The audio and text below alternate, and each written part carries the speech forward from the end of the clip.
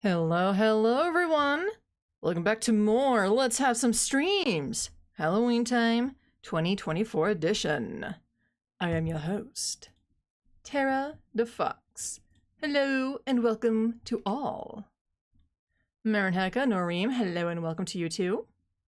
The rage is real. Surprisingly not yet. Alien Isolation, the rage was real, but that was due to annoyance more than anything. Mad enough to rage! Ah! Okay. The loop. The loop has you mad? Well, it's got me highly concerned, because I have noticed we are really chatting up with the white-haired lady, and I'm just like...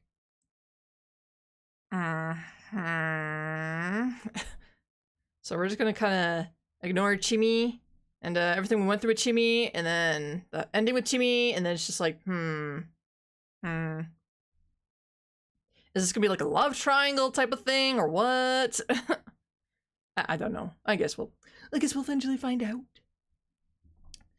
Also, just a quick little thing for all ya lovely viewers out there. Oh, okay. If you guys are curious, I have opened up a Blue Sky, which is the equivalent of Twitter, but supposedly right now less toxic. So if you guys are curious about that, or want to watch more people from that, I do have it up. I do have the link down in the description below, under the socials.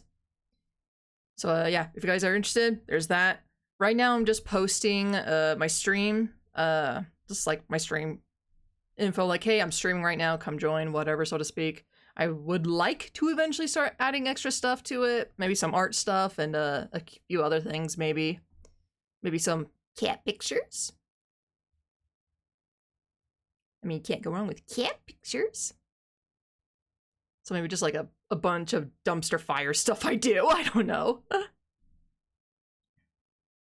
And I thought you have the link written on your thigh. Can you even see my thigh? My thighs are covered. I mean, they might have been on my feet, though. I mean, it could be on my feet. But alas, it's on nothing on my thighs. Nothing's going on there. Someday, though, something might go on my thighs. Oh, I'm still too big. Hold on. There we go. Cat pictures? Yeah, cat pictures. Mostly my cat sleeping and being adorable. I actually don't take that many cat pictures, but mostly because every time I try to take like the perfect cat picture, the perfect one, this little fuzzball just somehow fucks it up every single time. She's like, nope, you can't take a picture like that. You gotta take it like this. I'm like, but cat, that doesn't look as cute as you were before. Ah. So yeah. But anyway, yeah. That's what I'm kind of thinking with that website right now, but we'll see. We'll see what we do with it. Or maybe I'll just keep it as is like I do with my Twitter. Just, hey, I'm posting my stream, come join. Oh,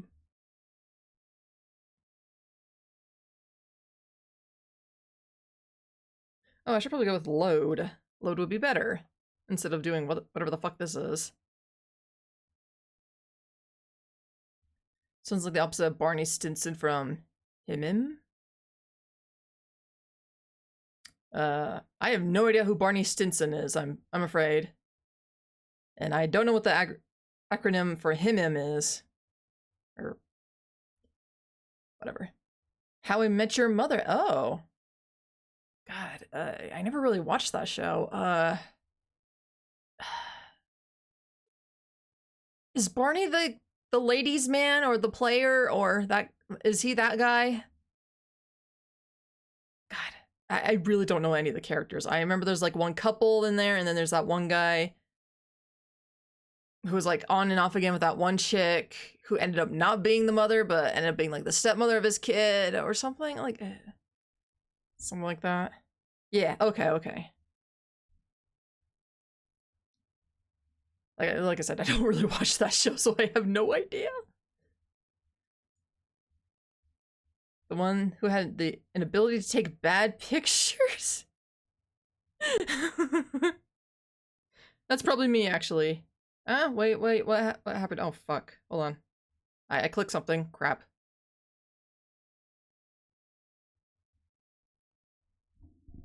We already had people at the hall. Kanzushi, Takumi-san, Kiyonosuke-shi, Yoshitsugu-kun, and... Guys? Shimi and Mamaya-san were here too. Mamaya-san looked depressed. That's a depressed face? Yes. This is a depressed face. This is a depressed face. Don't let anybody tell you otherwise, folks. This is a depressed face. Very depressed. You know, not this. Not this. You know, not this. This. This is a depressed face. Very depressed.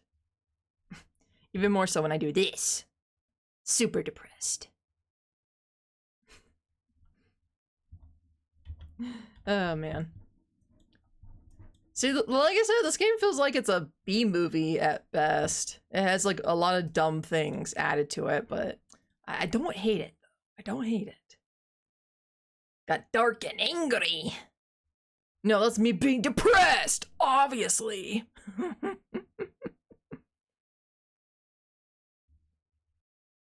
There's no music playing. Okay, good. Just making sure I wasn't going, like, oh, my earbuds are dead or something? What's going on? But nope, not even the Elgato's picking up music, so I'm going to assume we're fine. Her panic attacks seemed to have subsided, but that didn't mean she'd come around to this at all. Shimi whispered to me that they couldn't read the data they'd picked up, so we had no clue from the camera. What do you mean you can't read the data? The wolf guy, the students, Haruchan's face was still pale, Kyoori-san, Rikako-san, Meiko, and I all went aside. Something strange happened then. As they went in, they hid their faces with both hands and lowered their heads. It was a really weird gesture. I'd actually seen it last time, though. Chie-san had done this while facing a boulder when prayer to Shinai was playing over the speakers. There had been a strange veil-like thing on her face. Must have been another local custom. For now, I just followed their lead. Everyone sat in a circle. It seemed they were seating in order of age, starting from the far end. Yamawaki-sama. I'll sit next to Meiko. Very well. It wasn't enforced, though. Fusashi and the journalist should sit at the lower end. Alright. Wait, the journalist can join? Wait a minute, hold on, what the fuck? She would be considered an outsider, right? We were considered an outsider. I thought we would get a pass because he lived here now. How come she gets to join now? She doesn't live here.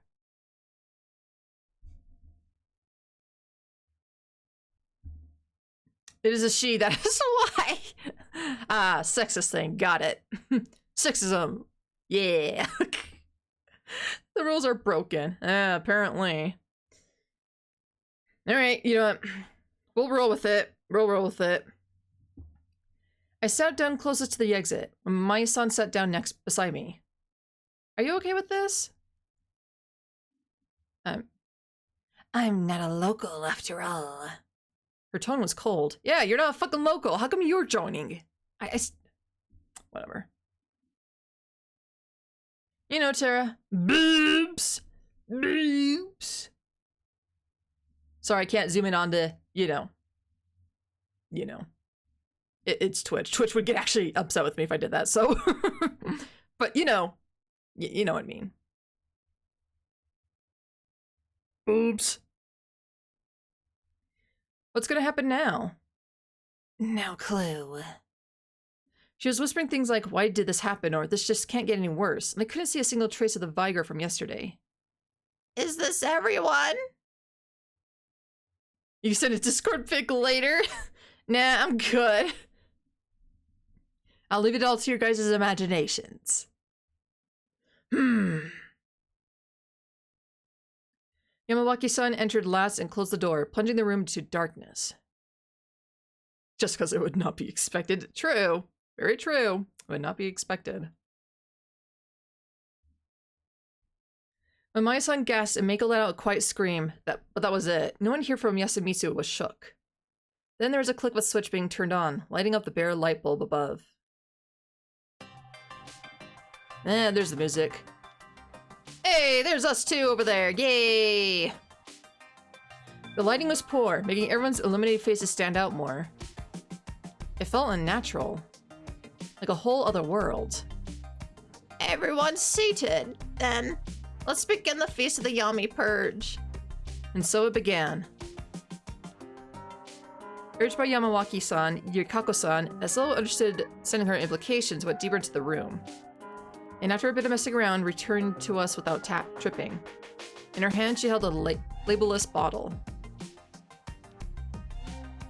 This is divine sake presented to Shinai-sama. Please drink it, starting from the guest. Rikako-san sat down next to Maya-san and gave her an aged sake cup. Do I have to? Yes, it wards off the corruption. Maya-san didn't reply, but still took it. Rikako-san then filled it with sake. Is everyone drinking this? Drink as much as you want. We have a lot of sake. Hisako-san glared at the cup, smelled it, and then just drank it all down. She sure looked like she could hold her liquor. It's normal, good quality sake. It smells fruity like Jinjo. Impressed by her professionalism, I took the cup from her. Can you drink, Haruaki-sama? Bring it on. I was like a drunk like 24 hours ago. It was pretty funny and hilarious. So yeah, I can hold my liquor. With a lighthearted reply, I let her fill the cup. Then drink it all.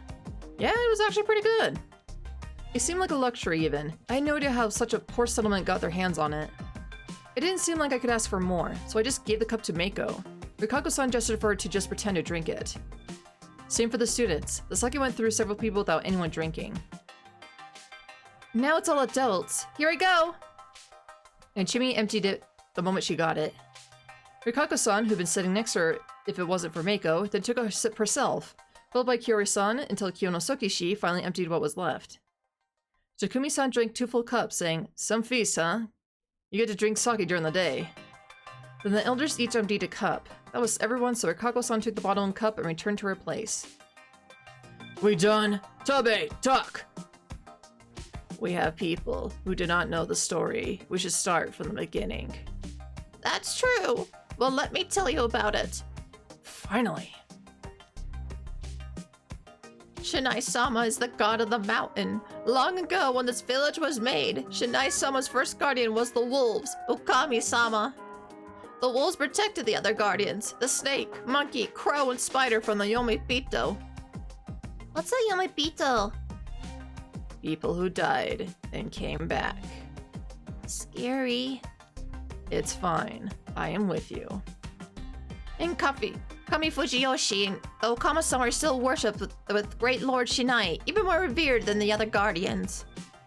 But here in Yasumuzu, we have a different story. The Okami-sama did protect humans, but also ate them. The Okami-sama also forbade fire.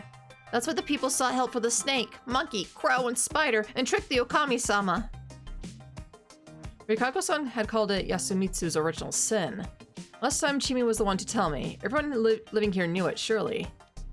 And since Kyonosuke and Rikako-san knew it, the village heads knew it as well. Kami Fujiyoshi's people, though, just continued to revere the Okami-sama, the wolves. The people held a feast and gave the Okami-sama lots of sake. The other guardians helped push the sake on the Okami-sama, and so the Okami-sama got very drunk. Eventually, when the Okami-sama fell asleep, the people threw the Okami-sama and threw him into Saranaga. Fujiyoshi then prospered more than ever before, but every now and then the Okami-sama would rise from Yomi and eat people again. The Okami-sama can pretend to be human, so the humans must find them, hang them, and slay them all. However, they could only hang one a day. That was one of Shinai-sama's rules. They gathered like this and decided which one to slay. They'd call it the Feast of the Yomi Purge. The evening mist is the sign of the Okami-sama's arrival, so everyone prepares. Take a bath, hole up in a house alone, and sleep well. That too is one of Shinai-sama's laws. Those who don't do it receive their corruption, Shinai-sama's divine punishment. Young lady, can you please stop writing? Mamaya-san was taking notes. She suddenly put away her notepad and couldn't read her expression at all. I'll explain everything you don't understand. Now, on the day of evening mist, Shinai-sama brought the corruption. No Kiba was marked with 3 symbols of the Yomatsu Okami-sama. Sorry, but what is an Akiba? The stones you find out around Yasumitsu, they seem to have been placed there by people, but no one really knows where they came from. Yasumitsu's people believe they should be respected. I heard that. Before the watering hole was created, the fires were lit atop the stones, so Akiba might mean place for kindling. That seemed like a weird idea to me, but I just kept listening. Yasumitsu was poor, you see. The soil is bad and we get no sunlight. There are many wild beasts, but hunting them is always a matter of life and death. But because of Akiba, we believe this place is special. I see. So what was that about symbols? Those diamonds with whirls in them, right? Yes, there are 3 of them, so there are 3 wolves. How do you know that? Is this a daily thing here? We have mountain festivals round here. Every year, the Meguro must dress up as guardians and walk around the village. The number of wolves is announced in a similar way. That matched what Chimi had told me last loop, down to the part that there were a maximum of 3 wolves. Why 3? Because it's 2 parents and a child. I myself had already imagined something like that, and it turned out I was on the mark. It didn't seem all that important, though. After all, the wolves didn't have that manner of blood relationship last time. I can hardly believe it happened too, but now that it did, the people of Yasumitsu must hang the Okami-sama. That is the reason why the village heads are so kind to us. It's our mission. Yoshitsugu-kun clicked his tongue, and Yasunaga-kun calmed him down. Takumi-san furrowed his brow as expected. The village heads, kind to Yasumitsu inhabitants. The exact opposite was true, and many seemed to reject her words. However, she got the story across, and since no one pointed out any problems, it was probably completely right. Fujiyoshi as a whole depends heavily on Yasumitsu, so... I also came to understand those words. Desilio, hello and welcome! Early? No, this is our normal time. Yeah, it's our normal time as usual.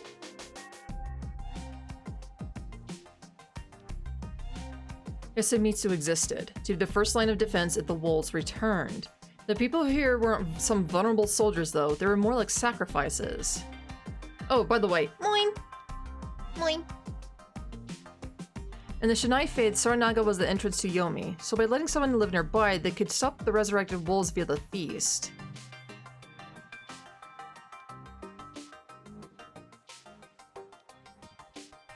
Oh, wait, European changed the time, I forgot. Time shift of 1 hour, Terra. Oh! Oh, so you guys got an hour change. Oh, okay.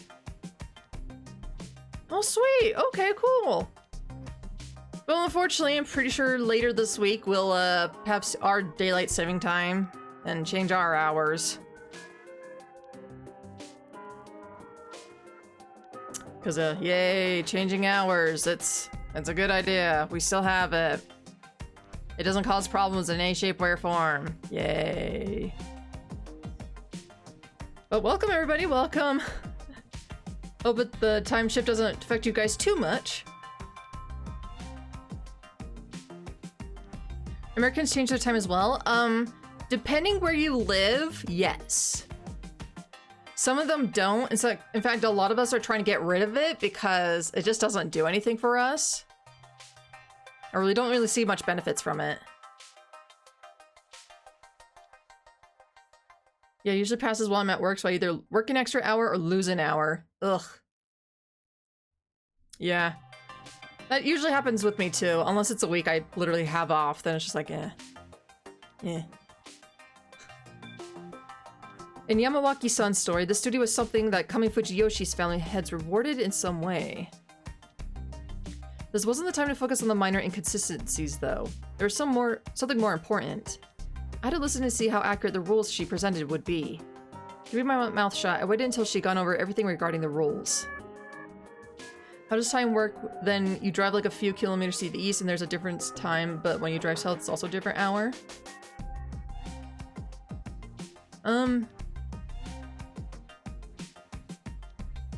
Yeah, pretty much, honestly. That's kind of how it is all over the country, honestly. If I drive further west, it's an hour difference. If I drive east, it's an hour difference. Yeah, it gets very confusing, unfortunately. That's the joy of having a country with, like, different states and different laws going on. We're all united, but not really. Yes, America is very weird.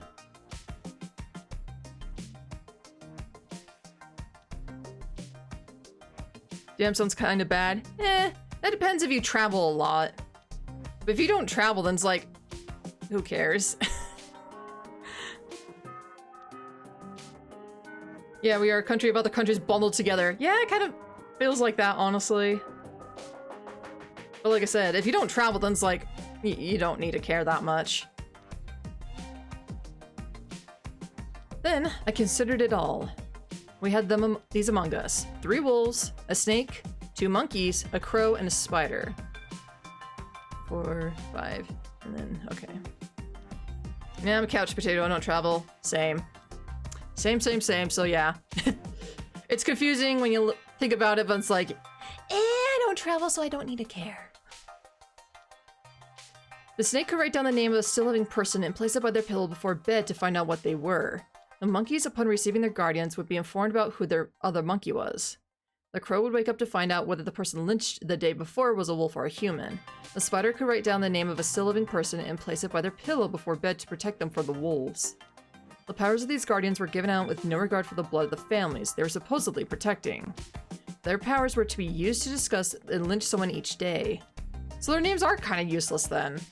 I mean, they're supposed to be under the guardian's supposed to be under their protection, but they don't, so that seems kind of useless to even have at that point. But anyway, there were 3 wolves. They would brutalize one of the humans every night. The wolves had to be purged before they killed all the humans. If you broke the rules, the god of the mountain would bring forth a corruption, a supernatural death, upon you. Once the explanation was over, the room was filled with the sounds of discussion, but there was still something I had to confirm. I opened my mouth. Hold on, Tebe. There's something I don't understand. Yasunaga-kun was faster. What is it? You said that the wolves only kill 1 person per night. Yes? But why? In Shinai-sama's court, even the Yomotsu Kuma-sama must do what he says. Why did he give them that rule? And why do they obey it? It's not for us to fathom. Another thing, if the wolves go for the spider's target, can they go for anyone else once they realize they failed? They can't. I was told that if the spider stops the wolves, the humans sleep in peace that night. How do you know that? My grandmother told me a long time ago. You haven't participated in a feast before, have you? His strong tone made everyone freeze. Yasu, what's up with you? If there's our feast every time there's a miss, someone's here must have been to one, right? As far as I know, we had a miss 8 years ago and... Mii-chan, stop! Oh. Mii-chan, stop! Haru-chan raised her voice and attracted everyone's attention. Stop! I don't want to remember. But Haru-chan... I'll ask later, Yatsu. My son and his wife died back then. Don't make Haru hear about it. Oji-chan. Oh, so that's how it was. Did you see the aftermath of the landslide uphill? It's been like that ever since the Nasato got to work on the place 8 years ago and it collapsed. It was all coming together. The landslide and Haru-chan's parents' deaths both happened 8 years ago. Then when there was a mist. I was in Yasumusu back then. Did you forget? I helped her run the Kamifujiyoshi school you children were staying at. It's my first time. The feast probably happened while we were away. But my grandmother might have been in one herself. I see. Yasunaga-kun backed down, but didn't seem all that convinced. I also had questions how the rules of the feast could be passed down so perfectly through nothing but word of mouth. After all, rejecting those rules meant death. What if there were gaps in what we'd been told? Those who never heard of these rules or participated in the feast wouldn't have any clue. From what I knew, Tae-san didn't mention 3 important rules just now. The wolves couldn't kill more than 1 person. If the spiders successfully stopped the wolves, they couldn't choose any other sacrifice for the night. The guardians were in blood and couldn't show yours to anyone. The first two were pointed out by Yasunaga-kun, but the last one, the things I heard from Kanzo-san, wasn't mentioned yet. I wasn't too confident in this method of conveying the rules. If this was the way they'd been passed down over the course of the feast's long history, it seemed to me that vital information would have been left out like this, resulting in everyone dying through an unintended rule-breaking long ago. That would have ended the tradition, and the fact that it hadn't happened might mean there... Okay, let's try that again. That would have ended the tradition, and the fact that hadn't happened meant there might have been other ways of conveying information. In particular, they hadn't mentioned anything about the way the Guardians were given, leaving out the part about how they were revealed through blood text seemed particularly risky. After all, it was possible that you could sleep in and someone could come in and see it without you realizing it, or you could roll around in a bad way and rub it out. Well, they said it was some supernatural blood that didn't fade so easily. I'd have no idea what to make of that. Sarah have a hard time reading. Hey, that's on par for the course, honestly. There was also the possibility that you could walk around with the text on your stomach without realizing it was there. It took Kanzo-san pointing it out for me to go back and check it. I'd have liked to ask more about it, but that was the same as telling the wolves I had a guardian. What a predicament. But it didn't seem like I had any time to think about it. Enough of that! We drink, listen to the hag, and pick someone to kill, right? And how the fuck do we do that, huh? A reasonable question. If the story is true, it means that some of us are already dead and replaced, doesn't it? Oh no! Like hell that's true. Takumi-san had no patience for such superstitions. I wasn't ready for the Mickey Mouse voice. Well, the guy who had the Mickey Mouse voice is alive this time. We gotta give him the Mickey Mouse voice. This is all the village head's fault anyway. They want to have some of us off in the mist to dampen our spirits. Thank you for the head pats. Thank you. Thank you. Miru, what do you think they are? Rotten-brained scumbags who are bored with times. Don't look like you can deny that. But what do you do to kill a person that way? I don't know. It don't matter, Takumi. The wolves kill us if we sit back and do nothing. We gotta hang them in the feast. There's no other way. Oh man. Saying that at this point was pretty much an admission that he'd been in a feast before. However, his sternness made it hard for him to point that out. And having experienced a feast or two before was actually an advantage in this situation anyways. After all, everyone would want to benefit from his knowledge and experience. Kanchan, how do we decide who to hang? Yamawaki-san's question made everyone look at Kanzo-san's face. You could tell how much they trusted him. Old man? Oji-chan. Hey, you there. Masashi, right? Huh? Me? Yeah? Can you die? What? My mind came to a halt for a moment and I couldn't find how to respond. Umatsu, pour it. Put him some more. Makashima-sama. Just do it! Rikako-san argued no further and brought me the cup to the sake. You should not drink. That's fine. I will. I took the cup and she filled it up. What do you mean? I drank it all down and looked over everyone's faces. They lowered their gazes or looked away. Adults, children, the elders, even Chimi. No one besides Kanzo-shi looked into my eyes. I could see how it was. Someone's gotta die. We gotta decide who. The wolves will win if we don't. We can't waste a day, but no one's freaking a wolf right now. We'll know more if one dies. I understood now. He wanted to start off by unmasking the crow. My death of the tree would be a chance for them to show themselves, since they'd know for certain whether I was human or wolf. Kanzo-san really did know how the feast worked. He understood that victory depended on those guardians. And since I was new here, I was easy to sacrifice. It preserved the group's unity and mental health. I could tell that they would tolerate me being the one to hang. However, I couldn't let that slide. My current objective was to survive and escape, not to mention I was the snake. My death would be really bad for the humans. However... You came here to die, didn't you? Die for us, will you? What a good scenario. If I said I didn't want to die anymore, they probably wouldn't suspect me, but it wouldn't be good in the long run. If they saw me as pathetic, I'd lose popularity and my word would start to mean less. The settlement was in danger. Kanzo-shi was trying to take control of the situation, and everyone was okay with it.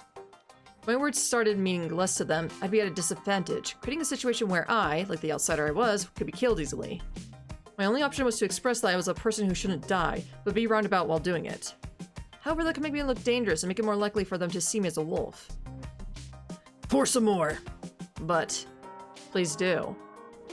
Oh, so another reason he was making me drink was to get me drunk, make me less resistant to being hanged. Well thought out. I couldn't get drunk from this, though. What a predicament. I had no choice but to man up. Wait, what are you about to say? Hisako Mamaya cut me off. This wasn't too bad, so I shut up and let her talk. I can't just keep quiet and listen to you all. Are you all actually going okay with that? If so, I can't play along. Mamaya-san.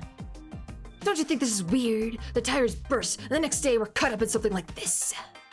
At first I thought it was too old-fashioned, even for you people. But now I can actually believe this is some custom you are abduct and kill outsiders. That's wrong. Takumi-san's expression changed as he cut her off. I see your point, but that's accidental. Everyone here feels for you. But from what was said about Fusashi-kan, I'd be the one to go next, wouldn't I? No, you wouldn't. The only one saying that is old man Kanzo. Takumi! Listen, this ain't the way to do this. We should talk about who's shadier than the rest. No one is. We all reek the same. Talking ain't gonna help. We all reek? Even me? Why? It don't matter in the feast. The old yet robust man stood up and spoke aloud. There are monsters among us. They don't look like it now, but they kill us at night. That's the Feast of the Omi Purge. You won't win with emotions. Huh? Monsters? Old age Gentio, huh? Yoshitsugu, please stop. You believe in monsters, Hag? I don't. There's also the issue of the guy who puts nails in the woman's tires. Someone put them there? There hasn't been any construction recently, right? People here barely have money for nails. Gotta be on purpose. Are you saying the village heads are responsible? Who else? They want to see people die, so they drag the outsiders into it. Huh, seems likely. Preposterous! They're too busy for that! Youngin, you were sent by Higuchi, right? Now this was bad. Who told you anything? Takumi-sama, Yoshitsugu-kun, even Mamaya-san stared at me. Well, Fusashi? They now thought I could have been sent here by the village heads as an agent of theirs. That was a really good script. Especially since I actually was the one who burst those tires. Stop! I can't listen to this! Those are all just assumptions! What if you're wrong? Don't tell me it'll all be okay because the mountain will forgive us or something. I don't care about forgiveness. We'll hang the wolves and protect Yasumutsu. Not gonna ask Fusashi anymore. I ain't planning on arming the journalist. But nothing will change if no one dies, and I won't sleep right if I hang a woman or child. That's all I'm asking for. Then hang me instead! Well, that was unexpected. Everyone stared at the stern-faced Chimi. Yasumitsu is about the unfairly killed a new neighbor, and that is what's supposed to be like. If so, then I hate it. If you need a death, then kill me. Consider it atonement for all the trouble I caused. Chini, what are you saying? Miyasu-kun, I just went and thought about which one of us I would prefer to die. And when Kanzo Chi-chan targeted Haruaki-san, for a moment I actually thought that seemed fine. I can't forget that part of me that Yasumitsu has made. So if you need someone to die, then kill me, Kanzo Chi-chan. Chini, stop that! Yeah, I mean, there are other people who could take his place. He didn't respond. His face was a total blank. No, he actually seemed slightly vexed. It is just as Serizawa-sama says. If we seek a meaningless death from a guest, we cannot fault Mamaya-sama for suspecting us the way she did. Then you do it! You're a fucking family head anyway! Fine by me. What are you saying? She's the last of the Umatsu, the protectors of dreams. How can you even suggest that? Shut up, you scrawny fuck! It is true. I have no guardian and would simply get in everyone's way. But I am concerned about this girl. You're in the budget to beg for your life, huh? Yoshitsugu, shut up already! And you stop playing the good guy! It's their fault that Mom's— This has nothing to do with Matsu-san. Stop troubling Mom already! God, you fucking weirdo! Yasunaga, Yoshitsugu. I was at my limit. Though Kanzo-san's idea was reasonable, it was possible he too was being swayed by antagonism towards the village heads. If they moved based on that or just some sort of hatred, everyone would just be more emotional. People become wolves without any regard for the bonds and relationships. I knew that well. That was why I couldn't let the feast take that turn and become heavily controlled by outside factors. There's also the fact that I wasn't about to just accept death. Then, could I let the volunteers die instead? I wasn't fond of that idea. Excuse me? I'm a monkey! I might have underestimated the feast of the Yomi Purge.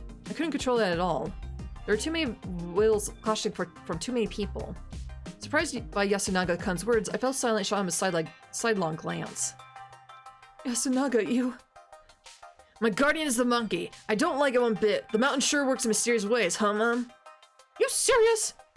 I am Yoshisugu Kanzoku-san. I do believe that we must eliminate the wolves. But if we hang someone based on what happens outside the feast, we'll have major trouble in the future.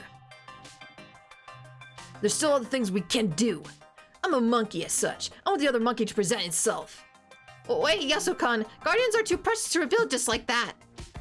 No, Tebe, the monkeys are the ones that should be revealed. You understand, Haru-chan? Sorry, not at all. There are two monkeys, but they don't have any special powers. They're just monkeys. That means they're not much of a menace to the wolves. Revealing them instantly removes two suspects, making it easier to find the wolves. Oh yeah, they're just people, so they're safe. Now please, show yourself! This was a trap. The monkeys knew who the other monkey was. He didn't have to ask them to name themselves. He could just point them out. He also emphasized that being a monkey meant you were no longer a suspect. He wanted to set a trap for any wolves who didn't have a good grasp of the situation. If a wolf tried to pretend to be a monkey, Yasunaga-kun and the other monkey would point it out, leading to the faker being hanged. Even if it didn't work, like you said, exposing the monkeys was a good way to get rid of the two suspects.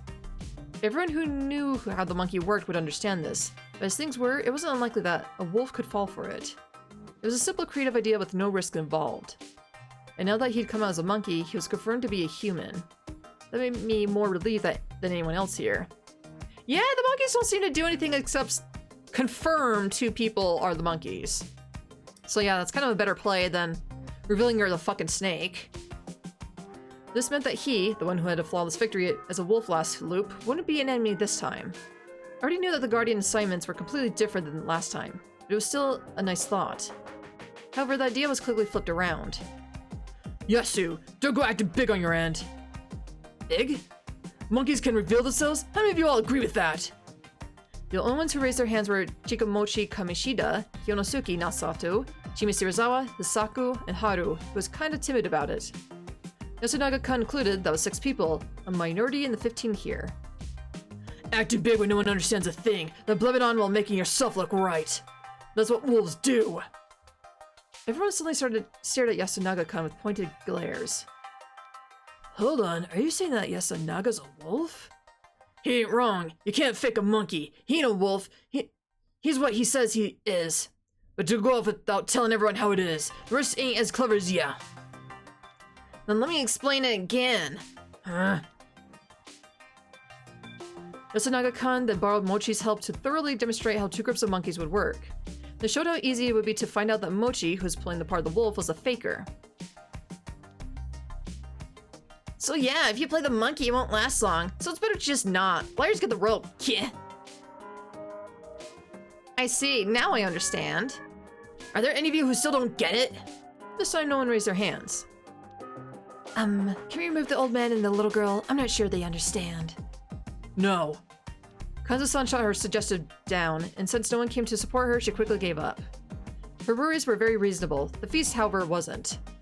Even if some people didn't understand their own roles, the wolves had to die, or there would be no future for the humans. That was the feast of the Yomi Purge. If they had guardians, their powers might be wasted, and if they were wolves, they had to be killed. I was pretty sure that people of the Yasumitsu, at least, were certain that was how it would go. Everyone gets it? What now, Yatsu? Other monkey, please name yourself. No one said anything, which meant that... apparently the other monkey doesn't understand anything. That was a natural conclusion. However... No. Why aren't you saying anything, Kanzo-san? What? Oh man, you're a monkey? Really? What a relief. Kanchan's human, how promising. They seemed gently relieved. You could tell by the sighs and whispers. It was true that it was good he wasn't a wolf. If he was and continued to take charge of the feast like he was, he could have probably killed everyone even more easily than Yasunaga-kun. Why didn't you name yourself? However, not everything about this was perfect. Yasunaga-kun had forced Kanzo-san to reveal his guardian against his will, which was probably his way of taking the lead. One of them knew how to use his guardian's power, the other didn't, revealing that made Yasunaga-kun seem more reliable. However, if you ask me, I couldn't believe you until you pointed me out yourself. That's just absurd! Watch what you're doing. Yasunaga-kun's first step went over the heads of most of those present, and Kanzo-san had used that against him. He had the makings of a leader, and by scolding Yasunaga-kun for his hastiness, he made it clear that the chain of command was here. As a result, Kanzo-san's control of the situation was stronger than before. That also meant that Yasunaga-kun's plan to help me was negated, leaving me in the same danger as before. I had to act now. Excuse me, can I finally talk now? Can I have my turn? Is this a word game of pointing out the imposters? Yes. It's like the game Among Us, or Werewolf, or The Town of Salem. It's just like that, except in a visual novel format. No, shut up! Aww.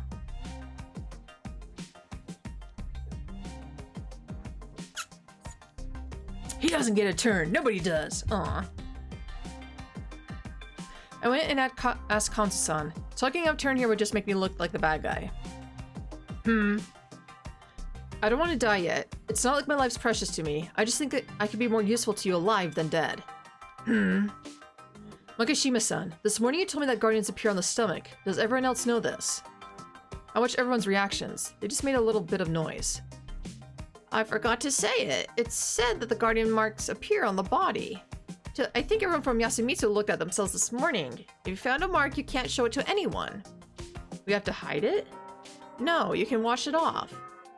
I see. So outsiders like Hisako-san and Meiko-chan might have not known about this. I told Meiko about it. No need to worry. Okay then. What about you, Mamaya-san? I didn't look. First I've heard about this. So it's possible that Mamaya-san has a guardian, but just doesn't know it. By the way, can we pause the feast? We ain't leaving until we decide who to hang. I see. So Mamaya-san will have to check if she has a guardian before tomorrow's feast, and should be left alive until then, right? If I had a guardian, you couldn't hang me, but if I didn't, you could. That's why you asked me that question this morning, right? Saw your stomach? Huh? The guardian show on the stomach. And since you apparently concluded that I didn't have a guardian, you decided to hang me, right? President Kanzo-san grinned.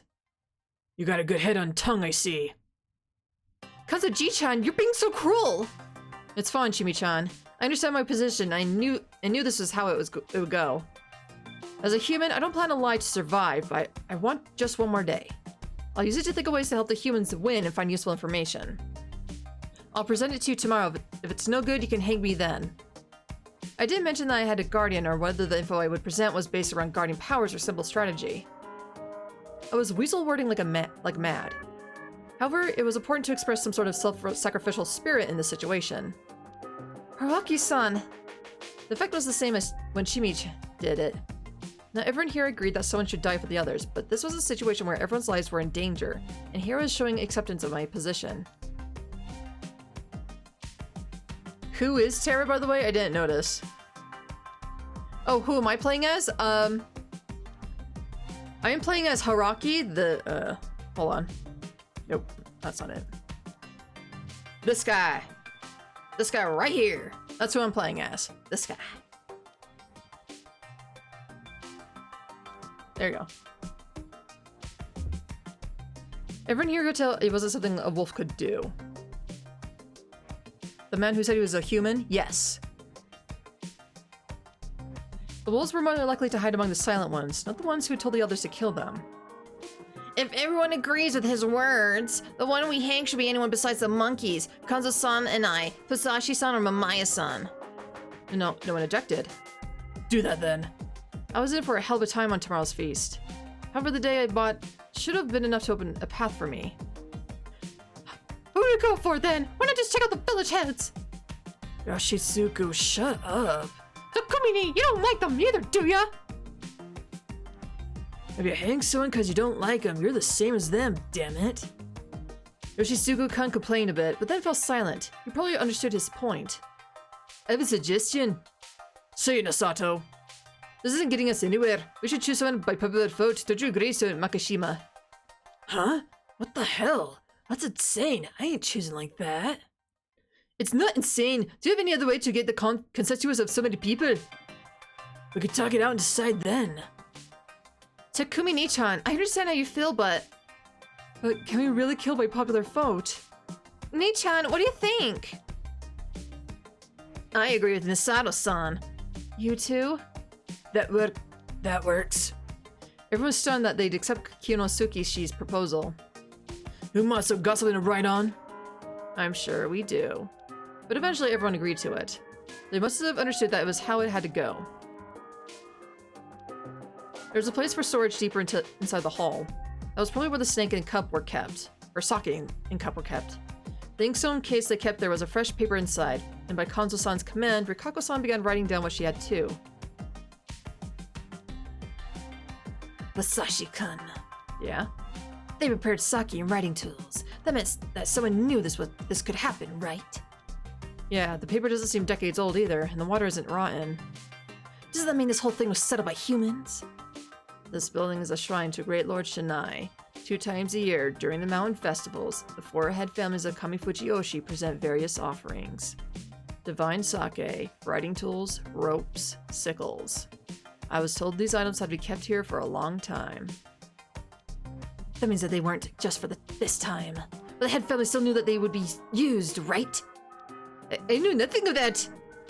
I had been married into the Higuchi family for almost a year, but I never heard of that! Oh, I never mentioned that, did I? So that's how it was.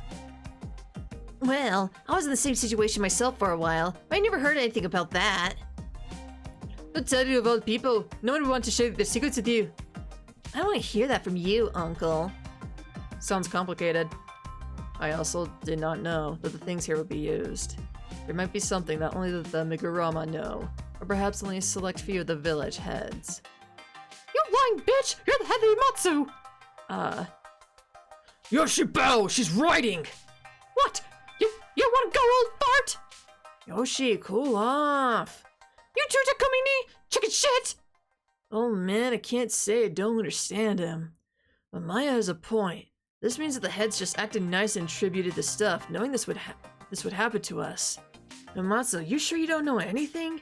You can just say it. It'll all make sense then.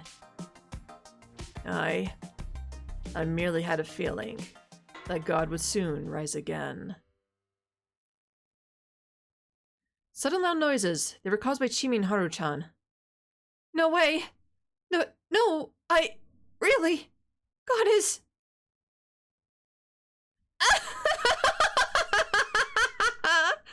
What?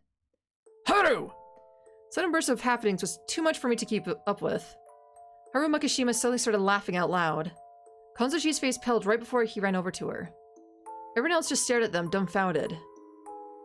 Haru-ni? Again? Weren't you cured? Haru-chan, hang in there! Out of the way! Chikamochi crap! Masato, you know anything? See? Didn't I already tell you before that mental illnesses cannot be treated in a place like this? Don't touch my granddaughter!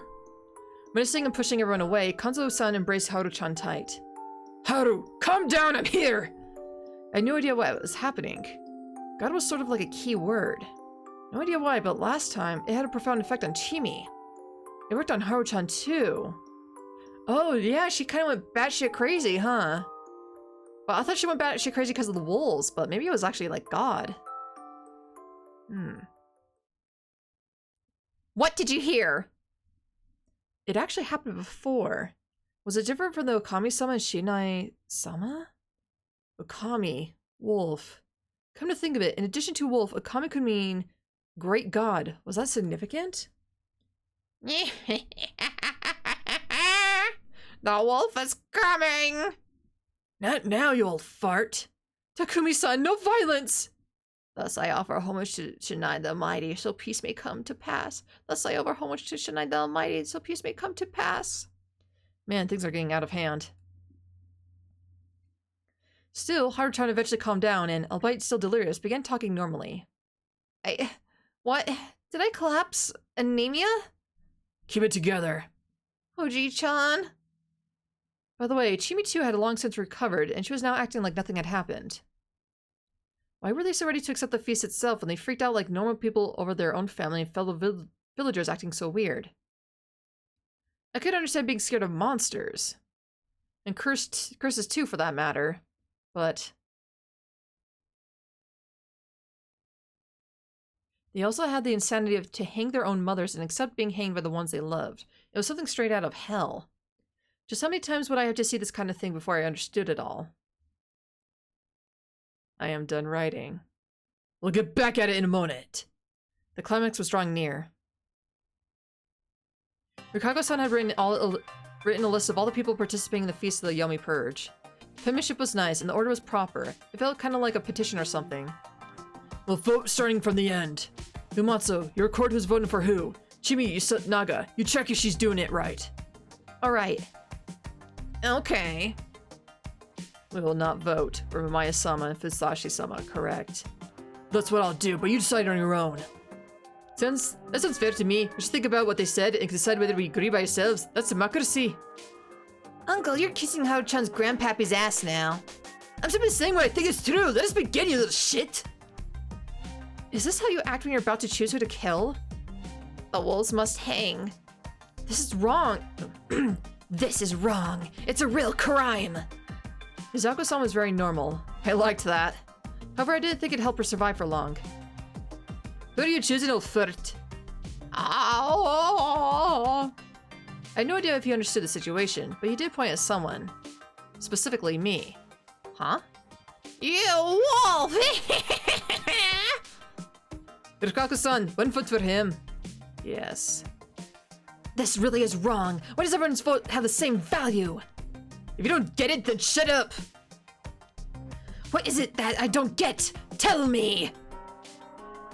Amaya-san, everyone must have the same voting power. I mean, if there's a way to remove it, the wolves could use it too. If you could use reasoning to remove someone's vote, that would be another thing for them to take advantage of it. They'd probably work against you as well. After all, we probably have a number of people here who think that outsiders shouldn't vote. Chimi grumbled, while some others gave disgruntled frowns. I know it's unfair to you, but in order to protect Yasumitsu from all this, we can't avoid putting our lives on the line. You want to survive, sure, but that's the attitude of the wolf. Excuse me.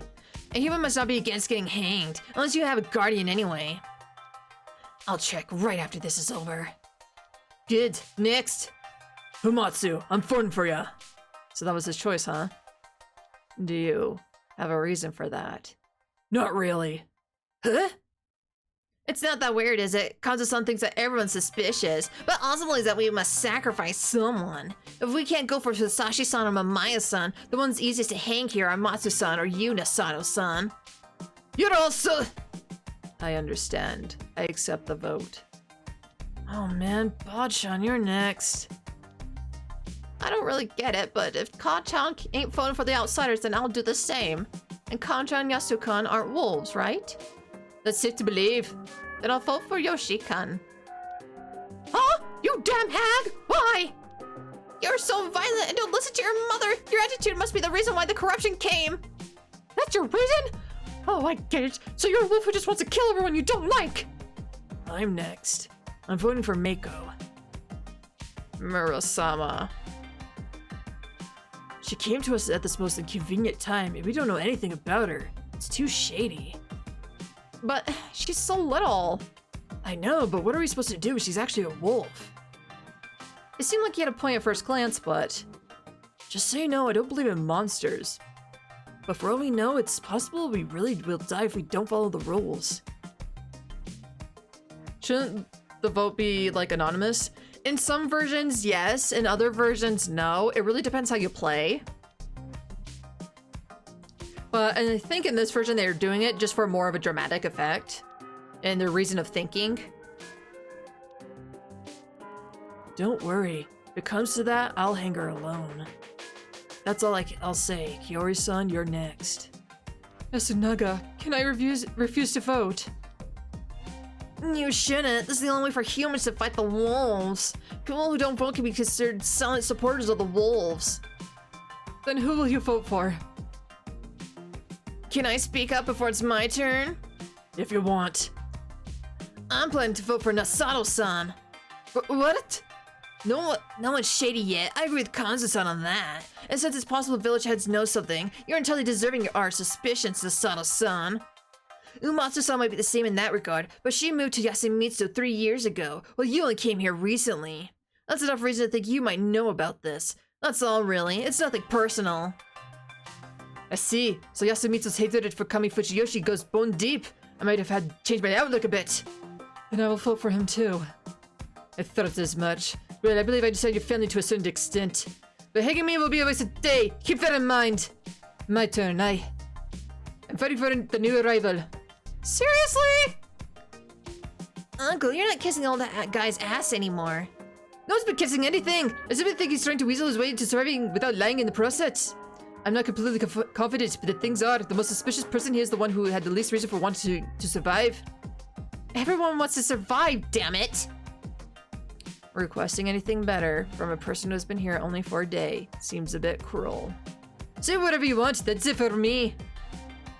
Unfortunately for me, he did have a point. I thought we were excluded. Why are they just like, fuck that, we're still voting for you anyway.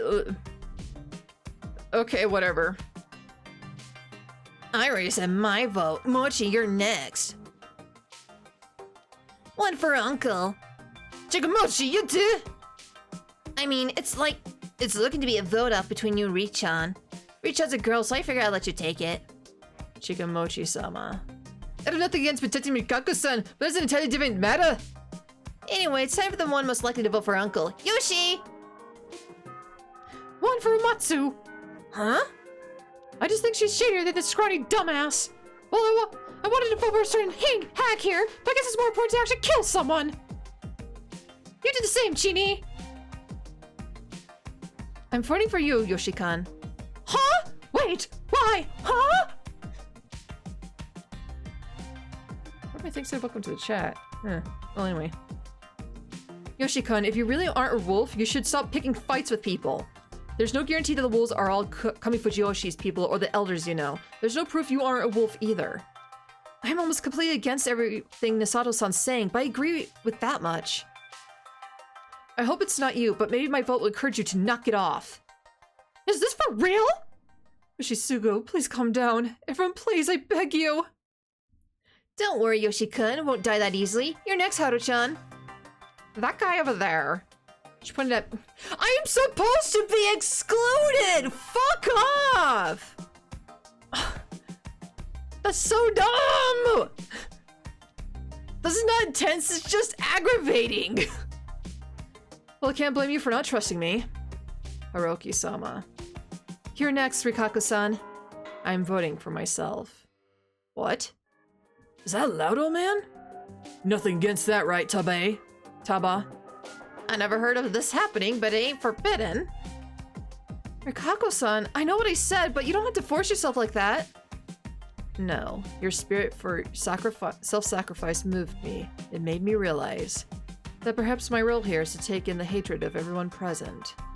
If you do not know who to vote for, please vote for me. Just please spare this little girl. What was I supposed to do to this? Mako, pick someone to hang. Him. You goddamn brat! Don't bully Oni-chan! Haruki-san, you're next. Kyonosuke, Yoshisuku, Rikako, and I had all 3 votes each, while Miko-chan had just 1. What if several people get the same amount of votes? The rest of us will vote to hang one from just them. Well. The suspects who go up to the next round will lose their right to vote, huh? That was something. But if that was how it worked, then... What if there's a complete split in the second vote? If that's what everyone wants, we won't hang anyone. Well, that was interesting. They go for a final vote by limiting the suspects and giving the vote right only to the rest. If there were several in the limited group who received majority votes, too, they could vote again, but there was a completely perfect split among them all. Wait, 2, 4, 6, 8, 10, 12, 14, 15. No, it's an odd number of people. It wouldn't matter then. Well, I guess in the future, if we got an even number, then okay, I guess that makes more sense. Then they couldn't cut the members down again, nor return back to square one, making it impossible to continue the voting. This was actually quite a delicate situation. The ones in the lead were Tsukishi, Yoshitsugu, Rikako, and me, with Mako behind us with just one vote.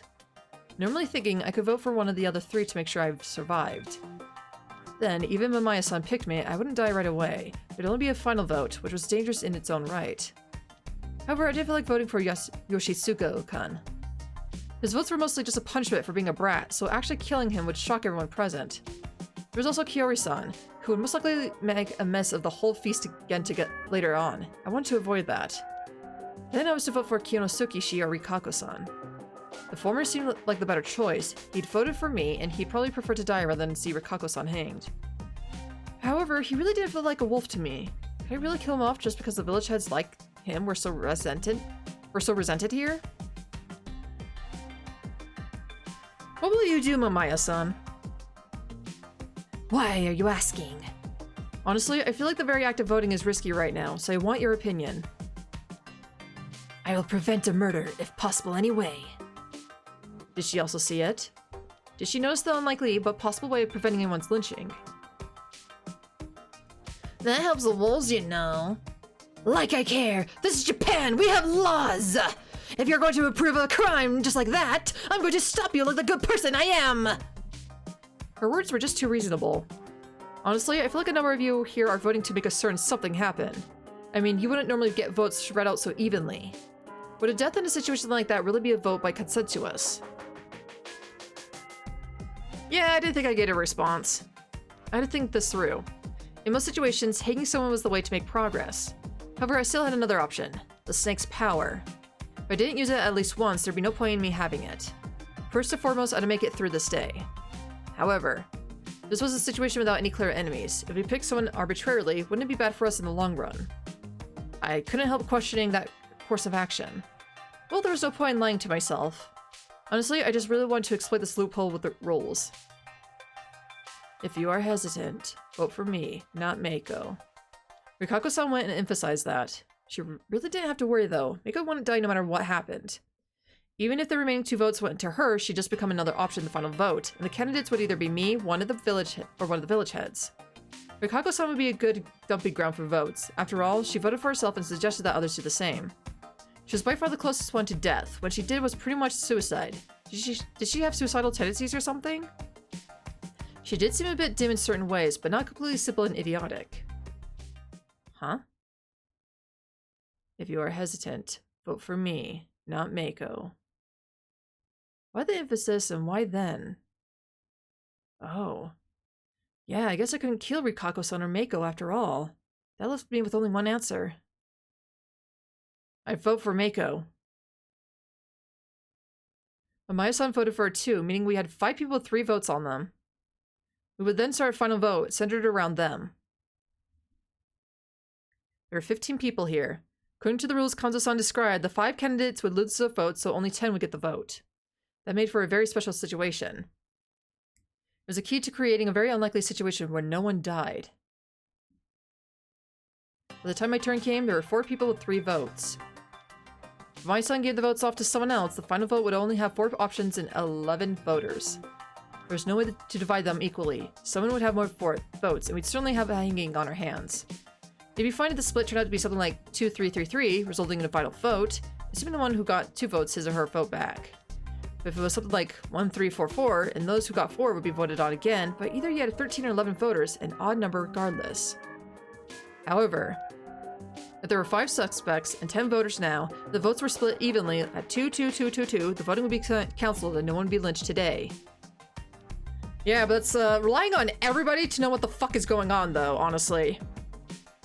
My son had realized this too. That's why she hadn't hesitated to vote for Mako. That left us with another problem though. After all, the sacrifice was as good as decided. Can we just vote for the same person? Crap, Kanzo-san was going for it. Huh?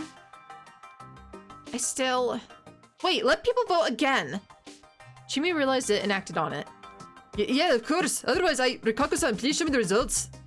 Yes, certainly. Exactly, he'd realized it too, and looking at the results just confirmed it.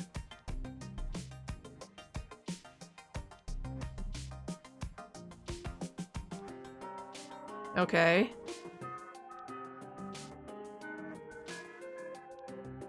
Exactly. As things were, I, Yoshitsugu-kun, and Meiko would have 2 votes, Rikaku-san would have 1, and Kinosuke-shi would come out on top with 3 votes. Of course, there wouldn't be any problems if the results are changed, but... Got a reason for that? Of course I do! What's the point of a final vote if we don't actually vote again? Chi, did you vote to make the numbers the same right from the start? Chimi fell silent. She had no rebuttal. The purpose of the final vote was to cut off the minority, those who had the votes, and let the majority's votes do the talking. That was why it was impossible to select anyone when the votes were split perfectly and there were no minorities or majorities. However, here in Yasumitsu, where the suspects lost the right to vote, things were a bit different.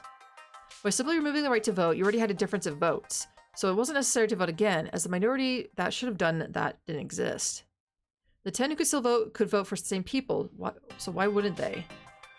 Can't you people vote for the human sake? Those words rang powerful in the ears of Yasumitsu's inhabitants. People had to put their lives on the line for the human sake. This isolated society considered that the right thing to do, and voting again was a sin. Who would insist on committing that sin? Especially among the 3 who voted for Kinosuke Nasanoshi. Which one of them could change their minds and vote for Rikaku Umatsu? There are actually only 2 ways left. Would Mochi change his mind or not? Well, yeah. Honestly, this doesn't seem like it happens often. It's kind of interesting. Alright, I'm switching to Richan. Chikamochi! Oh man, stop. Konzo Mikashima-shi stood up and clenched his fist, but Takumi-san went after him just in time to stop him. That's how Chikamochi is. You know that. If he ends up helping the wolves because of it, he's a traitor! I know that. But you're feeling it too, right? Come on. Everyone here was gloomy and tired. They wanted to end this and leave as soon as possible. Sorry, it's just that none of us are prepared for this as you are. I am. But Kanchan, there's no helping it. It's a lot to hang according to group consensus. I know. But don't come crying to me if you regret it. Feeling slightly guilty, everyone silently listened to Kanzo-san's words of condemnation. First day's feast had ended, and I'd actually contributed to the group not killing anyone, something I was completely against last time. Kanzo-san left the hall in a deafening silence. After he was gone, everyone else slowly stood up and left. They all wore varied expressions of relief. Fusashi-san, I want to talk to you later. Alright. Hearing that as I left was actually kind of scary. Hey, Haruki-san. Oh? Haruki-sama, can I have a moment later? Oh my god. Am I building my own harem here? Oh dear. Whoa. Don't like hot shit just because you got a pretty face, you lunatic! So that's what this was about. Hey, talk with me too, piss man. Forward sticks, let me just ask you to stop with that name. Wanna talk to me? You're just gonna try to prank me again. What's going on here? Hey, careful with the secret meetings. The one to interrupt the weird event was Takumi-san. I don't know this... Ugh. Not the village harem, no! I mean, I guess if you go with the village harem, it wouldn't matter. It would be kind of an interesting dynamic. I mean, you don't discriminate. Old, young, except for the child Meiko, kick her out. Like, you know, we'll wait till you're like older, kid. Get out. For everybody else, thin, strong, fat, skinny, old, young, we'll take it. Like... It would be actually kind of interesting, I'm not gonna lie.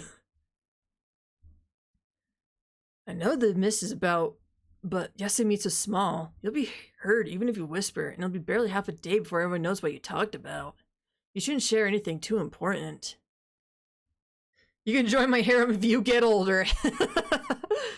Yeah, in a sense, that's probably how it works. Thanks for the warning. That was true. Even if someone did share a secret with another person, there's no guarantee it'd be kept. Plus, keeping secrets would sow distrust, and meetings with the opposite gender could also spark jealousy. I didn't want anyone to spend the next feast talking about how I was a wolf having secret meetings or something. Better to discuss things out in the open, where there would be witnesses. Fusashi-san, we must prepare lunch. Are you good with a knife? Somewhat. And so it was time for food. We didn't have much besides the ingredients we had this morning, but there were some curry rocks in the storage, so we started with that. However, it was just one family-sized box. It wasn't quite enough for 15 people. We ended up filling the thin curry sauce with soup stock, salt, and soy sauce. The resulting flavor was pretty potent. The curry we ended up with was more of a soup, but the diners seemed to like it. Apparently, curd like this was unusual here. It was only brought out for special occasions. It was actually Yasumitsu's local curry. That made me kind of sad, but it wasn't enough to stop me from eating what should have probably been called curry rice gruel or something. They didn't wash the dishes and checked on everyone. Since Takumi-san suggested we stay close together, we spent our time in the slightly cramped dining hall. Kanzo-san left, though, saying something about looking around. Stay here. Call it when you step out or I'll shoot you dead. A threat like that made everyone pretty reluctant to leave. He had the right idea, though. Splitting up before had rapidly thinned the numbers of humans. That was fine and all, but the threat seemed a bit much. It felt like Kanzo-san was tripping his own red death flag. The ones left at the dining hall were chatting, with the students being the most talkative. They talked about their studies, while Chimi spoke of her time in college. Apparently Chimi was majoring in linguistic anthropology. When asked about what that involved, she answered reading books and writing reports, so it didn't seem like her seminars were particularly formal. No one discussed the feast, though. That was related to what Takumi-san had said, which seemed like an unwritten rule here.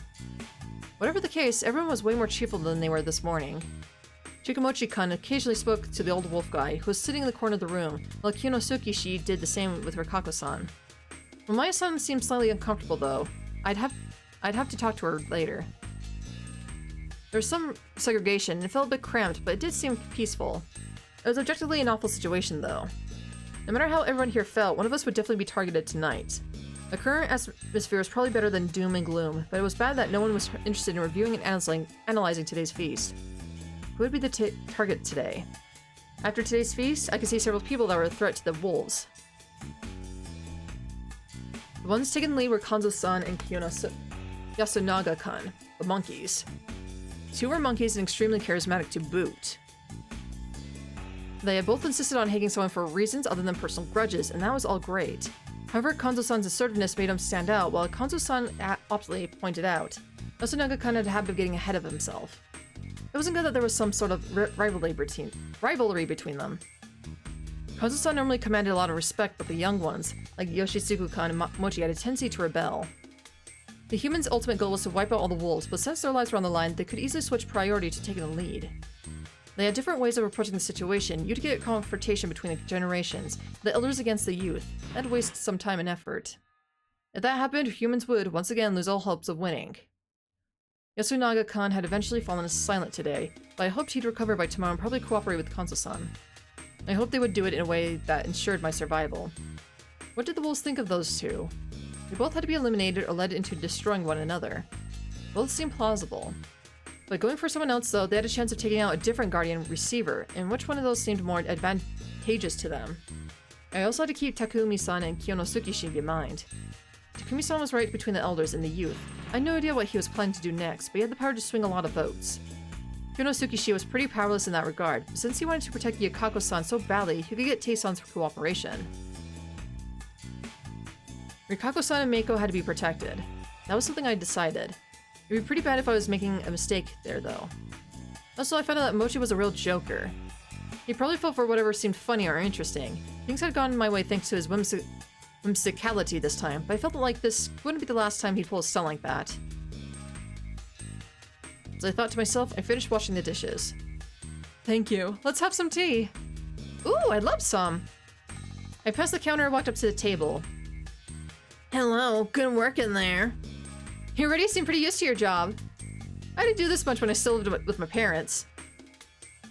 What a guy. Hear that? You all have it good here. Study hard. I know. I don't. That's why you break all the plates, Miss Pissman Fixed. Place this aside. Stop calling me that. Then what should I call you? Hassan, maybe? Sounds good. You can call me Mochi then. Yo, Mochi. Hey, Hassan! By the way, Fasashi, you got nothing to say about this guy's clothes? Whoa, I forgot. Haha, whoops. It looks kinda good on him, and it's not uncommon these days. I mean, have you heard a thing called trans rights? Cute, ain't it? Seriously, you got lots of these in Tokyo? Not a lot, but yeah, they're around. Aren't they more popular in Taiwan, though? I thought they were, like, more popular in Taiwan. Like, there was a lot of guys dressing up as girls there. I don't know if they're actually trans or, like, doing it for a job or something, though. I want to say there's a slight difference, but I could be wrong, though. Absolutely wrong. Heard of them? Probably not in remote Japan. Fair enough, fair enough. I don't get it at all. Oh, Chikamochi special though, so I don't think anything of it. I'm a natural wonder. It's a natural disaster, maybe. Now Fusashi-san, may I have a moment? The tension in the air grew palpable. You forgot what I said? No, I didn't. But you can't expect anything shady from me, can you? I'm a monkey. Well, that's true. Just don't overdo it. Alright, let's head upstairs. They're common in Thailand. Ladyboys, they're different between trends, though, because they're no woman and don't want to be some, but yeah, for a job they do. Oh, okay, so I was right on that. Okay. I was more than happy to be corrected wrong on that, but... Alright, that's good to know that I was onto something. So I thought I watched a small documentary, like, talking about that a little bit. Not a very long documentary, it was like a 10 or 20 minute video or something.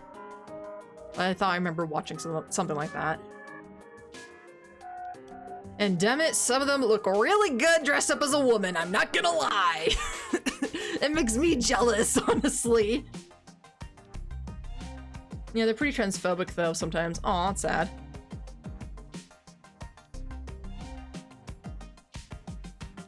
Are you sure we should be meeting secretly like this? Yes, we felt that we would talk, and I even think I should sometimes talk with everyone. To make it fair, huh? Would that really work? First of all, do you believe me? I don't have a reason not to.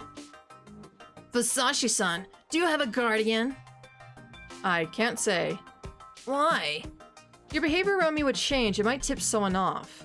I'm not telling anyone until I survive the night. Alright, who do you think is suspicious? I don't know. Who do you think isn't? Shimi-chan, Rikako-san, and Miko-chan. Why do you think that? Don't you have your own suspicions? I see where you're coming from, but if you ask me, you're plenty suspicious yourself. Fair point. Shimi-chan volunteered to die. Risking that is way too dangerous for a wolf. But she didn't get a single vote. We weren't even talking about votes at that point. We were just discussing volunteers to be hanged. Shimi-chan was actually the first to volunteer. Unlike you and Haru-chan, she didn't have any family to try and protect her at all costs. Seems like too reckless of a move for a wolf. I could say one thing. Yeah? I share your opinion. We laughed a bit. No, I understand the other two, though.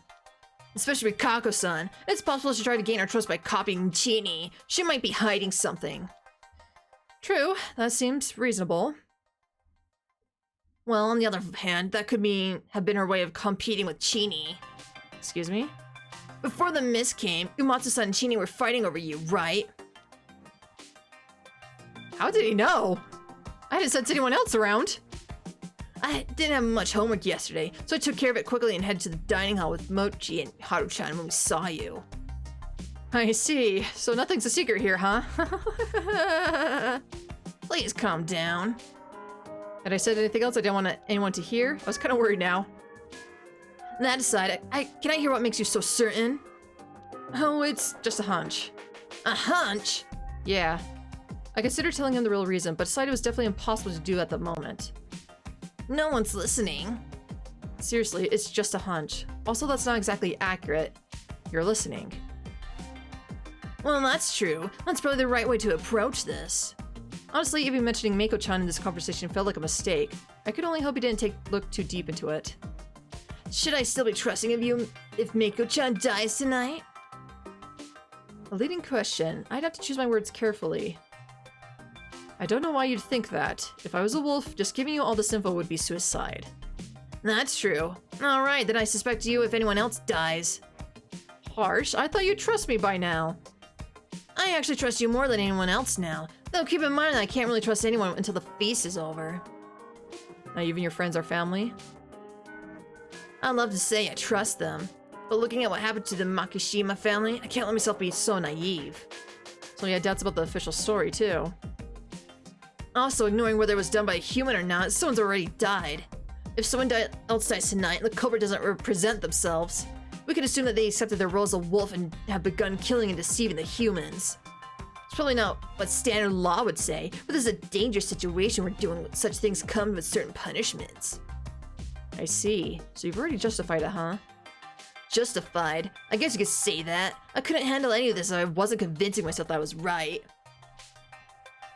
Some wanted to survive even if it meant bending what was right, while others didn't want to discard what was right even if it meant death. Which one of them was more human? Are you planning on being a lawyer or something? Well, I considered it, but that won't happen now. Why are you so certain? If I survive, it'd be because I hanged the wolves. Yasunaga-kun was smart, but at the same time, he was the sort of perfectionist who wouldn't settle for knowing only part of the truth. I was kind of worried. He could get lost in his own theories, making him unreceptive to other ideas. I see your point. That's it for me. This whole situation is difficult even for us locals. I can't even imagine how bad it is for you. Well, at least I don't have much to lose here. Mamaya-san, on the other hand. I don't want there to be any unnecessary casualties. I hope she comes to understand that, among other things. I'll be careful when dealing with her. You should be careful you don't butt heads with Kanzo-san too much. That's true. Huh. So I just realized something. Let me take a drink, Mo.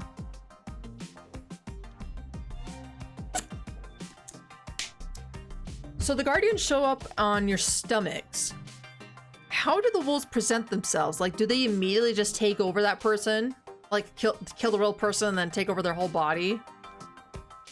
Like, their whole memories and everything like that? Or is it kind of like... they're like possessing them in a sense? Kind of wondering about that. Anyway. Though this did help me earn some Yasunaga-kun's trust, I resolved not to have any more secret meetings. I returned to the dining hall and chatted a bit. They got a chance to bring up what I wanted to talk about. Mamaya-san, who was scribbling something on her notepad, threw her pen down exhaustedly. Taking notes about what's happening here? She jumped a bit and quickly stuffed her notepad back in her bag. Well, yes. I'll have to go to the police once I get out of here. I want to be able to provide proper testimony. That was the right idea. The previous meeting never made it that far, though. If you're free right now, there's something I want to ask you. What is it? You're an ex-occult writer, right? What's your take on the local legends? I stopped that when I was still just an amateur, though. But I do think that's not very Japanese. Can I continue? None of you will be upset? We seem to be attracting a lot of attention. Who knows? I'm kind of interested. I don't give a damn! I don't have anything better to do. What about you, Richan? This is your thing, right? No. Work concerning the divine is the Migurama's responsibility. I would be lying if I said I was not interested. We really have an outsider seek to discuss our faith. If Amatsu-sama says that, then I got nothing against that. No one else weighs in, so Mamaya-san began to speak. In polytheistic religions, gods die very often, but you'd be surprised how rare it is for humans to be the culprits. Especially here in Japan, I can't think of anything. In the Shinto mythos, all the gods that are killed die at the hands of either other gods or godlike heroes. This probably has something to do with suspicions of disbelief. Someone capable of slaying a god would rarely be divine themselves. In the local story, wolves and snakes are the mountain god's guardian servants. They're basically gods, like Inari's foxes, the kitsune. There are Japanese faiths that venerate such servants. Snakes, monkeys, birds, even wolves have shrines dedicated to them. They do? Yes, Chichibu is a popular wolf shrine. Ever heard the Mitsumine Shrine? They have wolf statues in place of the traditional lion dogs. Well, that was something to keep in mind. In the Kumano faith, they worship a three-legged crow, while the great Hai Shrine reveres a monkey. Oh, what about the snakes? Omiwa Shrine is famous enough.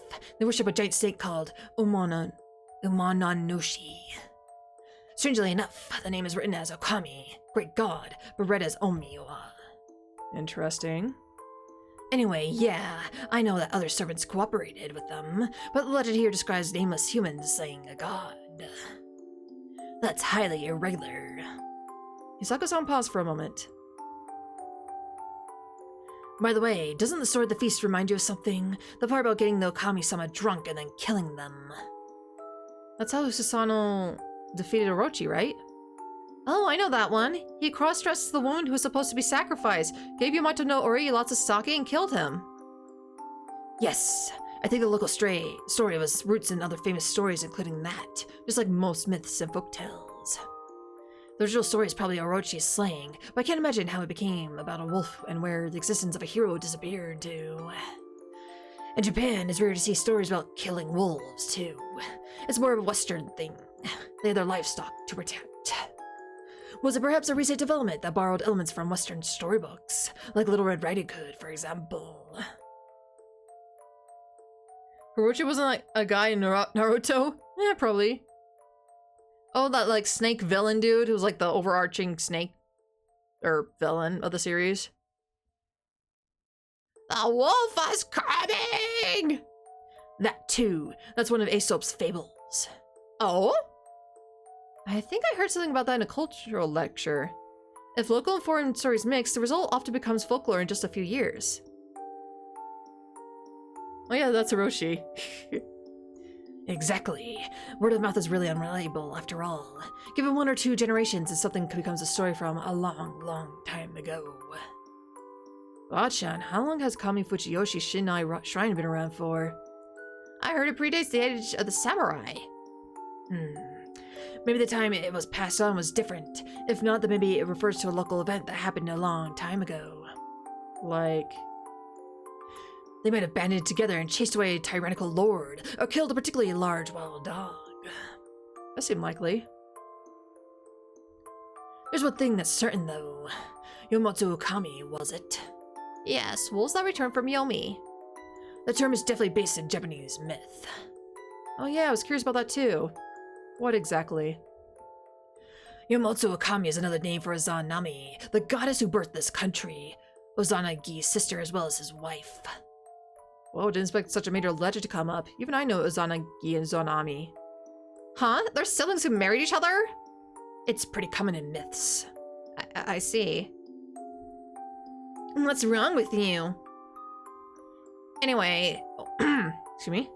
Anyway, Izanami lost her life after birthing many gods. After a lot of trouble, ended up becoming the goddess in control of the Ninokuni. Ninokuni?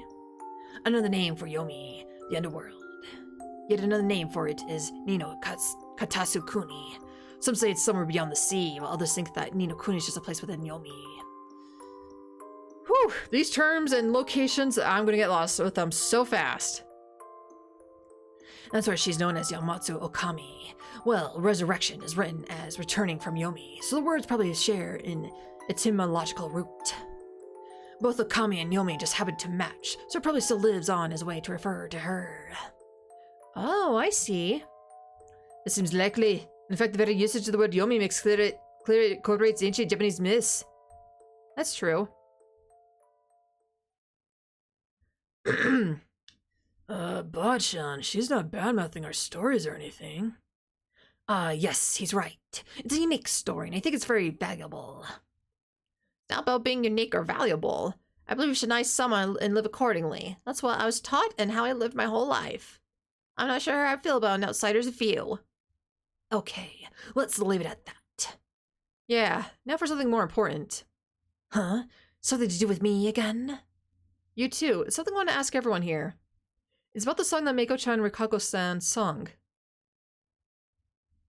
Oh?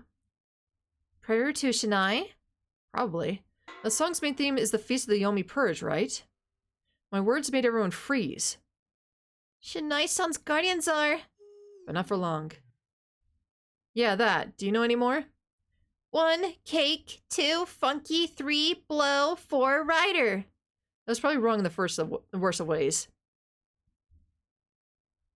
4, blow, rider. She just had to pick up on that, huh? That's not correct, right? Right, I say. What do you mean? The song told us to prepare for the mist and exterminate the Yamabito, right? The same goes for the Feast of the Yomi Purge, but there's something in the song about the ancient killing the wolves or the Yomotsu Okami. Yeah, that's one of the things I found curious. I think it's about some old barbaric tradition that's long gone, nothing more. I see. That's more than enough if you ask me. Even if it doesn't fit the situation perfectly, it's still pretty close. I don't know about the whole wolf or Yomibito thing, but it's true that Fujiyoshi is being invaded by Yomi, and we are fighting it. Well, that's switching things a bit to be guess. It's stupid, right? It's stupid, right, Jamie? Well, maybe. Dokumi, did you just call it stupid? You're being punished because we harbored too much corruption.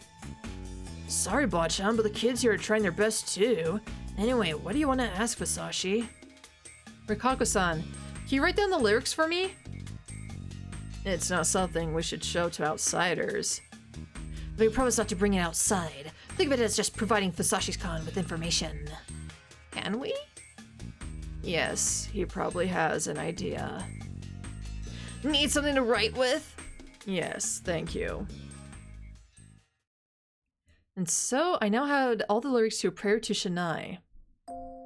Shinai-san's guardians are 1. Snake, 2. Monkey, 3. Crow, 4. Spider, 5. Prepare for the feast when the evening mists arrive, 6. The badger runs along late with the nair as a fix. Still haven't discovered who the badger is. 7. The corruption Yomabito rise to oppose the mountain. 8. Death of the damned Yomabito is the mandate.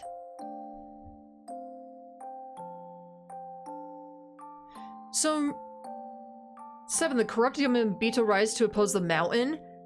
So I wonder if that one person who came into the night with Chimi and Fusashi, who looked like a bandaged weirdo whose face was covered, I wonder if that was the corrupt Yomabito and tried to oppose the mountain.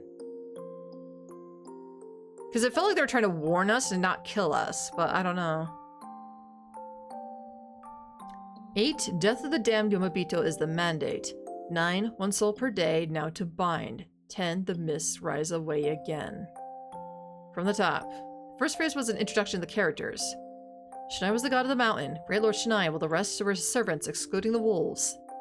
There were numbers next to them, but it didn't mean the amount. It was just a numerical order. That meant that Shinai-san's first follower was the snake, the second was the monkey, the third was the crow, and the last one was the spider. The thing about the evening mist and the preparation for the feast was obviously referring to the timing when the Feast of the Yomi Purge had to be done. What confused me was... Imagine that guy was just a loner who decided to touch grass wasn't enough anymore, so he decided to punch mountains! Punch, punch, punch! Fuck the mountains! What's the badger? Yeah! We're getting to the badger! Yay! The badger for the Tanuki badger incident, surely. What's that? You went to study law and you don't know? It's a major controversy in hunting law, where hunters who hunted badgers were accused of hunting Tanuki when it was forbidden. In short, the badgers turned out to be Tanuki, but it's controversial because in that era, they were considered to be a different animal. How's that related? Though I remember of Oji-chan saying that anything with 4 legs is a badger. The Russian badger. To be specific, there's Melee's Anakumi, the Japanese badger. It wouldn't have been strange for hunters to use a single word for foxes, tanukis, and other similar things. So badgers are kind of dog-like, huh? What's nary, though? As in Shishinari?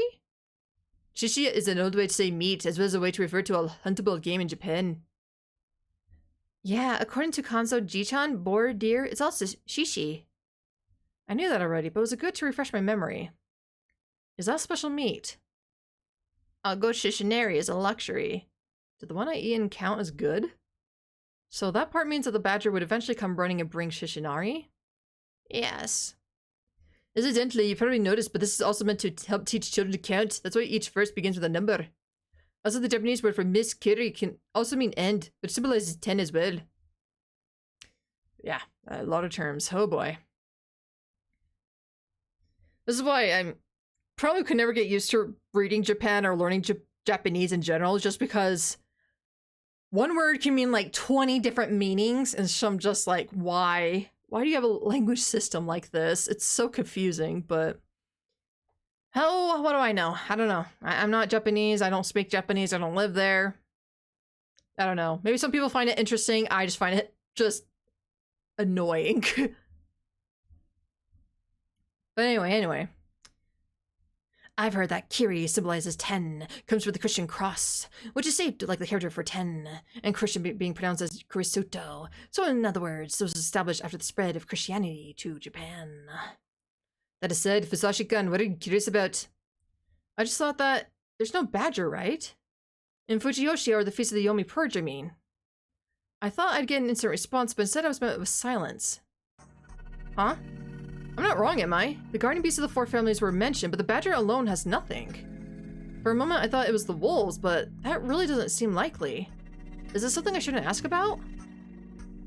Rikako-san, do you know anything? No. God, Kyo's guy's asking. I'm no specialist. Huh? No one knew? I think I heard something about that. Of course you did. The badger was a servant of the Kami-sama. You mean Yasumitsu's old stories? Yes, but he doesn't get mentioned much. The Lord of the Hunting Ground was the Kami-sama, and the badger served the Kami-sama on hunts, or so I've heard. Is it just one? One? What do you mean? I heard there are actually 3 Okami-sama. Oh yes, there are 3 wolf statues in Shinai-san's shrine in Kamifujiyoshi. Besides the monkeys, of which there are 2, there's only 1 of each guardian.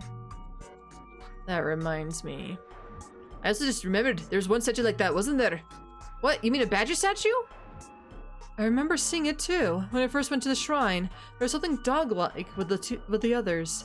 At first I just thought it was an Akami-sama that wasn't standing upright. Oh, so the badger wasn't a werewolf. Yes, before dying, Jin-san said something about it too. The badger's waiting for the Kami-sama to return. That makes me feel uneasy. That's not how it was. Did you realize something? It's just an assumption, but I think the badger is a guardian too. By that I mean that there's a badger role in the Feast of the Yomi Purge.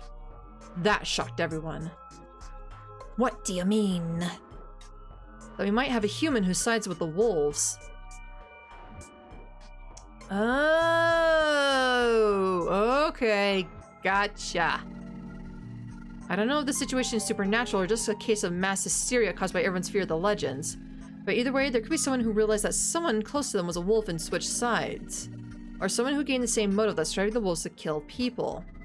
Whatever the cause, I'm thinking there could be a human who sides with the wolves. Does that sound possible to you all? What the hell? You're just guessing, right? I am, but I do think it's likely. There's also the fact that the old man who died mentioned the badger too. Couldn't he have known about it because he experienced the feast before? Maybe you're taking it too far.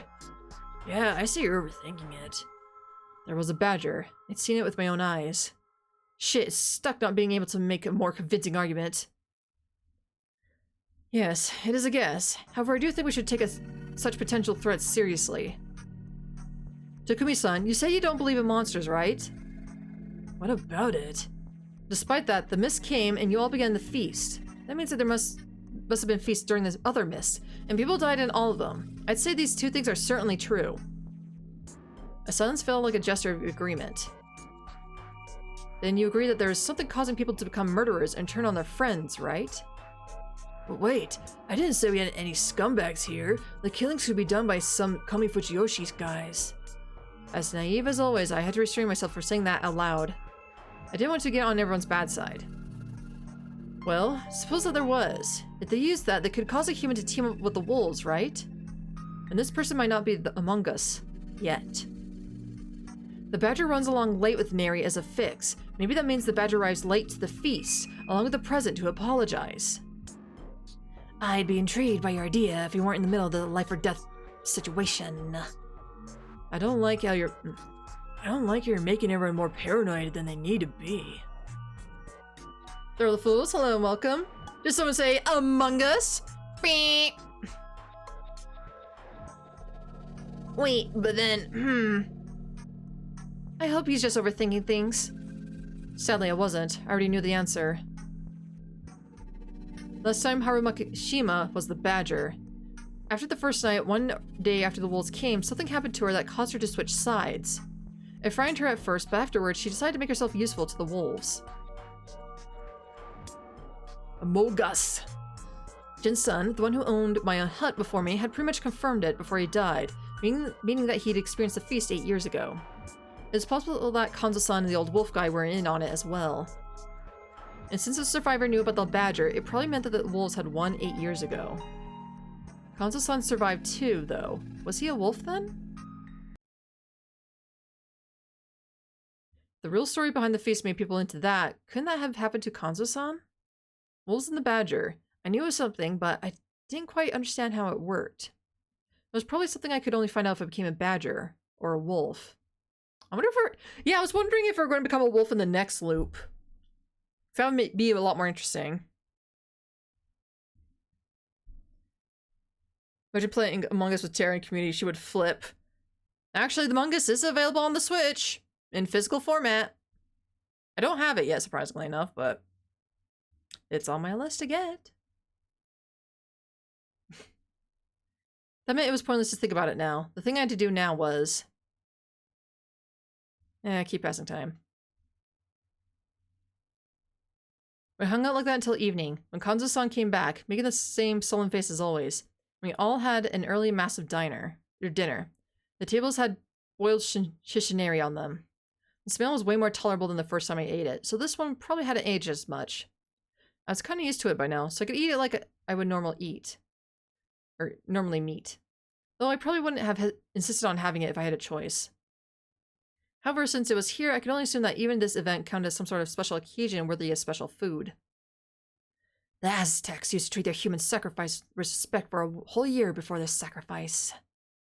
When my son whispered that to me alone, I wasn't sure what to make of that. It seemed like she was playing, at least they won't make us wait that long. What a bad joke. After the meal, everyone began to leave. Hiyori-san and I stayed behind to do the dishes. Thank you so much for your help. Washing the dishes all alone at a time like this might have made me go insane. I can't blame you. I had to be careful with my words. I actually knew what she was like when she went insane. I need to survive until tomorrow so I can wash the dishes again. Oh, please, don't take it too seriously. Please take over my duties at the dining hall if the wolves take me. Whoa, that's so much for me. You're still needed here. Sorry I said that. It's fine. It's about time we stop looking away from reality and prepare ourselves. Someone will probably be gone tomorrow. She was unexpectedly calm about this. Yasunaga, he's such a gentle child, and just like his father, he has a good head on his shoulders. Whenever it's hard, he gives me a gentle smile, consoles me, and always finds the best solution. But right now, his face is so conflicted. You caught on, eh? Well, I am his mother. Yasunaga-kan had sort of complex about his relationship with his mother. He believed that Kiyori-san loved Yoshisuke more than him. I didn't know if that was true, but at the very least, Kiyori-san did treasure him dearly as her son. Or as I thought that. Yoshisuke, what's wrong? You forgot something? Why do you gotta be the only one here wanting to wash the dishes? Because you don't help. It ain't just me! The hell's...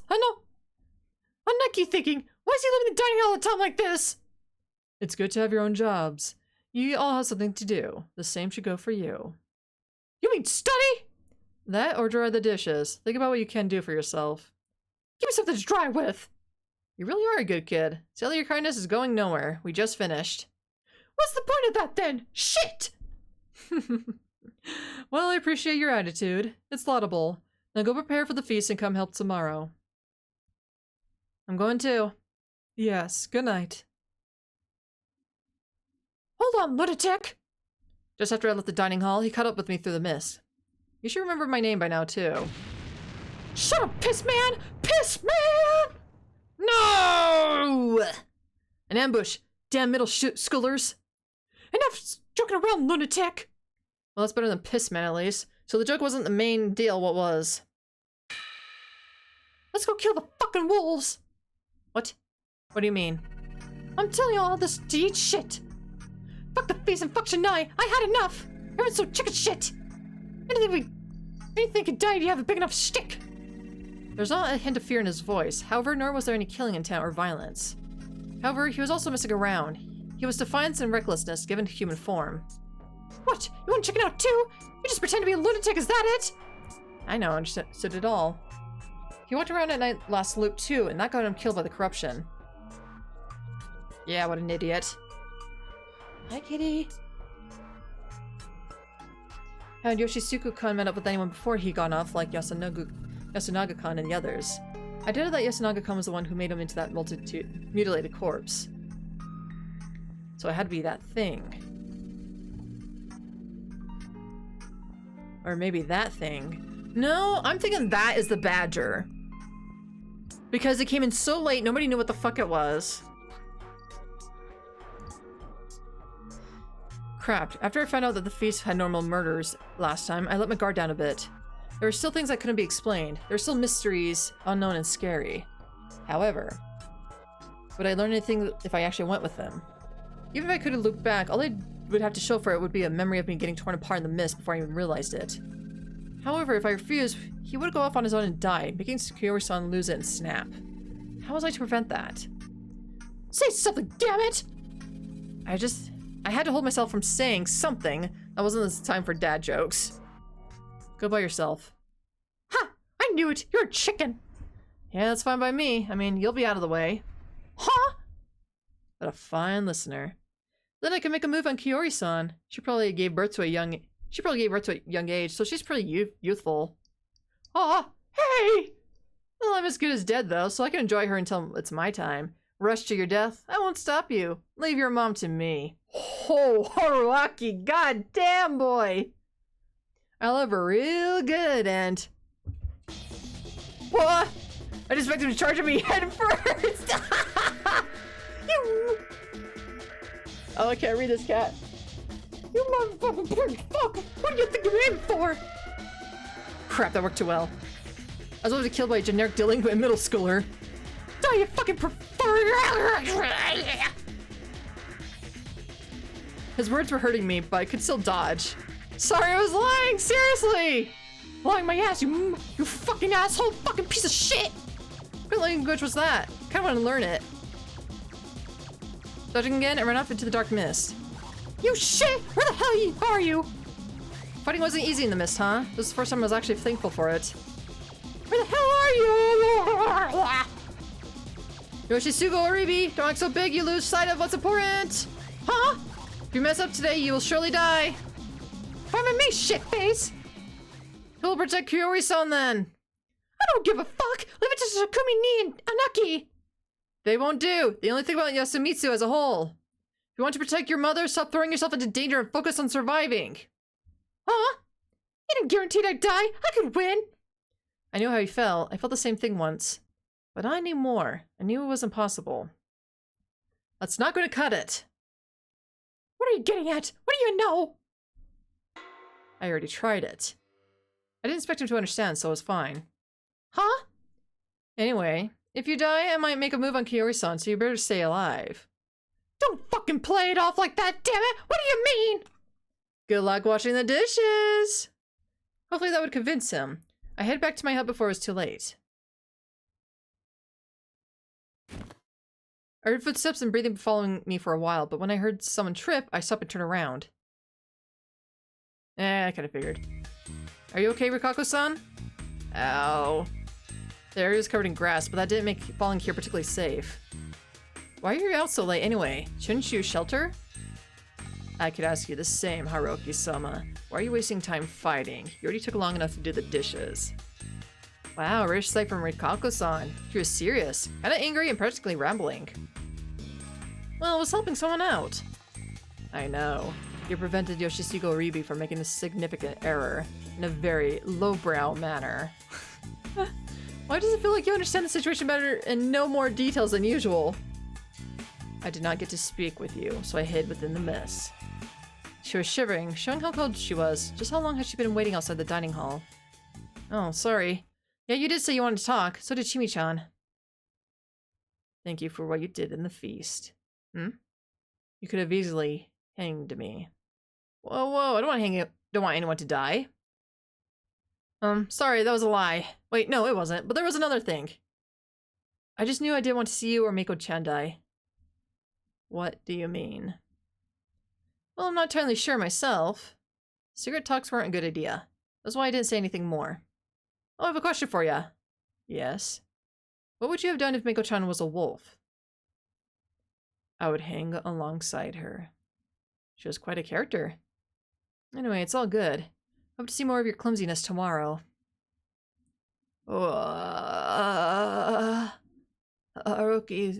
Araki-sama, what are you saying? Me? Clumsy? How rude and... See you tomorrow, man. What do you mean by, I already tried it? Crap! It's just something random I thought up on the spot. You'd be surprised how convincing mysterious words can be. I can deny it no longer! I'm small. Alright. I'll be too small, hold on. Alright, small. You want me to be? Be I shall small. Alright, there we go. I do not believe that you've been sent here by the Migurama. In fact, how do I put it? I believe you are a special someone who came here to dispel this mist. You might find such illusions to be disgusting. However, I too am one who grew up alongside tradition and faith. I live knowing little of the so-called science they speak of on television. Thus, as I am menaced by superstition, I wish to cling to something that seems equally absurd. Rikako-san. I didn't know certain things myself. I also had a thirst for the truth. I couldn't deny I defied a logic and casualty by standing here after experiencing death a few times. Was that meant as a tool to dispel the despair of the feast? Had I been given this power to do that? Was someone telling me to stop this mad ritual no matter how many deaths it took? I had no idea. Because of that, telling her about it would just give her false hope.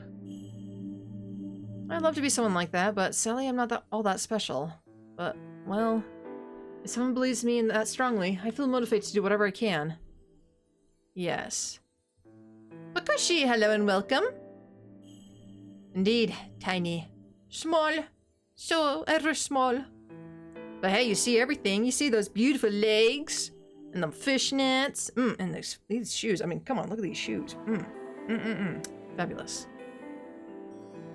That's it for today, then. What? She extended her hand to me. Handshake? She nodded. Okay, let's promise to meet each other again tomorrow and shake on it. I shook her hand. No. She grasped back tightly. Her fingers were slender and cold. Even if we don't meet again tomorrow, let us meet again in a different life. Hopefully a more peaceful one. She let go. Good night. And goodbye. Rikako-san! She disappeared into the mist.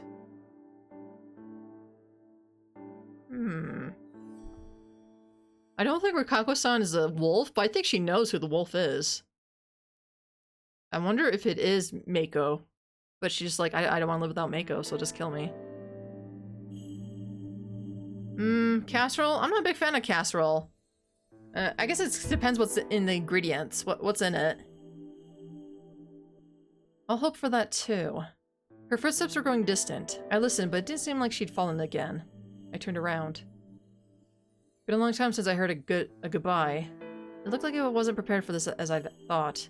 I couldn't just assume I'd loop again if I died. If I did, I'd hardly be standing with the locals, who carry the weight of putting their lives on the line. I would give my all to survive this night, and render that cynical promise irrelevant. What is this? Daniel Zerm, hello and welcome!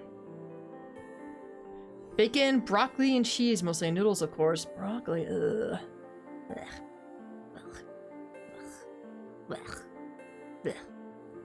I'm good. Enjoy it, though. Go ahead and enjoy it. Sorry, this picky eater is extremely picky with her food. As you can imagine with being called a picky eater. Then once everything was solved, I would use her words to tease her. I could just imagine her turning red and squirming. That would probably be adorable beyond belief. Shinai-san's guardians are... I sung this song I learned today to try to distract myself from the feelings that were beginning to sprout inside me. Yeah, I'm starting to think he's getting feelings for Rikako, but I'm like, I don't want him to have feelings for her. I like Chimi-chan. How can we get a stream point reward where I could throw broccoli at you? Well, that'll be part of the thrill feature, but, I would have to make an asset for that, honestly, to make that work. But it is doable. Barely able to eat a thing, I wandered back to my hut. I tore off a page from my notepad, put a pen on the floor, and began to think. Alright. Who was I supposed to use my sick powers on? The most natural idea was to investigate the most likely wolf candidates, but there was a problem with that. Namely, no one seemed to fit the bill. If there was anything wolf-like about anyone so far, it would be some vague signs that barely meant anything. They were nothing but things that started to make sense after everything was known. Even I, with all my knowledge of the previous loop, couldn't tell if anyone was acting weird. Thus I had to change my line of thinking. I shouldn't have to force myself to find wolves. I had to confirm the identities of those who would be the most dangerous wolves. Thankfully, we already had convenient leader figures, Kanzo-san and Yasunaga-kan, on our side. As things were, it didn't look like they were leading the humans into the wrong direction. I also realized that they'd been holding themselves back the previous loop. Yasunaga-kan had been a proactive leader because he was a wolf. While Kanzo-san probably didn't want to stand out in order to protect himself because he had some sort of guardian like the spider. The one who noticed that was none other than Yasunaga-kan. He'd realized Kanzo-san wasn't himself and used it against him, an excellent move on his part. However, we had problems with them being in the same side too. Honestly, they were incompatible. I hope that they found common ground soon. That aside, since they were both confirmed monkeys, I just shifted my attention to Takumi Muro-san, who acted as a mediator between the younger and older generations. First glance, he appeared to be on the same as last time, but I couldn't use that to determine whether he was clean or not. Another one I was concerned about was Kiyono Tsukishi. He wasn't popular, but he was noisy and had a certain degree of influence. I couldn't ignore him. He could easily derail the feast, which made him a valuable asset the wolves would probably want to keep around until the end. There was another thing, though. He was actually the only one who seemed slightly wolf-like. I had no idea how many were really hesitant about sending people to their death during the vote. However, looking at the voting order, they could have easily killed Kiyono Tsukishi without even having to make a second vote. Yasunaga-kan voted for him, which was probably calculated. He might have seen a guy as convenient for a sacrifice. Then Kiyoru-san and Mochi voted for him too. Then it was the village youth's turn. He was wildly unpopular with them, making him a convenient scapegoat for blame. However, he hadn't got any more votes from them. What was I supposed to make of that? The wolves knew one another. I knew this from the last time, but it was fair to assume that it was common knowledge amongst the others. It might have been possible that there was a wolf among the village youth, and they purposely avoided voting for him. One more thing. From my perspective, since he wanted to protect Rikako-san like me and would make votes on that basis, he was actually kind of useful to me. Yeah, I had to admit it. I believe Rikako and Mako to be humans. Former was a normal one, while Mako was a spider. I told Mako about it. No need to worry. If you're hesitant, vote for me, not Mako. Wait, how did you deduce that Mako has the spider? Rikako-san has been worried that the feast would happen soon, which is why she taught Mako about what she had to do. Mako probably didn't have the mental acuity to understand or participate in the feast all on her own. So Rikako-san might have given Mako some way to convey that she had a guardian. Personal exchanges would be heard by someone, and by extent the wolves. It was probably even more certain that what I'd experienced on the way back here, it was safe to consider it a rule. However, if there was a way to pass on information without making it seem important, you could easily converse in secret. That was why I believe Rikako-san knew that Mako had a guardian and was putting her life on the line to protect her. She'd also conveyed it to me by telling me to vote for her despite Mako being pretty much a throwaway vote. That was her way of telling me that Mako was important. I didn't know if it'd attract anyone else's attention, if they'd realized what Mako was. However, most of the locals had probably assumed that Rikako was simply worried for the little girl. They simply assumed she was fulfilling her role as one who took in the corruption. That was exactly why people would still be voting for them. Miko's role was probably the same as Kanzo-san's last time, the spider. That was why Rikako-san was going so far to hide it. Anyway, that was why I decided they weren't suspicious. Oh, okay. If there was another option, it was Mamaya-san. She'd survived today's feast by saying that she hadn't checked for a mark on her stomach, but she claimed to have a guardian tomorrow. Could that be trusted? She had nothing tying her to Yasumitsu, so no one would trust her. Whether she was a wolf or human, I couldn't put it past her to fake having a guardian just to keep herself alive. Those three were their prime targets.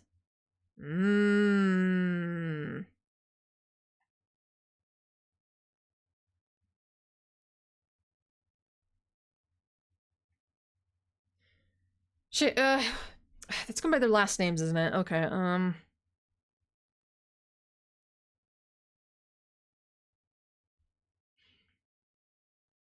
well, we'll be going through these anyway, so...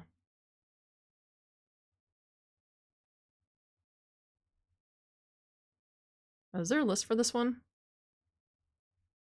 Alright,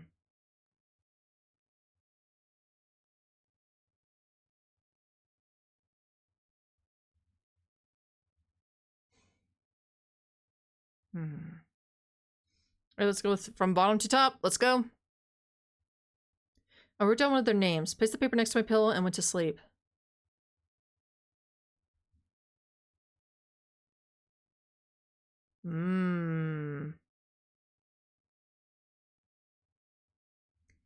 Truth of the Journalist. You can view it in the key list. The route unlocked by this key is represented by the same number of the scenario chart. Did I die? No, I'm still alive. Alright. I was informed of my target's affiliation the same way I was given the Guardian. That was strange, but it clearly happened, so I had no choice but to accept it. Anyway, it was something I predicted. However, what happened this morning certainly wasn't. Oh! Everyone's alive! Yeah, no one had died last night. Now please eat up. The people in the dining hall were far more cheerful than yesterday morning. It was obvious why. Not one of their neighbors had died. The betrayal they'd been warned about ended up not happening at all. Some were probably even beginning to hope that the traitors, the wolves, didn't exist at all. Yasu, Fasashi, see? No one's here's dumb enough to play along with something that stupid. Takumi-san, who put the unity of Yasumitsu above all else, was especially cheerful. Well, maybe you're right. Yasunaga-kan made a vague smile. It seemed like he was afraid to kill the good vibes here. Kanzoshi, however, was probably just holding back from doing that.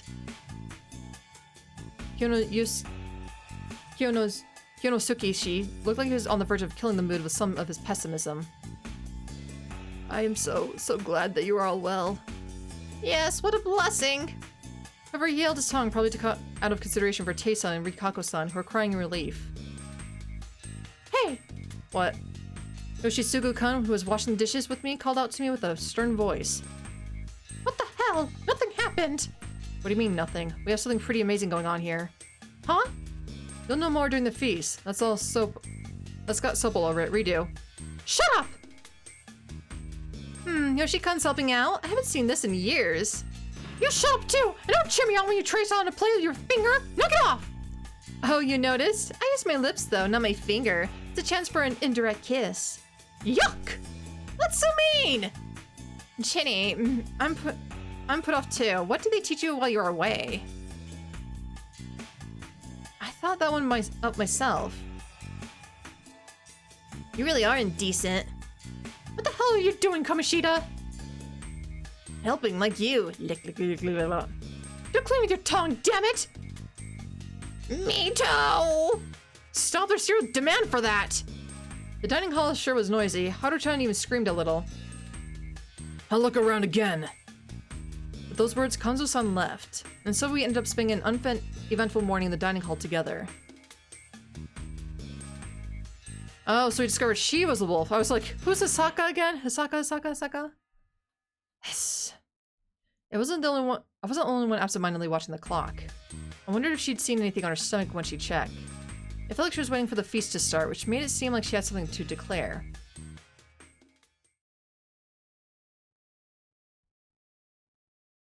When Kanzo-san returned and declared the start of the feast, I felt like there would be trouble.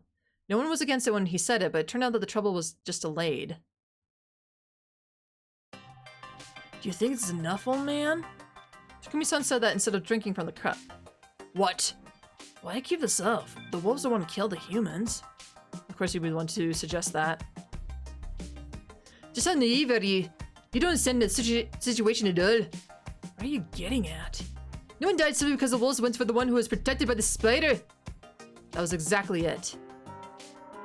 Yasunaga-kan, Haru-chan, even Tei-chan had turned out hostile last time. It was much too soon that those with the wolf's blessing would accept it and begin the murders. The spider couldn't protect themselves, meaning that they could pick out 1 of 14. 114 is about 7%. I believe we should be thankful for their good fortune and continue using the feast to dispose of the wolves. So you think the chance the wolves refuse their job is lower than 7%? But wait, this raises a question. Why did all 3 wolves go after the same person? That doesn't make sense. Indeed, I believe it to be 0%. You really do know something, don't you? What's going on here? Huh? I don't know. Then why are you so certain? I merely believe we should be realistic about the situation.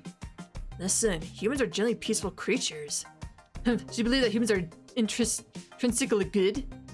I don't know much about this stuff, but peace is kept because it's dangerous to ruin it.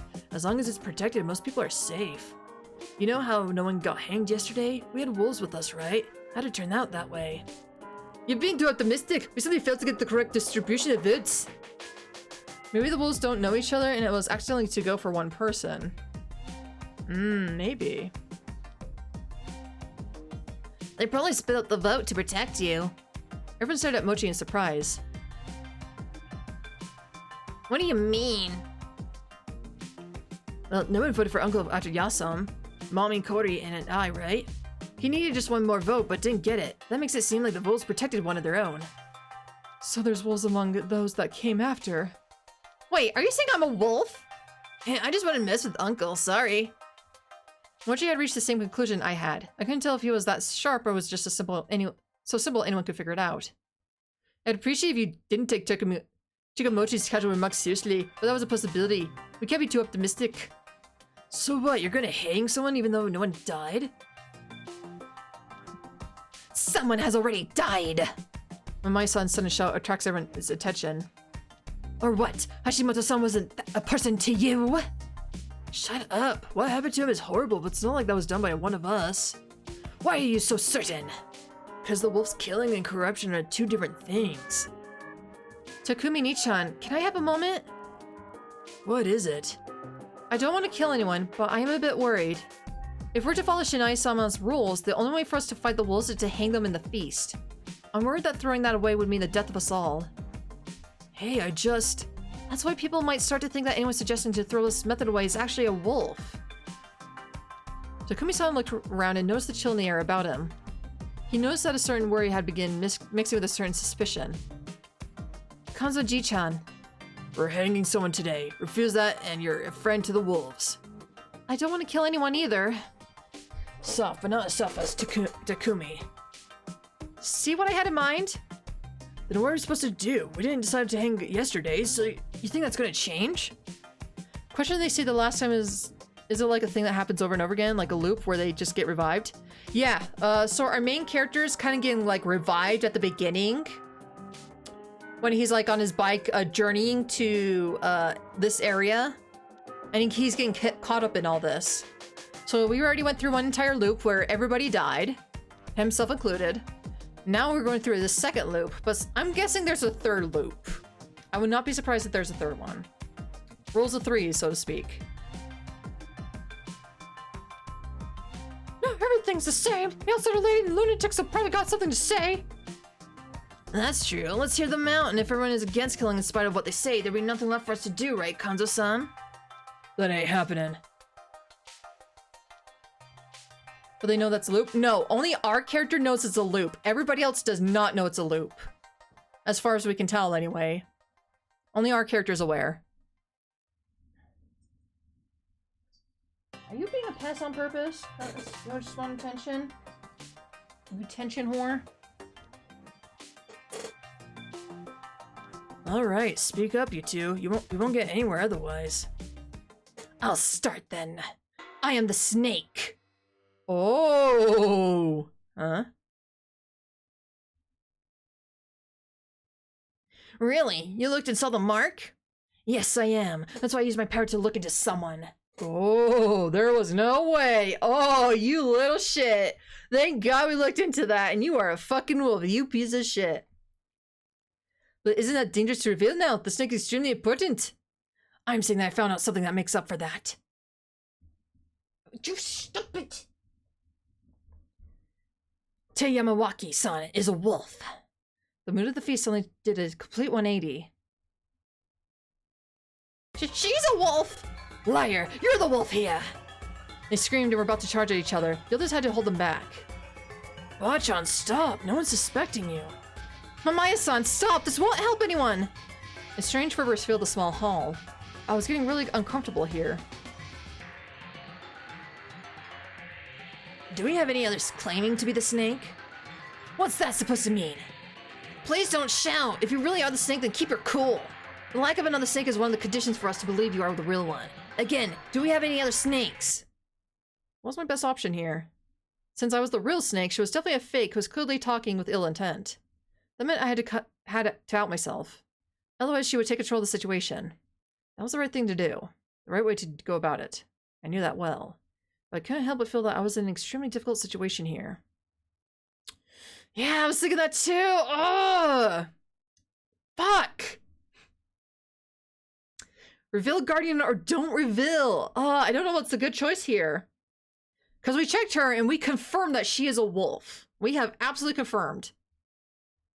And she can't say anything to us, technically, because then she'll be like, no, that's what a wolf say or something, blah, blah, blah, blah. Then she's just screaming, she who cried wolf type of thing. Oh, so maybe revealing Guardian would be the good idea then. Oh, but the don't reveal is good advantage in the long run, though.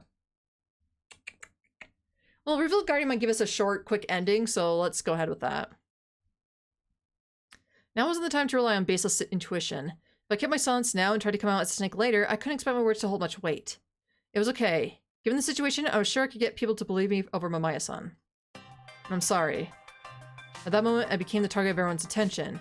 I feel like they were boring holes in me. I am the snake. What? So now Fusashi-san has declared himself to be the snake? Anyone else? Did you really think a third person would step up? Honestly, no, but better safe than sorry. Anyone else? As expected, no one stepped up. You're a wolf, aren't you? Can't you all tell? No second wolf has revealed themselves. Ah, see? See? That's what I was thinking right there! Mamaya-san's outburst was also expected. She spent some time ranting afterwards, but piped down after Kanzo-san told her to shut her mouth. Is it safe to assume that one of them is telling the truth? I believe so. Incidentally, who did you investigate with the power of the snake, Fusashi-san? Mamaya-san. The hall stirred with a bit of commotion. And? I take it you'll say I'm a wolf? Yes, unfortunately. Are you listening to this? Right after I told you I was the snake, he said the same thing and claimed I'm a wolf. Rather unnatural, don't you think? Silence, so long as you're a fake, that boy must be the real one! Then why'd you investigate that journal lady first thing? Were there more important people to look into? Since she's an outsider, I figured she'd end up in a bad situation. It works the other way too. That lady had no reason to look into Tebe. What sense would it make to investigate her first? The reception to my claim was rather dicey. There were those who believed me and those who doubted me from the start and still did. It didn't feel like I changed anyone's minds. What are we supposed to do? Now's not the time for pessimism. We still have to go off of to make a decision. So for the time being... We hang the reporter, then the city boy, and then Teba. Wait, what? A dumbfounded silence dominated the hall for a few seconds as everyone struggled to process what he said. Old man, what are you thinking? Wolves must be hanged. Hold on a minute. Evidence aside, it's obvious who the most suspicious one here is, right? You'll get off if you try to judge this with your nature. I wasn't exactly wrong. On the other hand, my nature was suspicious, so it felt like there was a strong, unbiased doubt toward me. It wasn't fair to base it on double standards. The people I asked me to would just look at me the same way as Mamaya-san if I complained about that. Let me ask you something, Kanzo Makishima-san. Your logic is based around hanging anyone suspicious, not simply hanging those who claim to have a guardian, correct? Otherwise, no one else would dare claim to have a guardian after this. If they could prove themselves clean, there wouldn't be a need to hang them, right? But right now... Exactly. Right now, I believe all of us are suspicious, so you shouldn't be jumping to hang the three of us just yet. I agree. I believe that Fusashi-san and Mamaya-san should try using their guardians again and again. Yasunaga-kan sure was reliable. He jumped to the conclusion I was going to make ahead of time and told everyone, increasing its credibility more than I could have. Kanzo-san didn't look satisfied, but it did seem he could find solid grounds to argue. So what are we supposed to do, Haniki? Should we vote for the old hag? Quite the opposite. At any rate, since we'll put Fusashi-san and Mamaya-san aside for now, we'll have to vote for someone else. Someone? I believe we shall decide on one of the investigation targets. I consider that too, but I believe voting for someone else has more merit. I see. You think we should vote based on everyone's logic and not vote based on people who may be covering for one another? Exactly. I'll put it another way so the rest of you understand easier. Starting tomorrow, Fusashi-san and Mamaya-san will investigate their own targets and announce the results.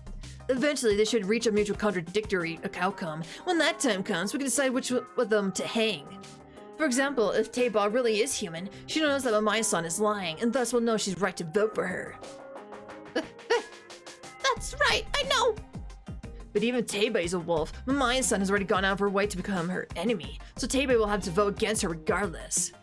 That way, Mamaya-san can restrict her actions. She won't be able to sway the humans' vote in any way.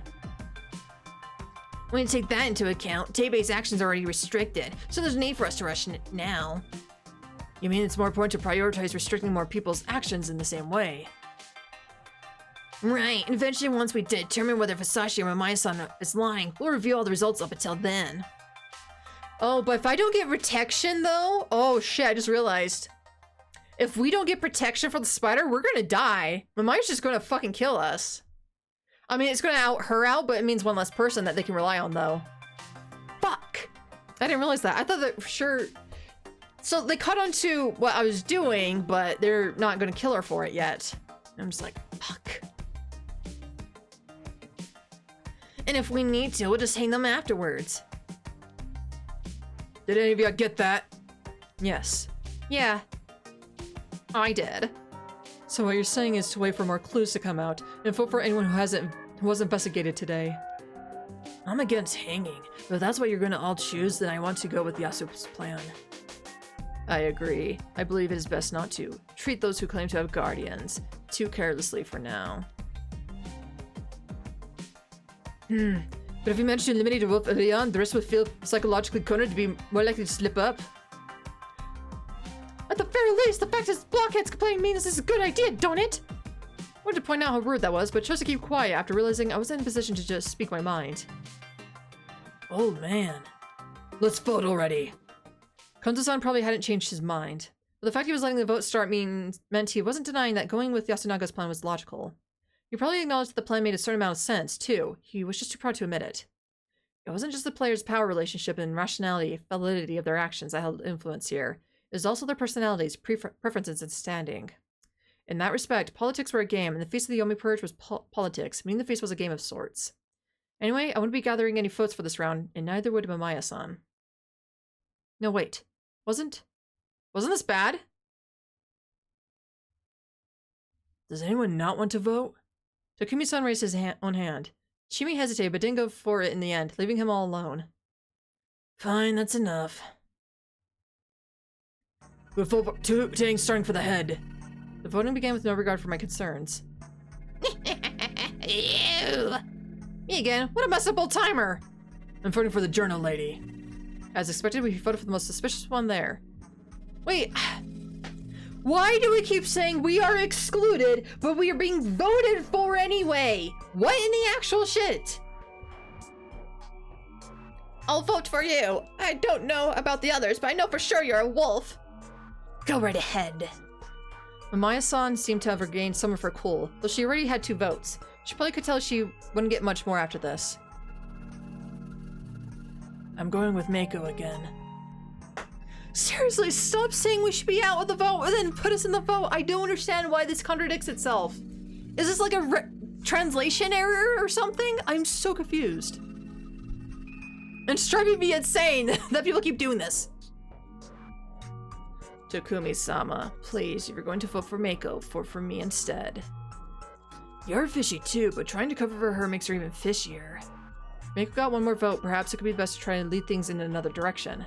After all, I knew she was the only one reliable. I'll vote for Rikako-san. But prejudice against the village heads. If this turns out to be the undoing of people of Yasumitsu, don't say I didn't warn you. It is alright, Nasato-sama. Who will you vote for? I still think Fusashi-san is kind of suspicious, but it's true I want more proof first, so with that in mind, I vote for Chimi Serizawa. Huh? Why me? Because you don't seem like to be on anyone's side. First you said we shouldn't hang on, and then you suddenly forsake Takumi. I see your point. I was trying to do the humane thing and hesitate, but I guess everyone else has already decided to kill. This is why I hate this crazy village. Chimi's cold words filled the hall with an awkward silence. That was proof there was some people out there who knew they couldn't exactly deny what she said. But just as I was wondering how things came to this. Every time that housewife speaks, I really think, why is that character the only one who gets a voice over? But then I remember Tara is doing voices, and this one is so well done. Why, thank you. I tried my best, you know. I'm voting for Matsu-san. As for why, it's because of that big act she put on yesterday when she asked to be voted for. I believe she was trying to copy Chini without even thinking it through and failed. You'd vote for her just because you found that unnatural? It is quite alright. No, it isn't! You should value your own life a little more, Rikako-san! Why should it matter? I'm all that is left of the Uematsu, and there are those who wish me dead. No one will miss me. So I have a chance to throw my life away. I wish to take it. Wow, that's so cool, Richan. I could never go that far. Anyway, my turn. You're up, Uncle. Fly like a bird. What the hell's up with that? What's that supposed to mean? The phone was all over the place. Currently, Mamaya and son Rikako-san were sitting at the top of the 2 votes each, while Meiko, Chimi, Kinosuke-shi, and I had each. Alright, I'm done being small.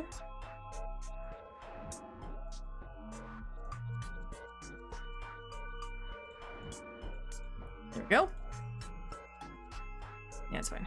But just when it came to me, it was the youth's turn to vote. I ain't doing this cause of what Kamishiro and said or nothing. I'm voting for the Nasato blockhead. We don't need no village heads here. I wouldn't go that far, but since you voted for me, I have no objections voting for you, Nasato-san. So that's my vote. Great. I'm fine with Nasato-san too. We don't need any more. The surge of 4 consecutive votes, Kinosuke-shi had taken the lead. There were just 4 left, including me. I'd vote for myself. So you're sticking to that, are you? You do realize it's likely you'll die today? Still, I do not believe Nasato-sama should die. Rikaku-san, no, but that doesn't mean you should die in my stead. Oh man. What? Meiko, Makishima-sama is no wolf. Then the other old man. Huh? Oh man. What's up with this vote? Kinosuke-shi had 4 votes, while Rikako-san had 3. My options were to either co-sign Kinosuke-shi to his fate and throw Rikako-san into danger, or vote for someone else entirely and leave Mamaya-san to deal with that dilemma. In other words, leaving it up to a confirmed liar. No, I couldn't. I was confident I interpreted Rikako-san's actions correctly, so I vote for Kinosuke Nasato-san. I'm sorry, I don't believe you're a wolf, it's just... Mamaya-san was the only other one with 2 votes. Even if I voted for her, there was no way she'd vote for herself, so trying to pit Kinosuke-shin against her would be pointless. However, I knew telling him that wouldn't do him any good. I can't afford to lose Rikako-san. I knew those words were probably the last thing he wanted to hear. Still, I couldn't let that excuse, that reason, go unsaid. Not when he could understand it too. I see. This made 5 votes. Morally, everyone understood it was the humans who deserved to survive, not the wolves. But in the end, Kinosuke-shi had been unable to prove his life held more meaning than a wolf who would reveal useful information while still alive. I vote for Matsu-san. I believe her actions are natural. Bring the rope! Or bring the rope! Shini-san's Ganyans are... We pass through the mist and walk toward the graveyard. 5. Prepare for the feast when the evening mists arrive. Everyone was singing prayer to Shinai. Shinai-san's guardians are...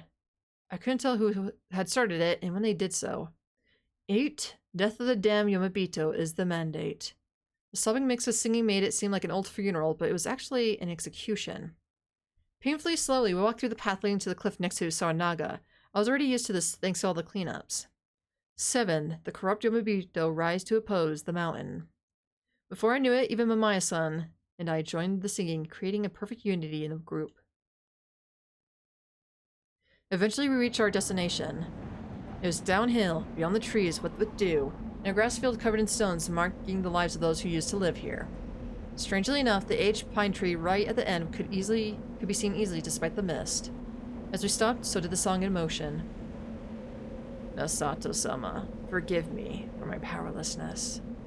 There is nothing to forgive. He gave me a glance. You have to protect Rikako-san! That was all he said. I understand. I didn't actually want to say that. It didn't sound like he simply meant to protect her for the rest of the feast when he said that. But the survivors had the obligations to honor the dead's last wishes. Are you sure of this? Yes, that view pushed my back has been a longing cherished ambition of mine. Rise not. Rise not. And then... Kinosuke Nasato's body fell to the bottom of the misty cliff, and the hanging rope stopped due to the fatal impact. He let out a horrifying death wail. Wait, if you're getting hung, you don't really scream when you're, you know, getting choked out. I mean, you can ground like maybe, but again, you're still getting choked. Your windpipes are like being clogged. You can't really like get anything out. So that's Interesting. I don't know if that's like a translation issue or that's just the writer not knowing that you really can't. When you get hanged from that distance, you break your neck bone. Yeah. I'm just saying if you like survive that neck bone, you are literally like getting choked. And you can't really like say much. Or nothing really comes out. Especially like a whale. So, Just something I'd point out. You die kind of instantly when hanging from lower. You die longer and more painful. Ooh. You have any experience being choked? No, but if I had to guess with how hanging works, that's what I would assume. Possible? No, I don't like being choked. I'm a very fragile person. I don't like being hurt. I bruise easily, okay? I bruise too easily. Afterwards, we all returned to the dining hall, where Kiori-san and I served a light lunch while time passed by. No, I mean for me. Oh, for you. Oh, okay. Everyone tried to act as normal as possible. They tried to convince themselves that Kinosuke-shi shouldn't have been in Yasumitsu in the first place, so his absence was only natural. However, it was clear that they felt guilty for committing murder. Killing someone no one liked and talking as though none of it had ever happened was a horrible group mentality. But that was the truth of the feast of the Yomi Purge. It was kill or be killed, and unfortunately it was next to impossible to finish the feast without wasting a life. I chatted away with the others with those thoughts in my mind as a certain concern ate away at me. As much as I felt bad about it, I didn't kill Kinosuke-shi. How I made the wrong move. Had I made the wrong move at the end? Hadn't I let someone who should have been purged live so I could save myself? No, that didn't mean this was a failure. There was a high chance my fears were unfounded. I was overthinking things. I knew I was, but for some reason... Should have asked when he jumps down if he could do a flip before death. Do it in style! Blech. I felt the presence of beasts. I couldn't help but feel that. Who knows? I'm not good at reasons, but well... When Takumi said he was the snake, I had a bad feeling come over me. Oh, I felt it like I could hear the wolves laughing. I feel like I now understood that feeling. Had I fallen right into their trap? Yeah, I thought for sure they were gonna kill Mamaya because of that conundrum. But now that they let her live for it, shit, I chose the wrong one. That worry plagued me all the way through the dinner and bedtime. If Hisako Mamaya's false declaration was a suicidal attack meant to weed out the real snake, then there was a chance she'd be coming for me, despite knowing she'd be the prime suspect for sure the next day. In that case, which of the two snakes would the spider protect? Right now, there were two self-proclaimed snakes. Should I have tried to crush Hisako Mamaya, even if it meant getting a little too desperate and being suspect by the others as a result? No, it was okay. If I was right about Mako being the spider and Rikako-san controlling her, then Rikako-san would surely protect me. If it was between Mamaya-san and I, she'd definitely choose me. Those thoughts bounced back and forth from lunch. All the way until I drowsily wrote someone's name down and put it under my pillow. Oh, we don't get a choice. And then I lost consciousness. Yep! In the end, I never woke up. Guess that figures. After all, only the spider themselves knew what they were thinking. The wolves must have aimed their claws at me, taking the risk that the spider hadn't chosen me. And they'd won their bet, so that was that. I couldn't even tell if that was what I thought when I died. It was all so vague. I lay there in a comatose slumber, and it was there my life met its end and faded into the mist that covered all. Game over. Let's hear the hint corner. It's been a while. You don't know, Chief? You finally participate in the Feast of the Yomi Birds, fair and square. It's gonna get rough around here on out, so chin up and listen to the hint.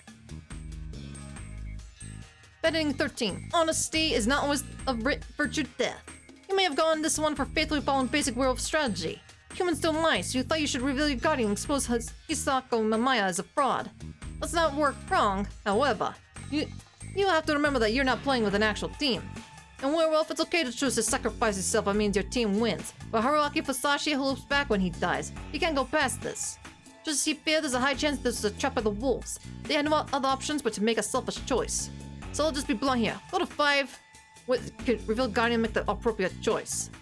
Well, that's all for this time. Die another hardy death next time. Guess it was just a dream, right? Do better next time, dumbass. So I wonder if our choices on who the person, like who we chose even mattered, I wonder. I really am curious.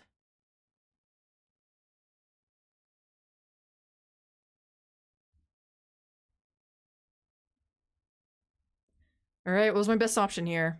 Since I was the real Snake, she was definitely a fake who was clearly talking with ill intent. That meant I had to out myself.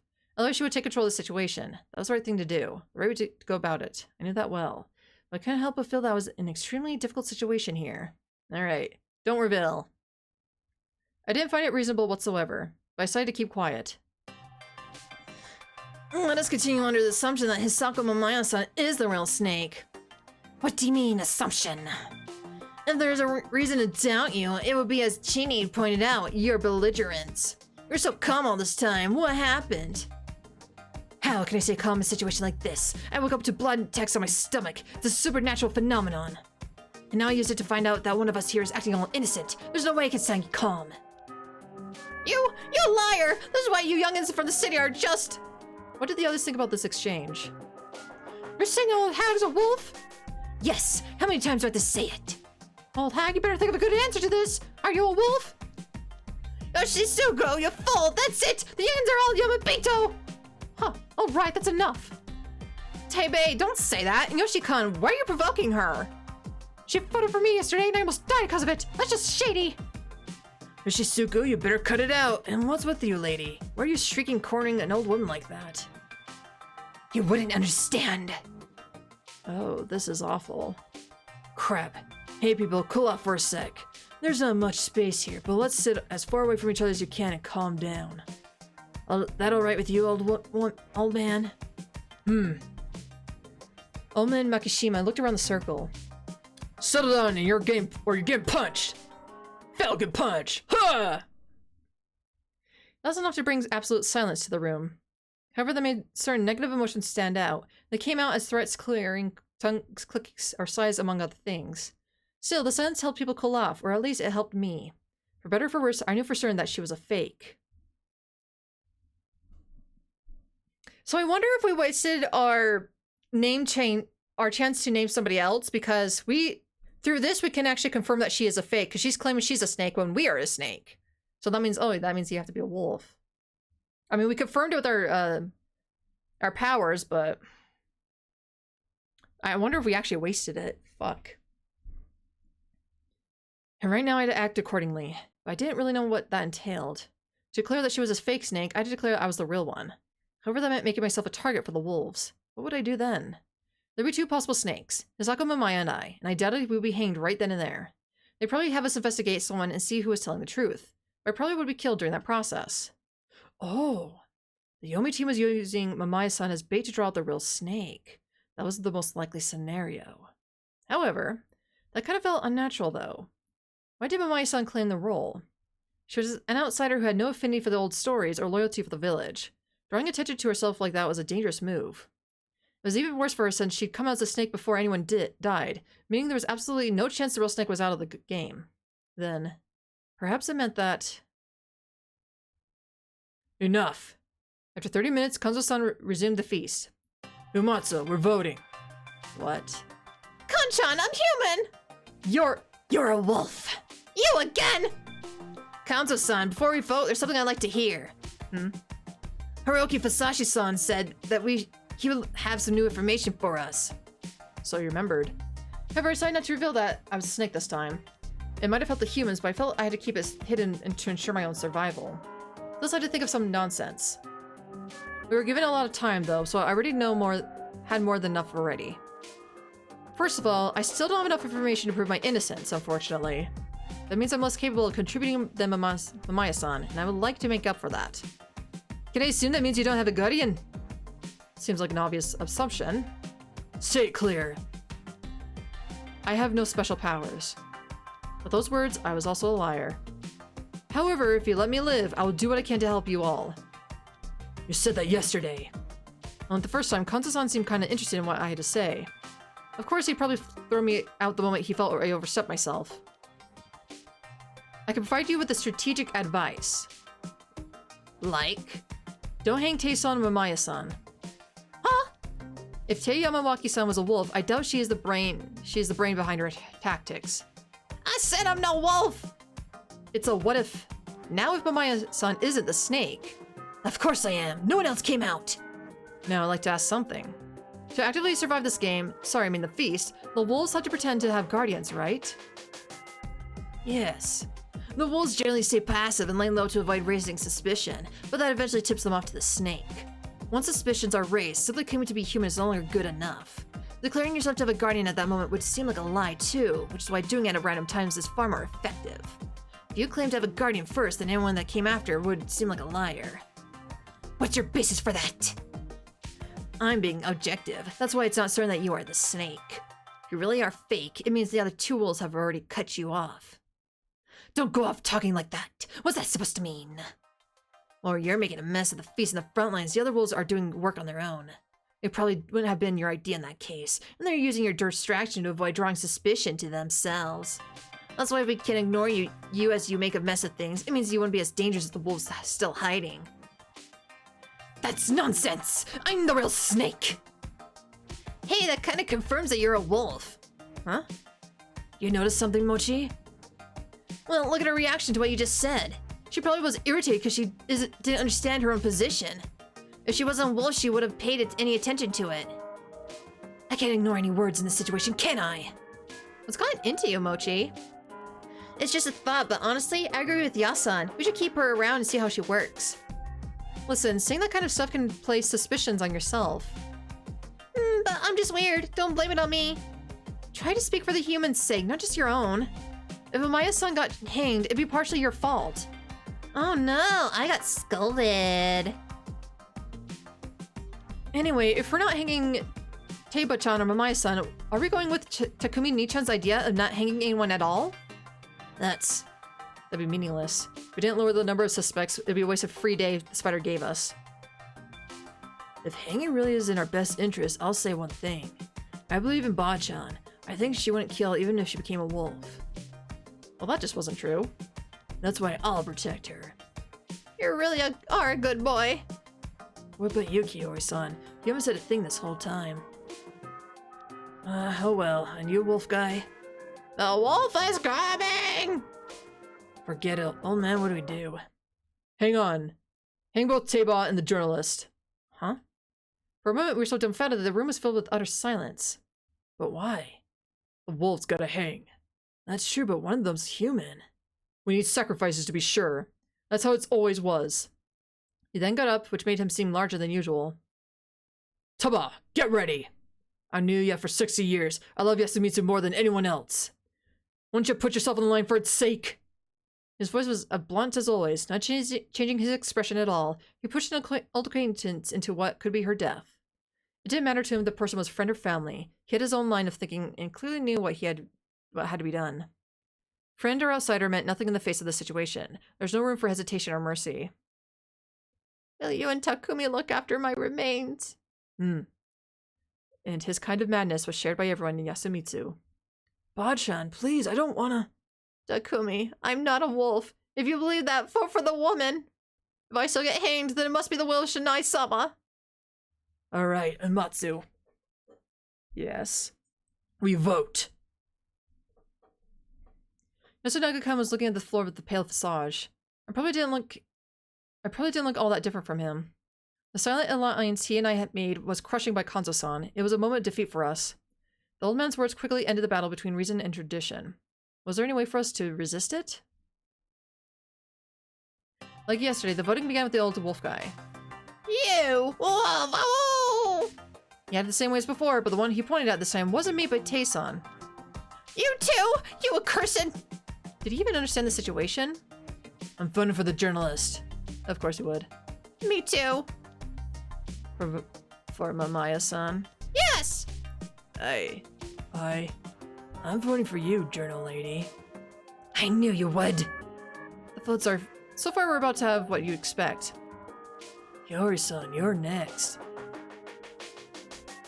Her position in all this was strange. Though she was an adult, she tended to listen to Yasunaga-kun and ask for his opinion often. I had no idea who she would vote for, but I soon found out. I never could have guessed. One for Takumi Moro-san. Naturally, this shocked everyone. Kaori-san, why? Some of this is too complicated for me. But I'm prepared to, if need be, suspect the one I didn't want to suspect at all. That's how I'm throwing away my vote. I hope you understand that too. So you don't think I'm a wolf, but you're voting for me to make me snap out of it? There's no proof that you aren't a wolf, and I don't believe you are doing what you must, Takumi-san. But what are you talking about? What the hell? I don't get it. Hiro-san didn't change her vote, and Takumi-san ended up actually getting one. That done. How complicated. Next up was Kino Tsukishi, who had a little presence today. Well, it's reasonable to hang both of them. I believe you're undervaluing the one claiming to be the snake. I should vote for Muro. You too? You'd be even more mad if I voted for Lady Yamawaki. Also, I changed my opinion of the newcomer a bit. Me? Yes, I have nothing more to say though. Did he realize? Just like yesterday, I'm from Nasato-san. My reason is the same as yesterday, but now I also like to say that I wish to see how Mamaya-san acts going forward. By the way, why did you choose Tae-san as your target? I didn't know what to do, so I just wrote out whoever came to mind. So you picked Tae-ban randomly. I see. That's all for me. What is all this? I'm adding a vote to Uncle. Again, Chikamochi! Well, I don't think that Mamaya lady is a wolf. But if Yasa wants to see what she does, I'll play along with that. Thanks, Momochi. Heh, not change my opinion. What for the old hag? You corrupt a little. My turn, huh? Sorry, Mamaya-san. I'm voting for you. Why? I'm the snake! I mean, you weren't like this yesterday. What's with the change? Wait, you might be the badger Haruaki-san talked about. Her words caused a stir, but not a big one. That they didn't seem to understand. The badger talk from yesterday didn't stay in their minds, it seemed. If you are, please say so. Badgers are human, so they don't have to die. I'm not. I'm the snake. Chimmy. Takumi Nichan, I'm not taking your side here. I was actually thinking about voting for Pachan. Chichan, you too? What? Why? Because I can't just take sides here. You understand that too, don't you? You want to kill Mamaya-san just because you like Tae-Pachan. That's not like you at all. I just hoped it would be better. It would bother you the way it does the rest of us. Sorry I'm like this. You too, Pachan and Mamaya-san. I won't blame you if you hate me. That's all from me. Next, who are you picking, Haru? Huh? I guess I'll choose Nasato-san too. What am I always put in danger just because of childish whims? You sure had an unfortunate roll this time. Umatsu-san is next. I shall vote for Yamawaki-sama. Umatsu-sama? We cannot undervalue claiming to be the snake. I am sorry. If Mamaya-sama turns out to be pretending to have a guardian, I will deliver due punishment. Very well, I understand. Mako, who will you pick? Aba-chan. Even the brat hates you! I don't care about being hated by a Saranaga child. Haruaki-sama. What was I supposed to do? My son was tied with Tae-san in 4 votes, while Kinoshiki-she had 3, and Takumi-san had 2. It was Mamaya-san's turn right after mine. She definitely voted for Tae-san, meaning that she effectively had 5 votes. So I voted for Mamaya-san. It would bring it to a final vote, but if I voted for Tae-san, she would definitely be hanged. Were those my only choices here? Would a vote condemning someone to death really be meaningful? A vote for Kinosuke-shi was bound to be pointless. I couldn't use it as a message of any kind. It wouldn't be a good way to repay him for picking me. What if I voted for that guy over there, though?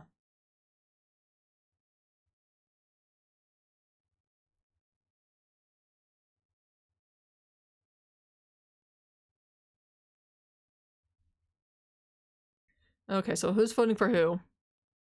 Okay, so into... Wait, who did Kinosuke vote for?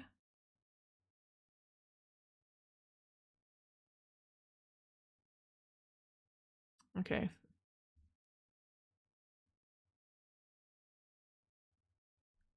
I don't think there's a point in voting for Hisako. I mean, she's just gonna divide the vote anyway.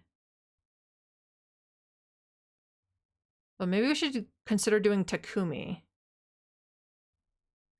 I'm voting for Takumi-san. Nobody seemed to have expected my declaration. The room was filled with commotion, and I could hear some of them whispering. It was mostly along the lines of, what's he thinking, or I guess he know who we're hanging. This is a strange and heavy-handed way to go about this. However, I felt like it could lead me to gaining Takumi-san's favor. I had my doubts, though. It was a serious gamble. However, I also had a feeling that if I chose anything else, I wouldn't survive the night. What's this about, Fusashi? I had to carefully phrase my response here. Settling on what words to use, I said, I want to protect you. He did show some confusion, but the more pronounced emotion by far was anger. Pure rage. After all, by not voting for Mamaya-san, I just condemned Tae-san to death. You doing the same thing as Kiori-san and Chimi? That's all I have to say. The hell? I couldn't say too much. My goal here was actually just to make him feel like something was up. That was why I had to end this feast with words that stayed in his mind. Well, I probably had to prepare for a punch or two. It was an awkward moment, but I stayed silent. My turn. You know by now, but I'm voting for Yamawaki-san. It's decided. With those words, everyone stood up like it was rehearsed. Misako-san and I were a bit behind them in that regard. I saw the villagers' faces, which seemed different than from before. Umatsu, the rope. Yes. Takumi, pour some sake for Tebe. Bachan. You were a naughty child ever since you were small.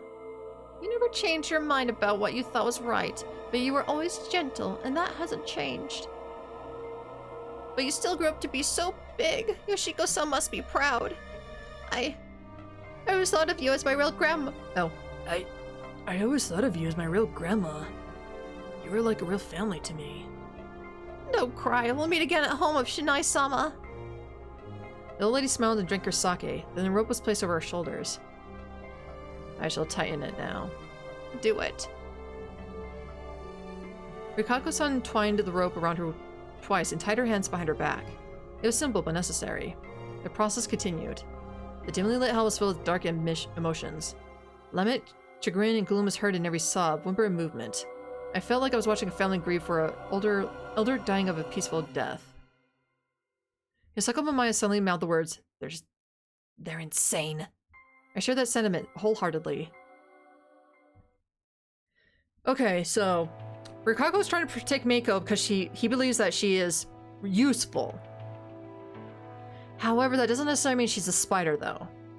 So she's not the monkey, she's not the snake, so that might mean she's the crow. And the crow can tell... Yeah, the crow is the one who can tell if they were a wolf or not after the lynch. Shinai-san's guardians are... We passed through the mist and walked toward the graveyard. 1 snake, 2 monkey, 3 crow, 4 spider, everyone's singing prayer to Shinai. Shinai's guardians are... I couldn't tell who had started it or when they did so. 8 death of the damned Yomabito is the mandate. The sobbing mixed with singing made it seem like an old funeral, but it was actually an execution. Painfully slowly, we walked through the path leading to the cliff next to Saranaga. I was already used to this thanks to all the cleanups. 7. The corrupt Yomabito rise to oppose the mountain. Before I knew it, even Mamaya-san and I had joined the singing, creating a perfect unity in the group. Eventually, we reached our destination. It was downhill beyond the trees with wet with dew and a grass field covered in stones, marking the lives of those who used to live here. Strangely enough, the aged pine tree right at the end could be seen easily despite the mist. As we stopped, so did the song in motion. Got any last words, Taba? No birds could be heard and the wind was still. Perfect silence surrounded us as Kanzo-san did the job. I'm not thinking of coming back from the dead, but I don't know what kind of place I'll find there. Honestly, I'm afraid, but this is for the sake of Yasumitsu. I curse you, woman. Her voice was crystal clear and now born on unmistakable hatred. Mamaya-san remained silent, and everyone aware of what was about to happen prepared for the final process. You could say that this is the heart of our religion, the graveyard of the Hanging Pine. I knew this was an important place for them, but I didn't know anything else. However, I did feel like they were acting with absolute precision, like they were meticulously rehearsed actors in a stage play. 2 of them coiled a rope around the pine's large trunk leaning out toward the cliff, while another one skillfully made a noose out of the other end. Kanzo-san took it in hand and looped it over Tae-san's neck. Rise not. Rise not. It was the first time I heard those words. They were probably a final goodbye and a signal. And with that, the old lady's small frame went over the cliff. A second later, the rope went taut. At the same time, an inhuman sound came from the mist down below. What does rise not mean? Well, this is our first time hearing it, but if I had to assume maybe the dead will not rise back again to seek revenge on the living or something, so they're saying rise not as a way like, hey, don't do that maybe? I don't know. That's what I'm assuming anyway, or guessing. After a long silence, Shinai-san's guardians are 1 snake, 2 monkey, 3 crow, 4 spider. Makes sense? Yeah. The song was sung again. It was obvious who started it this time. After repeating the song a dozen or so times, Kanzo-san walked up to the pine and cut the rope with a sickle he had in hand. Was there a sound of her falling down? There was, I couldn't hear it. Not saying a word, we all returned to the plaza. Everyone seemed to feel like we'd done something that could not be undone. We passed the point of no return. No, that probably wasn't right. The point of no return was passed a long time ago. This just made us realize it, and even then, I didn't know if anyone besides Mamaya-san and I felt it. The villagers might have begun feeling like this the very moment the mist came. I thought about that long and hard. Maybe feel something like remorse or powerlessness, both of which were unproductive emotions that really dulled our thoughts. The locals, however, seemed to feel indifferently. Does it get revealed what the role of the dead one is? So the only one who can figure out who the person who got hanged was is the crow. So unless the crow says, the one who has the guardian of the crow. So if the person reveals themselves to be the crow and then they say, hey, this person was a wolf or they weren't a wolf or whatever. That's the only way we can tell. In the last loop, we didn't really know who was what until like the end game. Like everything was just assumption at that point. They did look like they were in a state of emotional numbness, but it seemed to be a result of something other than shock or a sense of loss. It was something more unnatural. They seemed like empty husks. I had a thought once that the real problem wasn't the monster, but the state of being. We returned to the dining hall. Oribi? Yes. Make food. Understood. Stay in the dining hall and I'll look around. You stay too. Hmm? There ain't nothing dangerous in the mist, besides us anyway. I'll be back for food. No, I'll be back for food. I'm going back home. Takumi! I won't die. Jeez, I've walked that path thousands of times. If anything kills me, it'll be a bullet from your gun. With that as his parting shot, Takumi-san left. The rest of you stay here. And so Kanzo-san left too. He had no intention of playing along. He planned to resolve the feast with his own 2 hands to the very end. He was even capable of convincing Taesan to accept death.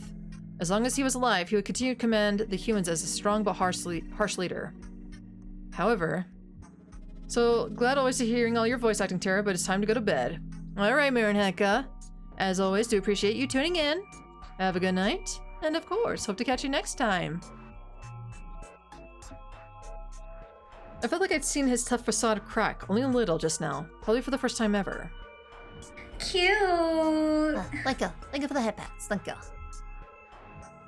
Though Takumi-san was considered to be the local young leader figure, Kanzo-san seemed to be constantly underestimate him, thinking him too soft. The softness in this case was simply common sense and consideration, useful things in any other situation. Looking at it from that angle, the supposed softness now seems conspicuously absent. Taesan's death had changed something in Takumi-san, and it wasn't yet clear if it was for the better. Overcome by awkwardness, we barely talked, simply watching time go by. I had a brief chat with Kuro-san and helped her prepare the food. She seemed to be composed and took it very seriously. No meat? We don't practice asceticism here. Let's eat normally. Every line spoken felt like a secret chat between partners in crime. It felt really weird. I knew full well we'd done something inexcusable. Despite that, I wasn't feeling the normal amount of shock and guilt. Perhaps because the moment Tei Yamawaki-san died was neatly corned off from everyday life. The song, the farewell, all of it might have been ways of separating the event from their daily lives. It seemed like now they had to slightly lower the emotional burden from killing one of them. Did they think it up naturally, or did they remember it? Done. Yes, just now. Soon enough, we got the now familiar veggie and shishinari soup along with some rice. Oddly enough, everyone still had their appetite. However, since Takumi-san hadn't returned, we ended up eating with one person unaccounted for. And not just him, there was one more empty seat that had been occupied this very morning. Shit, what the hell was this? Hey, Hassan. It felt like it had been so long since someone called out to me. The others likely felt the same, which was probably why it attracted some attention. Oh, what? T-Bone's gone. What was he getting at? Was he trying to get me to talk about it? Yes, unfortunately. Is it? You could have protected her, right? Stop it, Mochi. From Haruki-san's perspective, Teibo-chan was as sweet as Maya-san. Yeah, that's why I didn't want to vote for either of them. The people who voted for me were the ones who left me without any other options. Not us, though. I don't see why you chose to vote for me, though. It's fine. You're a good dumping ground for votes, and it's not like everyone suspects you yet. You're saying that as if you did. In another round, we totally killed you for it, bro. Yeah, you're right. I think that the journal, you and Hassan are the wolves. I wasn't the only one who jumped. Everyone looked at Mochi and I. Oh man, I know I messed up a bit here and there, but I didn't think that even you didn't trust me. Oh, sorry. It's not about trust. I don't really care about that. I just wanted to know how the wolves were feeling. They can stay up late and do anything, even kill. It sounds great. I'm actually jealous. Mochi, leave it at that. We don't have proof that Mamaya-san is fake. Yasunaga-kun stopped him because he noticed how strained Mamaya-san's expression was. However, he said that while looking at Kanzo-san, making it very clear who was in charge here. Chikamochi, come here! Huh? I don't wanna. Come here! Get over here! Mochi tried to ignore him, but the pressure got to him. He slowly got up and walked over to Kanzo-san. The old man just slapped the cross-dressing boy. His light body collapsed on a table, and the one to soften his fall was... You okay? Oh, what about you? Your bones alright? Those two sure got along well. Violence isn't the answer, eh? A little late for that, don't you think, you senile fool? We don't talk about the feast outside the feast. Everyone knows that. Stop it, Chikamochi! Alright, Journal Lady Hassan, sorry about that. He didn't have any ill intent, did he? He was probably as eccentric as he was because he was exceptionally observant, but had poor social intelligence. I don't mind. Can't blame you, really. But I had no idea how to help out Mamaya-san. She was so tense, she could burst at any moment.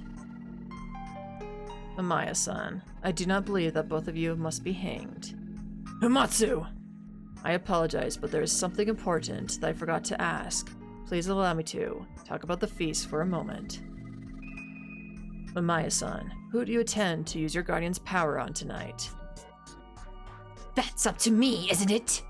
No, Shinai-sama gave the guardians for the human's sake. You must use it with us in mind. Right. Who should I investigate then?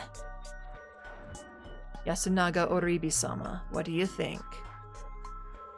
Me? Personally, I'd like to clear up all the suspicions regarding Nasato-san. I would appreciate that. He had a high chance of being both the candidate for the hanging and the snake's investigation, so Yasunaga-kun probably wanted him to stop being a safe retreat for votes. However, Mamaya-san was a fake. I was tempted to reveal that, but I had to restrain myself. Alright, I'll look into Nasato-san, then. I'd also like the spider to protect me, though.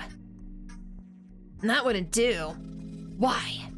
If we decided that here, the wolves would simply go for someone else. The spider race saved one person. That alone is impressive enough to leave it to them again. I see. That's true. Umatsu-san, is that it? Yes. Sorry for being too forward, Makishima-sama. I'm going out again. Kanzo Ji-chan, being here for too long is uncomfortable. Can we walk around? Better than dying. You had a point. The positions and the roles were completely different from last time, but I felt like people would die if we split up. Watch out for Takumi. He uttered those curt words and walked out. Yeah, he's taking Bachan's death pretty hard. Huh, so the big guy's a softie! Yoshisuku, come here. What do you want? I'll be upstairs, Mom. Wait, I'll go with you. Huh? Fusashi-san, can you take care of things here? Of course. The Reeves went upstairs, leaving the dining hall with just the two students. Kino Tsukishi, the wolf guy, Chimi Rikaka-san, Mako, and Mamaya. Myself included, that was 9 people. A few numbers away from the total. Ugh, what a pain. I share the sentiment. How long will this go on? The mood softened up and everyone finally began speaking their mind. Hassan, you a wolf? No. Got a guardian? Who knows? Wait, you're not supposed to talk about it, right?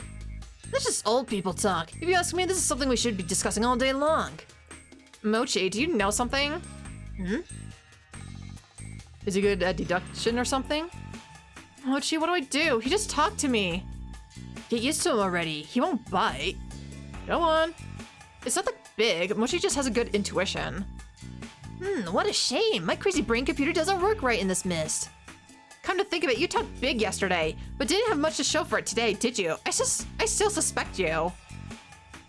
Okay, I won't blame you for that, but could you at least be more friendly with me? It feels like there's a wall of ice between us. I mean, you seem like a playboy. That was the reason, huh? This reminded me of that when we first met last time. She assumed I was Chimi's boyfriend. Was it even possible for her to have a better opinion of me? Getting along with her wouldn't hurt. I'll clear up that misunderstanding later. Honestly though, I wanted to say more. You're lying. You just let Nichan talk and then Oji-chan made it all go to waste. Is that how it seems to you? If you ask me, it felt like Yasunaga Oribi-sama was covering for Haruoki-sama. Well, she was treading into dangerous territory with that. I felt that way too. Doesn't really trust Hassan for some reason. I wonder why. They're both the argumentative logical types. You don't get many of those here, so they're probably happy to find a kindred spirit. Gonna hop into bed, see you around, have fun, Tara? Alright. Leo, you too have a good night. Thank you for tuning in, as always, do appreciate it.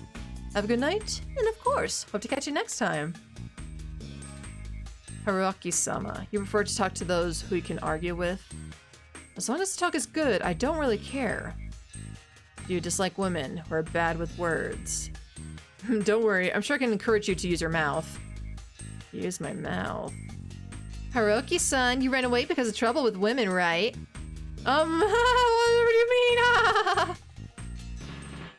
Rikako-san, he's probably a real bad boy. You shouldn't humor him any further. Bad boy. Run away and leave him to me, the super bad Chimi girl. I might have a fondness for bad boys. Oh god. So that's how it is, huh?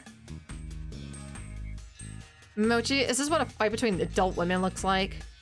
Pretty sure adult women fight by slapping each other with their tits.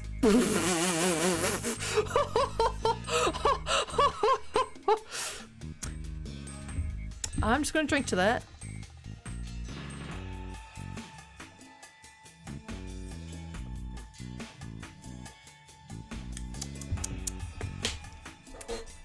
Interesting, interesting. Now you got my attention. You disgust me.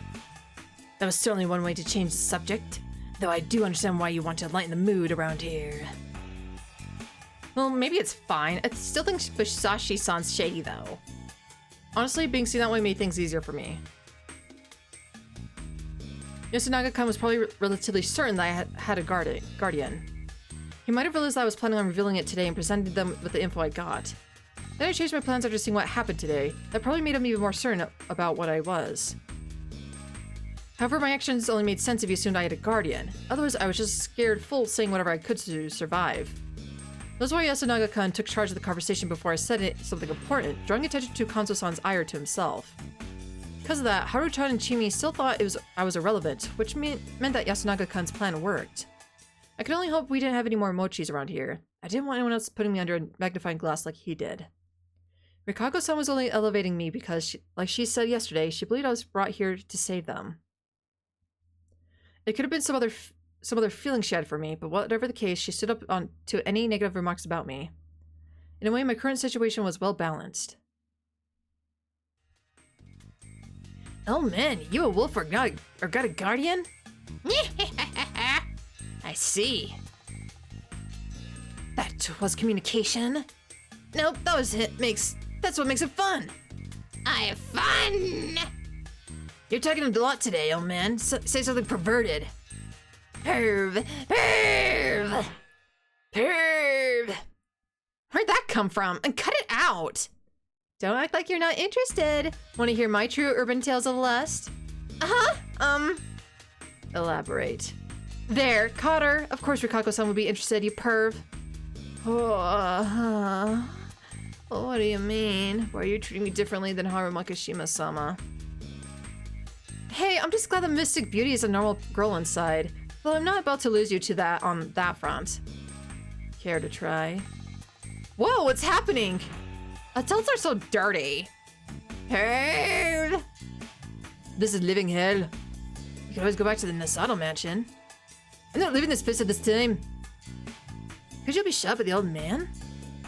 Or Muro. You think Takumi-san would go out of control over the shock from losing Taeson?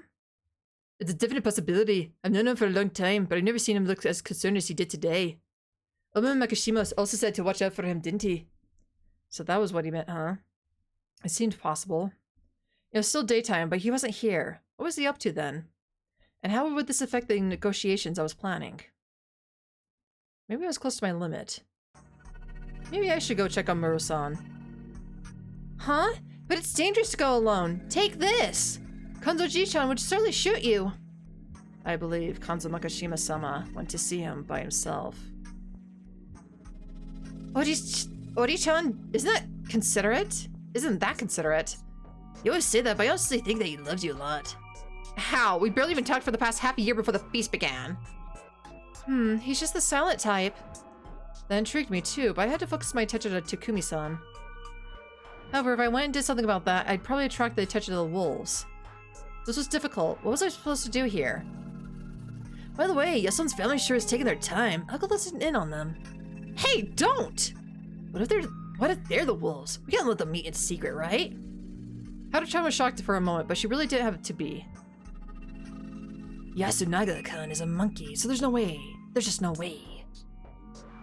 Exactly. Yasunaga already turned out to be fake. That'd mean that old man Makishima was a fake as well. That'd be awful. True. All three of them simply couldn't have been the wolves, so there was no problem with their secret chat. However, eavesdropping isn't good, but neither is meeting a secret. Such things arouse suspicion, like they did just now. Right. Mochi, Haru-chan, call them. Why us two? One's fine, right? I don't mind. Let's just go. Yeah, this wasn't a world that could be left to a single person. The secret chats would increase the likelihood of conspiracies and hidden pacts, perhaps resulting in lawless murders like last time. However, at the same time, there's a risk that someone, especially the wolves, could find out about such pacts without parties knowing. The wolves left their house at night to kill people, meaning they could have all the secret talks they wanted out in the night mist. We humans could only have secret talks during the day, where we risked being heard by other inhabitants of wolves. Overall, the wolves had a way bigger advantage in the intelligent front. By just meeting up at night, they didn't have to have any chats during the day. In fact, they could have just focused on listening. They could also agree on what roles they would take, which one would pretend to have a guardian, which one would side with the humans, which one would gather info. By eavesdropping on human secret chats, they could gain info without the humans ever even realizing someone was listening. That's why people couldn't be allowed to go off to listen to these chats on their own. It implied that they had ulterior motives. Chimi had realized that just now, huh? She sure had some tact. Did that mean she suspected Mochi, though? When Takumi said he was a snake, I had a bad feeling come over me. Oh, it felt like I could hear the wolves laughing. He certainly had sharp intuition. This reminded me that he just asked me a leading question, whether I was a wolf or had a guardian. Did he perhaps realize? Whether he was human or wolf, he might have known that I had a guardian. Yeah, he didn't assume I was human. He just said I was either a wolf or a guardian. So that was interesting. Had Chimi stopped him from going off on his own because she saw him as dangerous? Perhaps I used my snake powers to investigate him. Shit, this was complicated. Upon returning, their reaps were more docile expressions. They didn't have anything to say. They just returned to their seats, and that was that. It seemed that they came down about the same time as the two students went to pick him up. It was the first time I'd seen him so serious. It made him look a lot like his brother. Large eyes, a straight gaze, they probably inherited those features from their late father, Ikuchi. I couldn't help but wonder what they'd talk about. Yasunaga-kun probably wanted to scold Yoshitsugu-kun, while Kyouri-san probably was concerned about how they were holding up. I did think it was important to have a strong will in this situation. An outburst of violence would be quickly silenced, and we couldn't afford to lose potential votes to that. The feast was built around the premises of killing people through logical deduction, and letting that foundation crumble.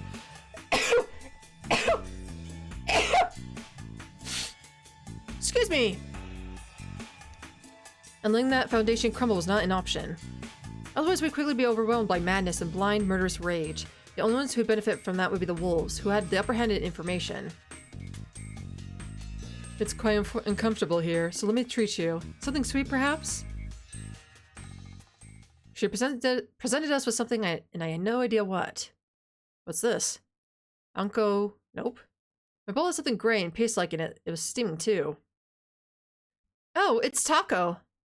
Everyone was overjoyed to begin digging into the paste with their chopsticks, so I had no reason not to do it, too. It looked like anko, and it was about as soft. I brought my face closer, and it actually smelled good. Like cubic rice crackers. The steam made it obvious, but it was pretty hot. Sweet too. Above all else though, it smelled good. It reminded me of barley or rice. Grain basically, tea. It just happened to be sweet. It's haitaiko. Parched barley flour stirred in hot water. Is that what's called outside? Well, it has several names depending on the region. It was really popular before the war, and you can still get it at some supermarkets. Yes, the locals have been making barley flour and eating it for a long time now. That's what someone told me. No one commented on her correcting herself. I never heard of taco, though. Perhaps a mutation of haitaiko? Even in this situation, Mamaya-san was acting professionally. I wonder if leaving her alive might be good, because she still has, like, information about, like, myths and legends and stuff, and cults. So I wonder if this is, like, maybe we know she's a wolf, but we can maybe, like, keep her alive for a second. Like a strategic move, in a way. Though everyone lightened up and made room for some idle talk, no one brought about anything about the feast. No one was in the mood for it either. However, I was sure that just about everyone here had thought the same thing, that Hisako Mamaya was a wolf. She was a bad liar. From what I'd seen during the previous loop, Haru-chan was the same way. Ever since she was a bit of an eccentric, no one would notice if she acted a bit unnatural. Mamaya-san, however, was clearly the cool and intelligent type, so the sudden change in her behavior immediately stood out. It didn't seem like it had anything to do with the burden she had as a snake or fear the night attacks. If she had nothing to hide, she would have calmly defended her actions and do something to help her survive the night. The first impression was a very important thing.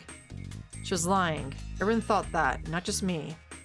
I wasn't able to get them to accept the badger's existence as fact, so they all should have assumed she was a wolf. On top of that, I was thinking about what she'd do and what I'd do with her tomorrow. Enjoying the simple sweetness, I continued to think all by myself. Time passed. We weren't too hungry, but we had dinner, rice gruel at 5 p.m., then split up. Takumi-san had yet to return. Go back already! I appreciate the help, but this is my job. Just go back! Crap, the bluff from yesterday was too strong. I had absolutely no intention of laying a hand on a widow with teenage sons, but Yoshitsugu-kan was acting like a real knight protecting a princess. Well, he's insisting, and you've been a great help so far. Why not go and rest early? I'll do just that then. Hope you fall in a fucking field! Watch your language! See you tomorrow! Yes, you too. See ya! Fucking prick! Try to hit my fucking mom! Goddamn piece of shit! See ya, huh? That made it seem like he didn't see me as a complete enemy. I had no idea what he was thinking. What had they talked about back there? I was a bit curious. I'd probably have to ask Yasunaga-kan to find out. As I walked to my hut through the dark mist, I ran into the students. Kamoshida. Chikamochi Kamoshida. Okay, I think we should investigate him, because he's kind of sus too. Ah, Hassan, you're early too today. Do what you have to, and let's go back. We were waiting for you. Hope it's not a bother. What do you need? I couldn't sense anyone else hiding in the dense mist, but that didn't mean there was no one there. Also, the only one out of these three I could trust was Yasunaga-kan. I hoped he wasn't about to reveal something dangerous. I wanted to thank you. Thank? Yes, you stopped Yoshitsugu yesterday, didn't you? He told us. Whatever you mean. No, I can't say I approve of your methods. Huh? You haven't mentioned that? Yes. Oh, can I go hit him? Can I go hit my head on that rock and die? It's fine. You said it helped to cool off. What's this about? This sounds lewd. Anyway, if you knew that much, I didn't have to hide it.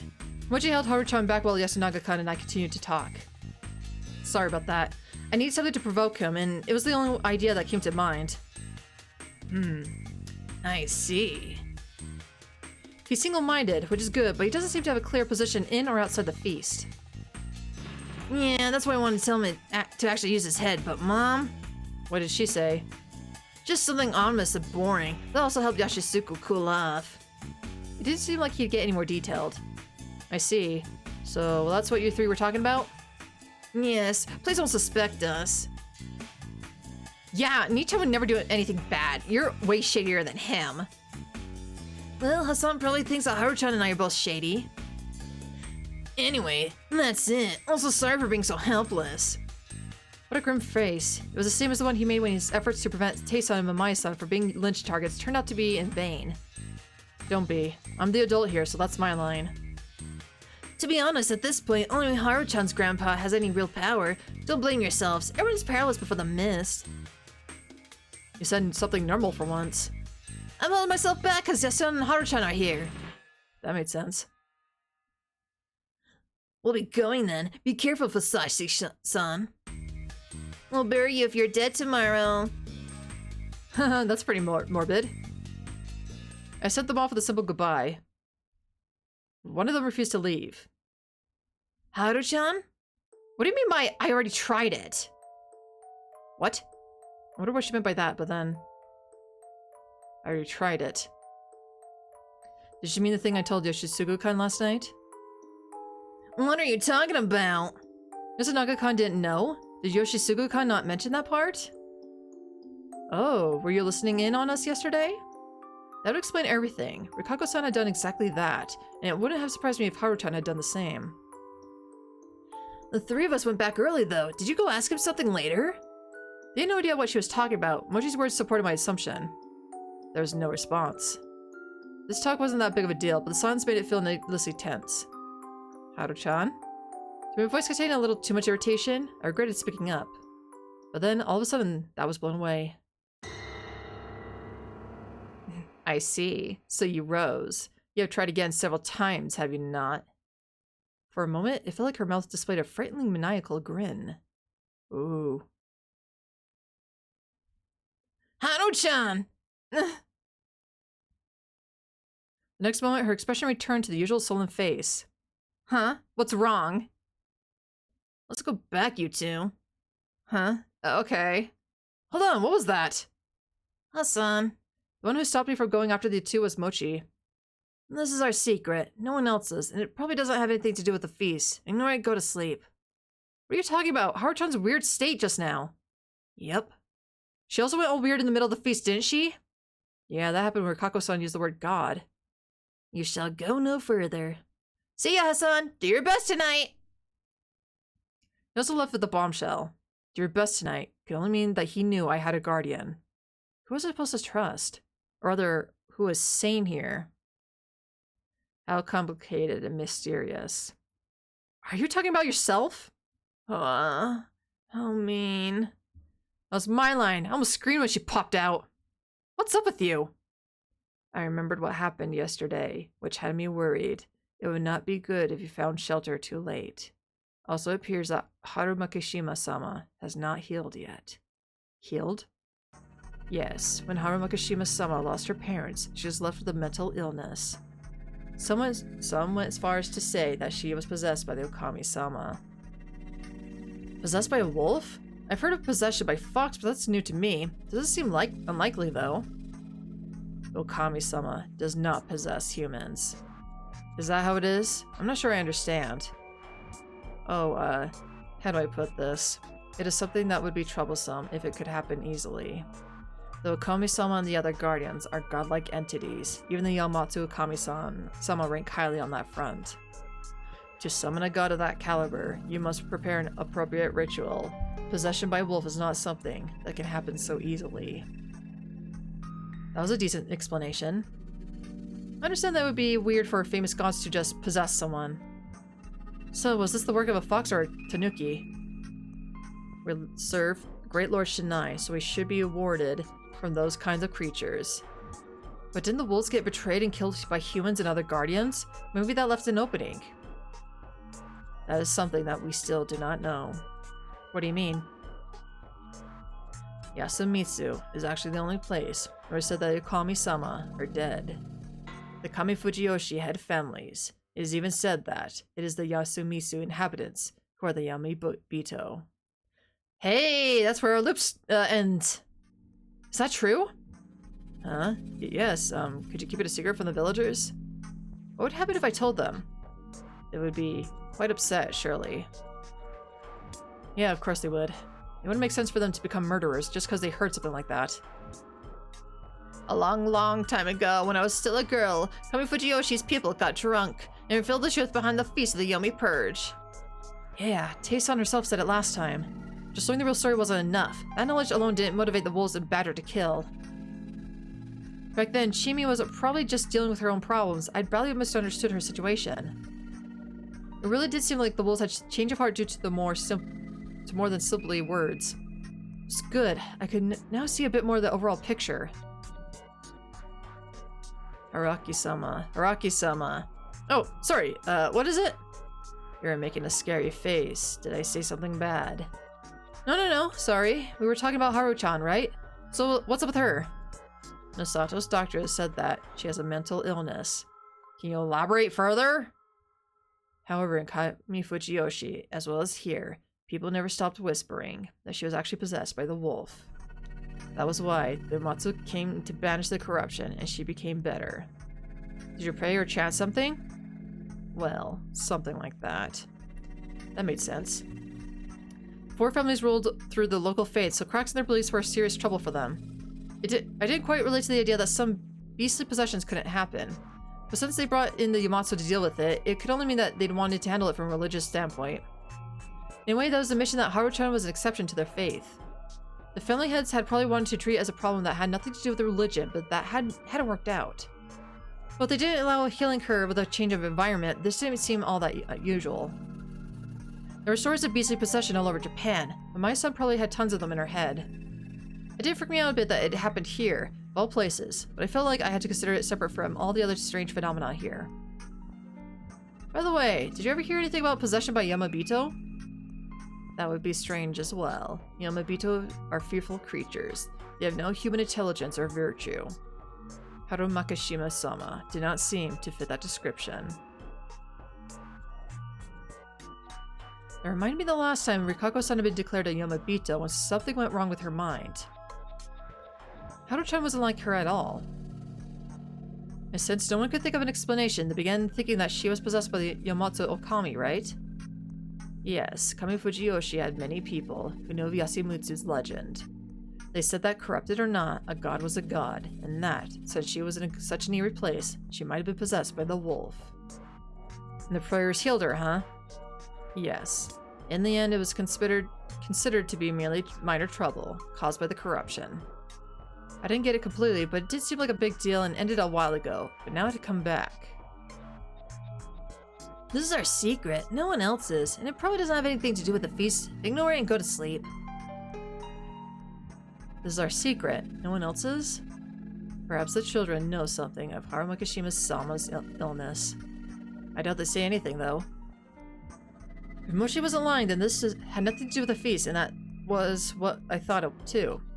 This was a Fujiyoshi problem, completely independent of the feast. However... I see. So you're Rose. Have you tried again several times, have you not? What does she mean by Rose? I think I heard something like that during today's feast too. To rise is to come back, especially from the land of Yomi. Rose is its past tense. Then rise not means don't come back from the dead. Oh, yep, called it. Rikako-san nodded. Well, that made sense. Yasumitsu considered returning from Yomi to be ominous, so it served as a farewell to the dead here. I see. So you rose. Have you tried it again several times, have you not? I see. So you came back from the dead. You have tried again several times, have you not? How? How does she know that? I was being subjected to some weird death loop, and I was the only one aware of it. This is the only thing that I couldn't justify in a purely logical manner. Had she not noticed it when she was supposedly possessed? Was I just overthinking it? Maybe she'd been referring to something else, or was something spouting random nonsense. Was it possible that something supernatural really had possessed her, and it could tell what situation I was in? I didn't want to believe that, but I would keep it in mind as a possibility. However, not even Rikako-san seemed to know anything about this supernatural entity. Was it completely unrelated to my situation, the feast, and Fujiyoshi's legends? I couldn't afford to overthink things. However, for all I knew, Haru-chan would be the key to unraveling this strange situation. I have to keep that in mind. I'd gotten lost in thought again, but this time Rikako-san just silently waited until I was done. She too was wearing a profound expression, hanging her head and lost in thought. We are ignorant mountain people. Wisdom was buried, and now we are dancing a pathetic dance. Anyone would be like that in this situation. Haruoki-sama, I see you will not go any further. What do you mean? Like I said before, I don't have any special powers. What about special circumstances? Or a special past? No, it does not matter. I merely want to believe that you are special, Haruoki-sama. I do not know what started it, but after seeing you, through the shadow of the leaves that day, I have been thinking of nothing else but you. Wait, the shadow of the leaves? Hold on, wait a minute. The shadow of the leaves. Didn't we first see her through the leaves in the first loop? So I thought we found her through bushes and she fell. And we came out of the car. It could be you because you helped me, but when I hurt my head in the Okiba, or because you called me by my name. Cybernetic Susurrus, hello and welcome. I'll be honest, I lost the plot so long ago I don't even remember. That's fair. Sharp observation. Oh, thank you. It could be because you helped me when I hurt my head on the Kiba, or because you called me by name.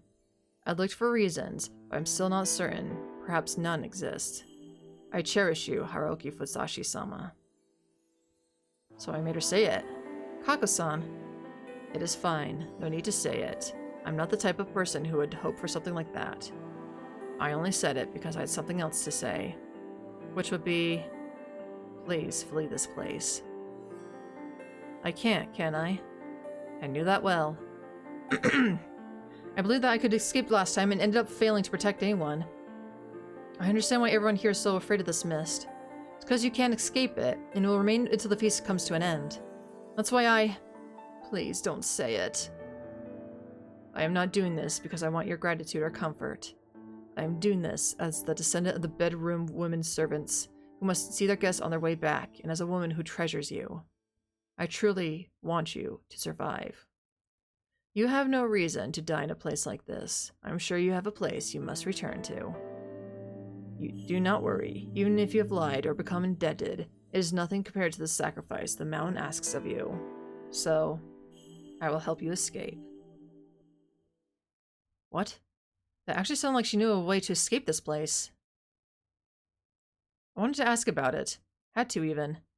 Despite feeling that way, though, please don't say it. I refused.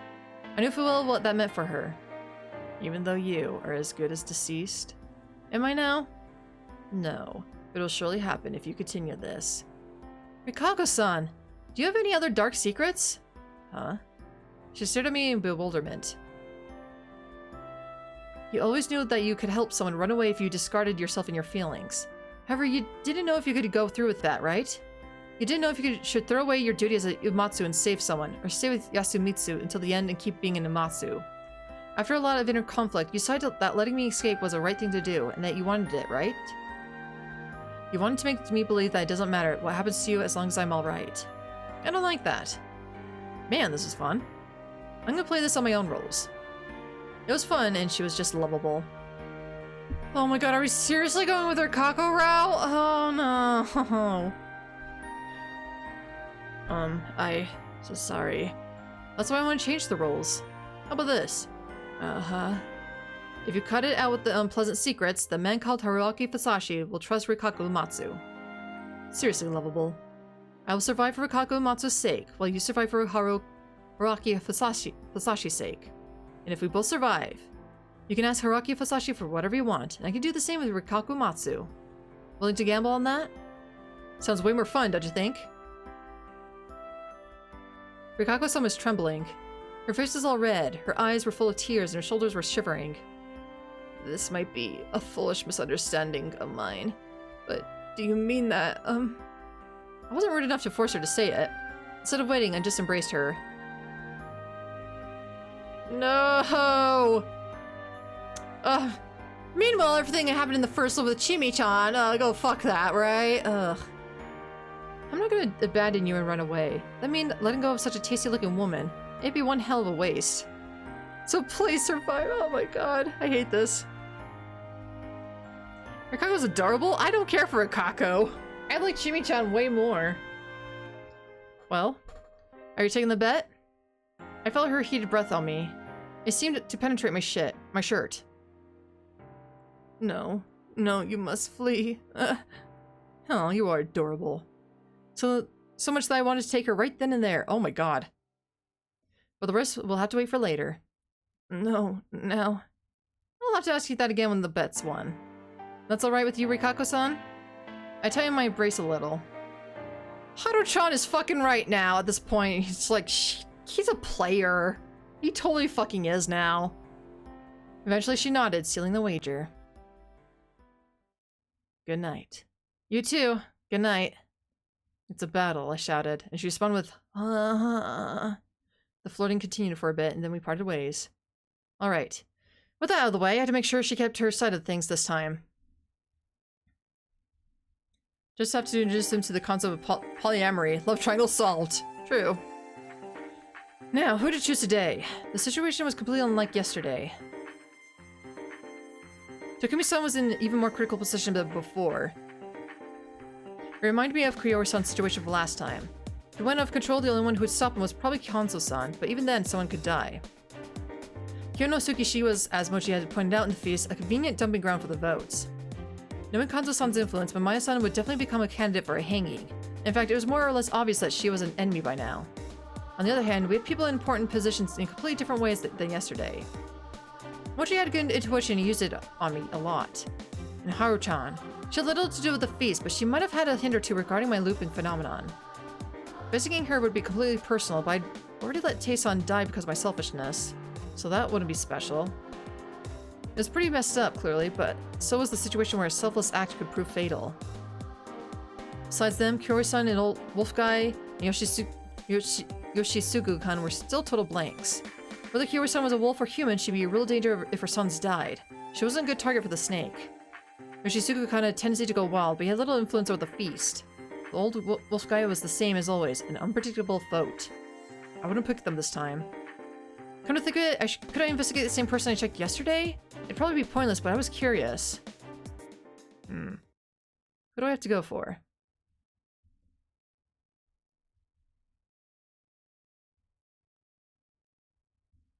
I am curious about Kyonosuke, but Mamaya did say,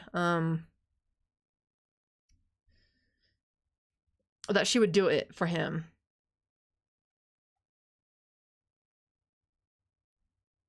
I am... Chikamochi? He has strong intuition, though. Takumi, I don't feel like we know enough yet. But he might go crazy. Chikamochi, he has strong intuition, but... he's able to guess we have a guardian. That doesn't necessarily mean he's good, though. Or bad, though. Haru's mighty sus, though. Whew, excuse me. He also said we could also recheck the same person, but why would we do that, though? I feel like that's kind of a waste of a vote. Or, not vote, deciding. I'm gonna go with Chikamochi. I just want to confirm if he's onto something or if he's actually a wolf and he's like in disguise. I was like, oh yeah, I'm crazy. No one's gonna know. Hee hee hee. Hee hee. So let's go with that for now. I wrote down the name, left it near my pillow, and went to sleep.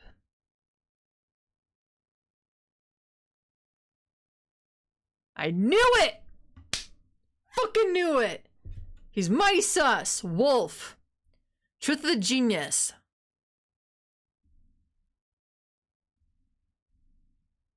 So we got 2 confirmed wolves.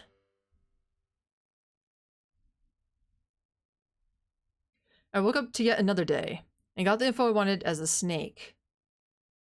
You could also say the wolves had let me live. Could I trust that Yasunaga-kun and Mochi were the only ones who suspected me? I could contribute to the human survival by hiding my identity as a snake and gathering information about the others. However, that had me worried. Would everyone believe the snake would survive by hiding his identity and revealing himself late into the game? I was particularly worried about Kanzo-san. He hadn't said anything completely wrong so far, but there was a tendency for anyone who he cast suspicion on to be dogpiled by the others. That seemed intentional on his part, but it seemed like a mistake to me. Yasunaga-kun's attempts at resistance hadn't gone well so far. He didn't have any cards to play yet. Perhaps he believed that I could be one of those cards. Would I be able to act today? Weighing my options, I opened the door and saw Takumi-san. My surprised gasp quickly became a cry of pain. Knocked backwards, I was thrown back into the hut. Sitting on the floor, I looked up at him. He wasn't saying a thing. His expression was stern, and his eyes seemed to be boiling with hatred. In his left hand, he held a hoe. Oh no! That's the wrong kind of hoe! No! Even that seemed like a lethal weapon when held by a man with such a threatening visage. He was out of control and I was clearly in danger. He still wasn't saying anything, not because of hesitation, but because he was waiting for my reaction. He decided what to do based on what I did. Why are you here? Still on the floor, I asked him that. 2 died today. His response wasn't an answer to my question, but it was an important thing nonetheless. We had a death that broke the rule of 1 person per day per night, something commonplace during the previous loop. Wait, 1 per day per night? I thought each wolf can kill per day. It happened again. Who? It was more or less certain that one of them as Yoshisugu Oribe. The boy went well during the first night, last time, and he tried the same this time, so I assumed that another night was all he needed to gather resolve to go wolf hunting. Instead of answering, though, Takumi-san just took a step forward and closed the door behind him. He crouched down and looked at me in the eyes, but even from that position, he loomed over me. You said you voted for me to protect me yesterday. His voice was quiet, but I hear barely concealed rage in it. Explain that to me in a way even I can understand. He then rested his right hand on the hoe. Couldn't read his true intentions. However, he was definitely in charge here, and a wrong answer would be punished harshly. This would be a tough one. I knew this would happen. Huh? I had to consider what was on his mind. He was probably planning to beat me up no matter how I responded. However, he did seem to leave some space for consideration in case I gave him a good answer. I was now being tested. In this situation, he'd only understand if I provided him with something unexpected. If I could do that, I could get him to agree with me. I'd already planned a response to this, but it was both well-rounded and difficult to pull off. Yesterday, you were at a crossroads. Oh, hi, kitty. Welcome back. You always believed that Yasumitsu was unified and that no one here would kill anyone else. However, since you also valued the words, regardless of which generation they were from, you were unable to commit to a course of action. I paused for a second. Go on. You prodded me with the hoe. It didn't hurt, but it seemed antagonistic. However, he was still giving me a chance to talk. The elders, especially Tei Yamawaki-san, believed that the feast was a paranormal phenomenon with absolute power over all within, and that death was unavoidable. Oh, careful, kitty! Don't fall. You silly kitty. Don't you want to like get up? Like that probably would be better for you. Silly cat. There we go. Ah, be careful of the buttons you push! The legend she recounted to us was the reason why Yasumitsu became isolated. He didn't hear Fujiyoshi, but it was also part of his identity. Make it simple. Because of the story about killing the wolves and revenge, Yasumitsu was given the unfair role of being the defense against Yomi. However, if you set the life here and looked at it from an optimistic standpoint, the story was actually something to be proud of. That was why, despite saying that the stories were nonsense, you couldn't just brush them off. You seem to understand me so far. On the other hand, you are better at using your head and thinking logically than most others here, so you're better at telling truth from lie. That's why you could relate to Chime-chan's and Yasunaga-kun's more modern logical ways of thinking. One had lived in the city, while the other had a keen mind. However, they themselves looked at the situation differently. While one calmly thought you couldn't just go off and murder, the other calmly thought that you can't avoid murder. You relate to them all. That's why you wanted to make the middle road. But that would make it impossible for you to move forward or back. As the leader of the Yasumitsu and the mediator between the generations, you have to live up to their expectations. That's why you decide to assume who are the enemies of Yasumitsu and prioritize attacking them. Fortunately for you, you had a few options. One of them was the mystery girl, Meiko. Another one was Rikako-san. She was a village head and they had a history of prejudice against Yasumitsu. And then there was me, the guy with the unknown background. After that, there was Mamiya-san. Her identity was clear, but she was still on the outside. Did you just hit something? Maybe not. But she was still an outsider. And lastly, Nasato-san, the village head who didn't seem to know anything because he was a second son. Of course, Yamawaki-san and Kaori Oribi-san, both of whom you are close to, are lowest on this list. You simply want to attack them based on this order because you wanted to avoid hurting those you were sympathetic to. I wouldn't call it unreasonable. It's natural to believe that the invaders are the enemies, rather than that your neighbors become murderers. You are pushing something! Knock it off! You're hitting buttons, you dummy! Yeah, you're hitting buttons, you dummy. Stop hitting my buttons! You were able to carry on this way of thinking until yesterday morning. No one died that night, after all.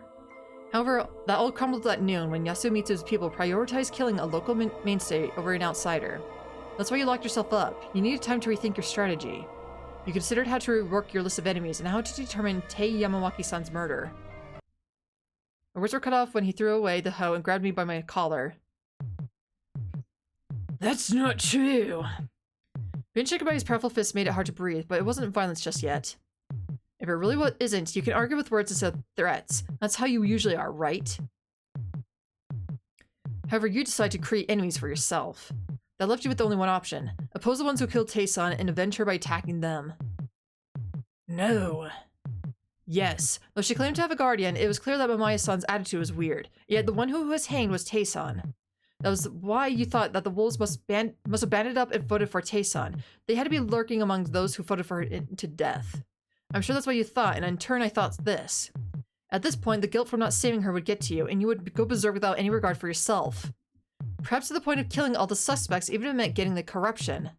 That's why I thought about what I had to do. If I voted for Yamawaki-san, I would be your enemy number one. Meiko was young, and while Rikako-san voted for Yamawaki-san, she accepted that. Me, though, I have nothing. If you went berserk and started killing, I'd be the first one on your list. That was why I wouldn't vote for her.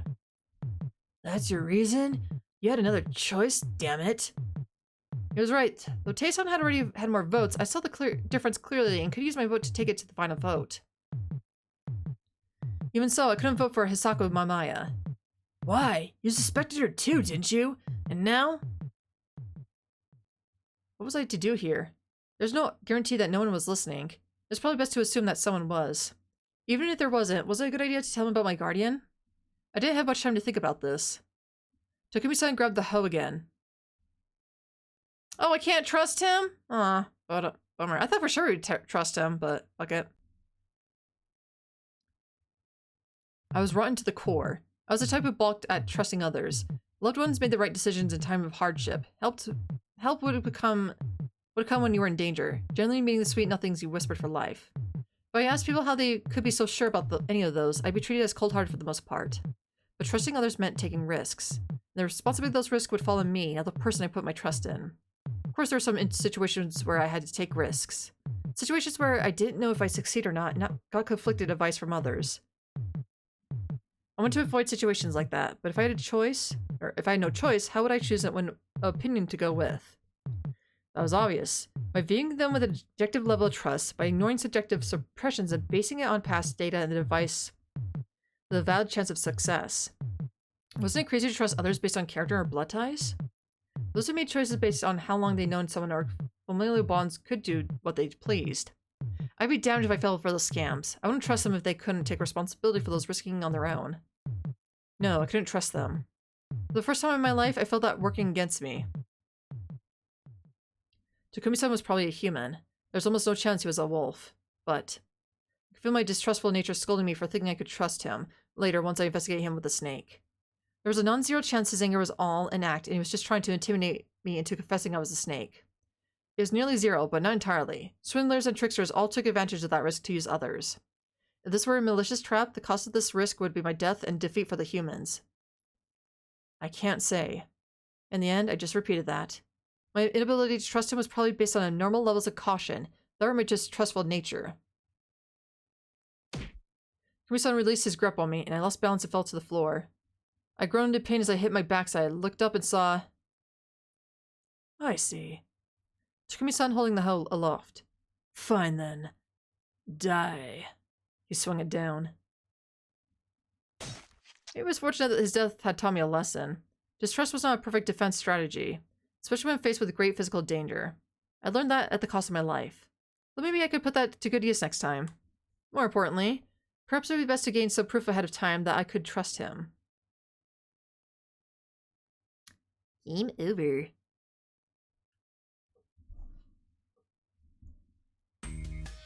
It's done now, eh, Chief? This was a tricky one. Let's get to the hint. Listen well. Bad ending 15. The youth leader's enraged punishment death. It's the first bad ending you can get in Raging Loop for forgetting to take a key. If you already got key 10, you'll definitely get a chance, but without it, it's a dead end. Well, Haruaki Fusashi should have already given you a hint as to where that information is, right? If you already have the key, go back to 5. If you don't, there are 2 places you can get it. First is 5 with investigation, and the other is with investigation 2. That should solve it. If only Haruaki was some way of being 100% certain Takumi was a human. Yeah, the elements, some of these roadblocks are kind of stupid, honestly. I'm not gonna lie. Guess it was just a dream, right? Do better next time, dumbass. Yeah, it feels like they give you a bad ending just to give you a fucking key. Well, this one technically didn't give me a key, but... they just seem kind of silly. Alright, 10. 13, 14.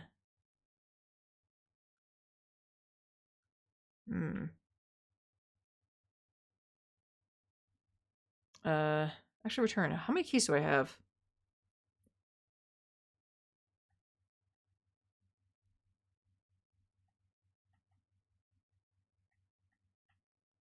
Truth of the Journalist. We have 12, okay. They're generally either learning something or they're a consequence for not taking the opportunity to learn something. Well, some of them just kind of force you to get that anyway, though, so it's just like, eh. Well, they're learning something, yeah. Which, it's kind of weird. And it feels as just a bit of a time waster, but, eh. I'm not gonna pretend this game is perfect. Okay, we could do that right there. Oh, shit. Okay, we do that there, too. But let's go right here. Let's go from the bottom. Let's as close to the bottom as we can.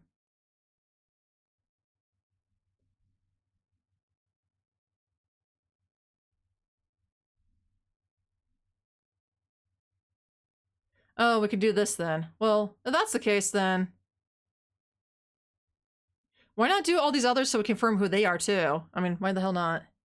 I think if you click on the keys, you get a little description up for them. I'm surprised it doesn't show up just hovering the selection. It's fine.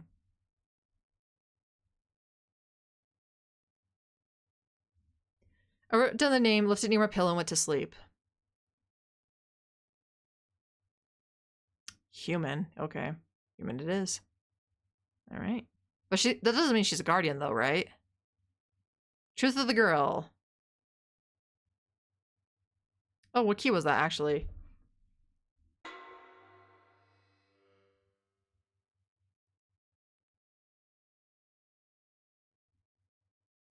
Let me double check on the key, which one that was.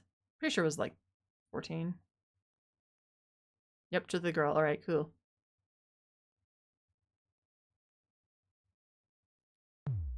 I kind of figured it would be the exact same, but hey, process of elimination, why not?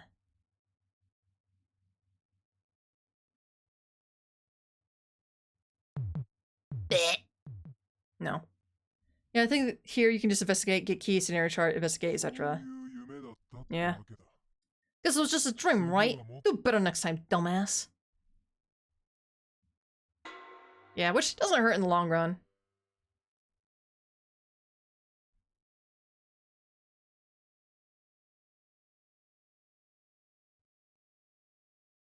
Okay, Kinosuke. Who are you? Human. Got it. Truth of the Doctor. Got it.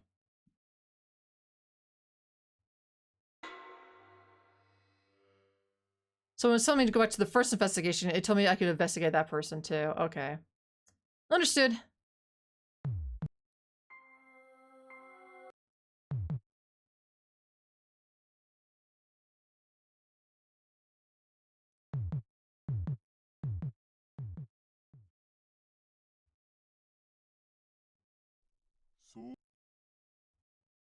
Blah blah blah. Do better next time, dumbass.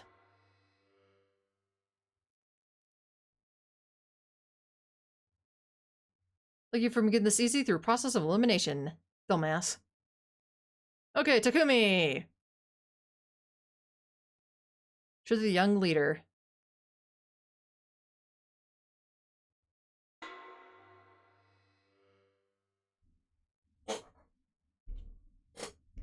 Okay, so 2 people died.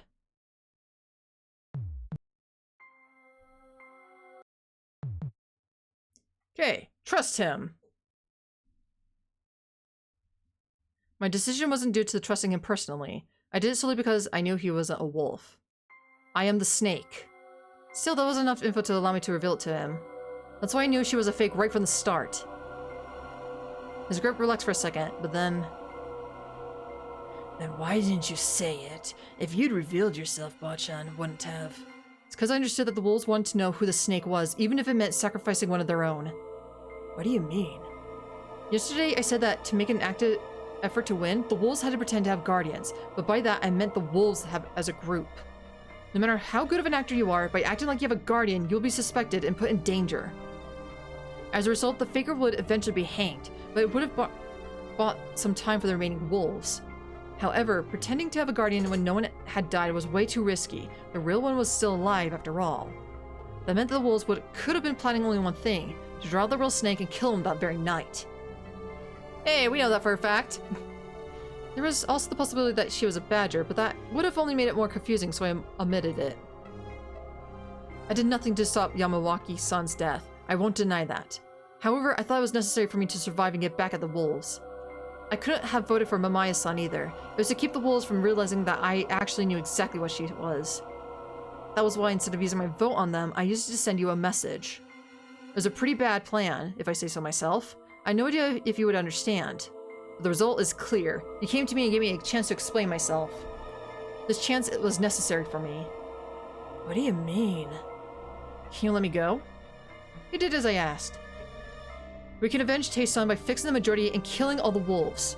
However, for that, I need you to trust me. I already trust you. After all, I used the snake's power to confirm that you are human. Can you trust me? This was very one-sided. However, it was in line with his desire. He was conflicted between 3 things: sympathy for me as an unfortunate outsider, the unfairness of the final vote yesterday, and my suggestion. That was especially hard for him because he wanted to be impartial. I can't decide that so suddenly. I understand. I kind of believe that you are the snake. Are you sure that's a good idea? The feast's all about whether you believe or not, right?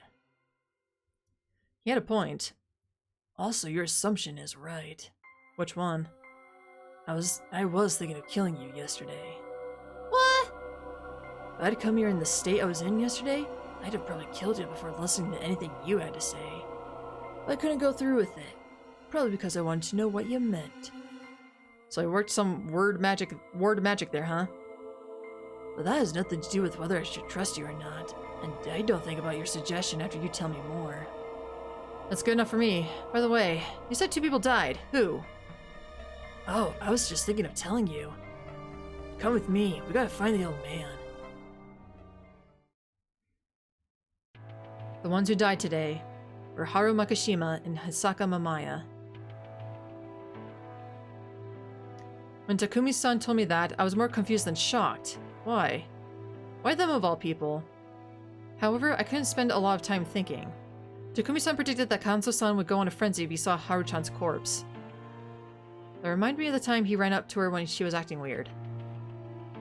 Mochi had told me that he loved his granddaughter a lot, and that was undoubtedly true.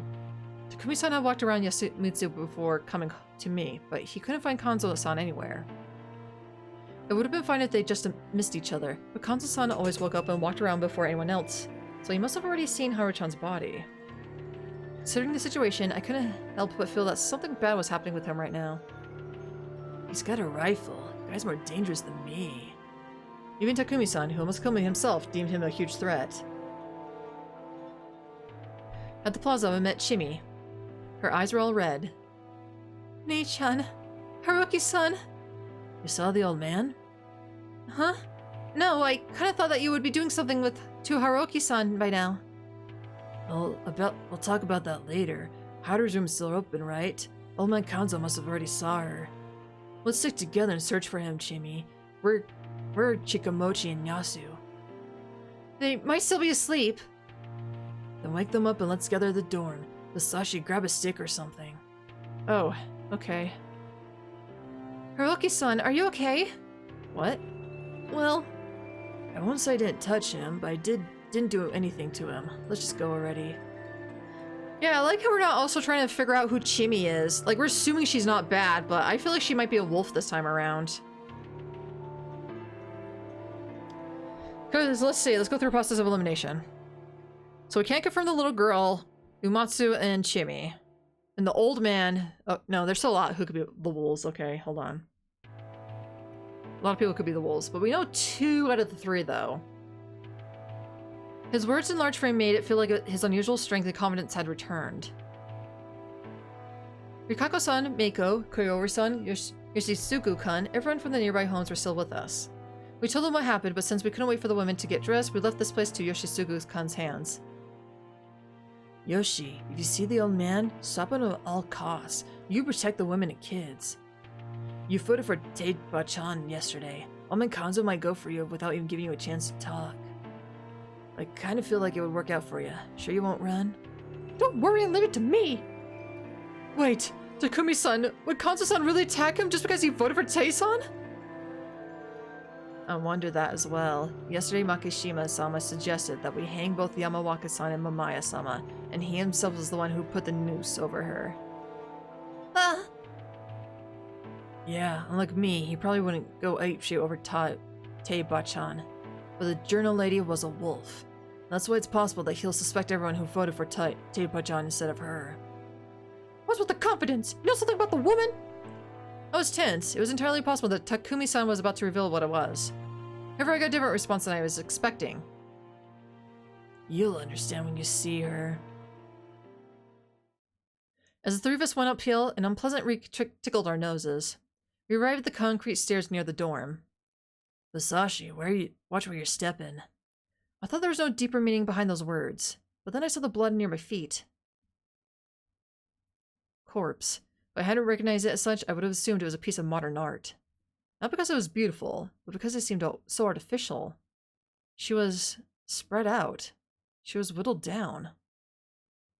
All parts of her were torn, pulled, stretched in all directions. She was actually covered in the entire staircase. Muscle, fat, skin, tendons, hair, keratin, enamel, mucus parts, cartilage, eye lenses, clotted blood, excrement.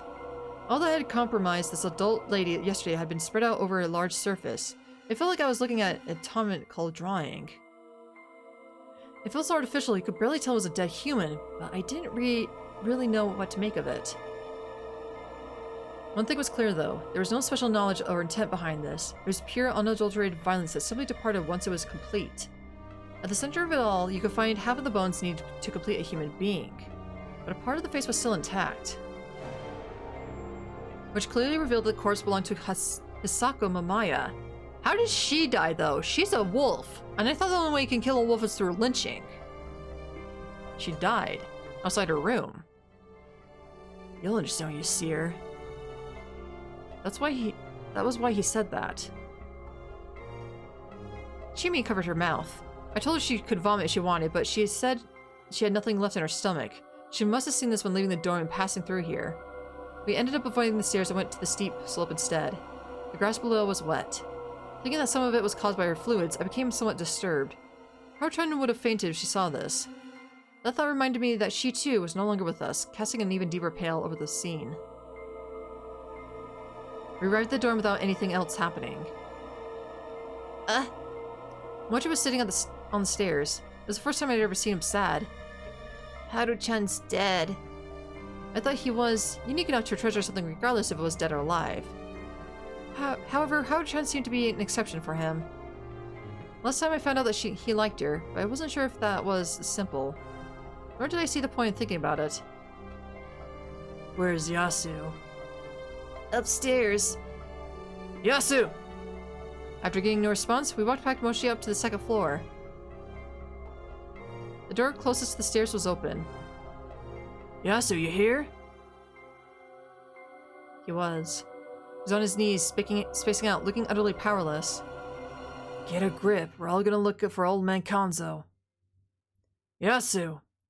Takumi-san rather violently shook him, and Yasunaga-kan made his first sound, a whimper. He didn't want to accept the despair before his eyes, and kept his emotions from blowing up. I could see that in his face. It's my fault. The first thing he blamed was himself. It's the third day and I still haven't found a single wolf. No. Takumi-san shook him again. This is all the wolf's fault. If not that, then it's my fault for not stopping old man Kanzo. Your work has just begun. Get a grip, Yasu. Chimi, take over. Yasu-kan. She opened her arms. Yasunaga-kan refused to embrace, slightly pushed her aside and left. She glanced back at me for a moment. Her expression felt hesitant to me. Or was I being too conceited? We'll be downstairs. Yasu-kan, wait up. Chimi chased after him and tried to take his hand, but then I lost sight of them. Man, this is just horrible. I heard it from Chimi, but still. Takumi-san looked back into the dorm. It's messed up. I felt the same way.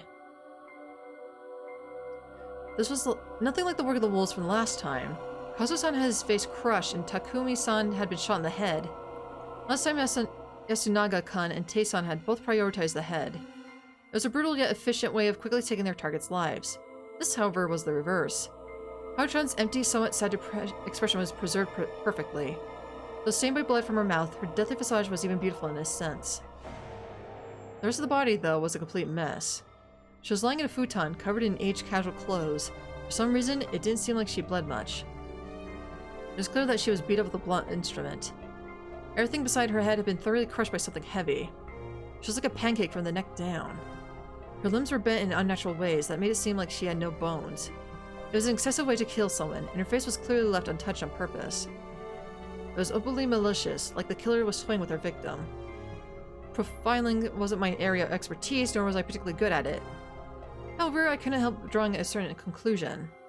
The wet body footprints made it clear that this was, like last time, the work of the wolves. However, those wolves were far crueler than the previous bunch. Prioritizing the search for Kanzo-san, we let the cleanup later and quickly returned to gather the others. Mochi and Yasunaga-kan joined us, and the five of us went to Nasato Mansion, next to meet up with Kiyonosuke-shi, who was just passing through the gate. He was surprised that two people had died, but he was more bothered by the fact Kanzo-shi was nowhere to be found. It seemed to scare him.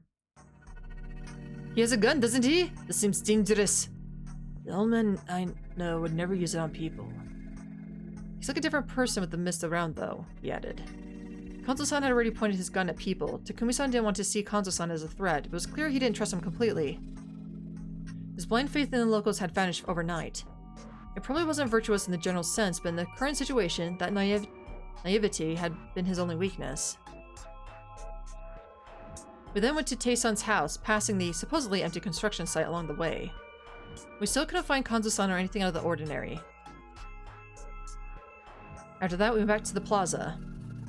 In the dining hall, we found Yoshisuku-kan and the women, who are now dressed. They looked worried, but aside from that, everything was normal here too.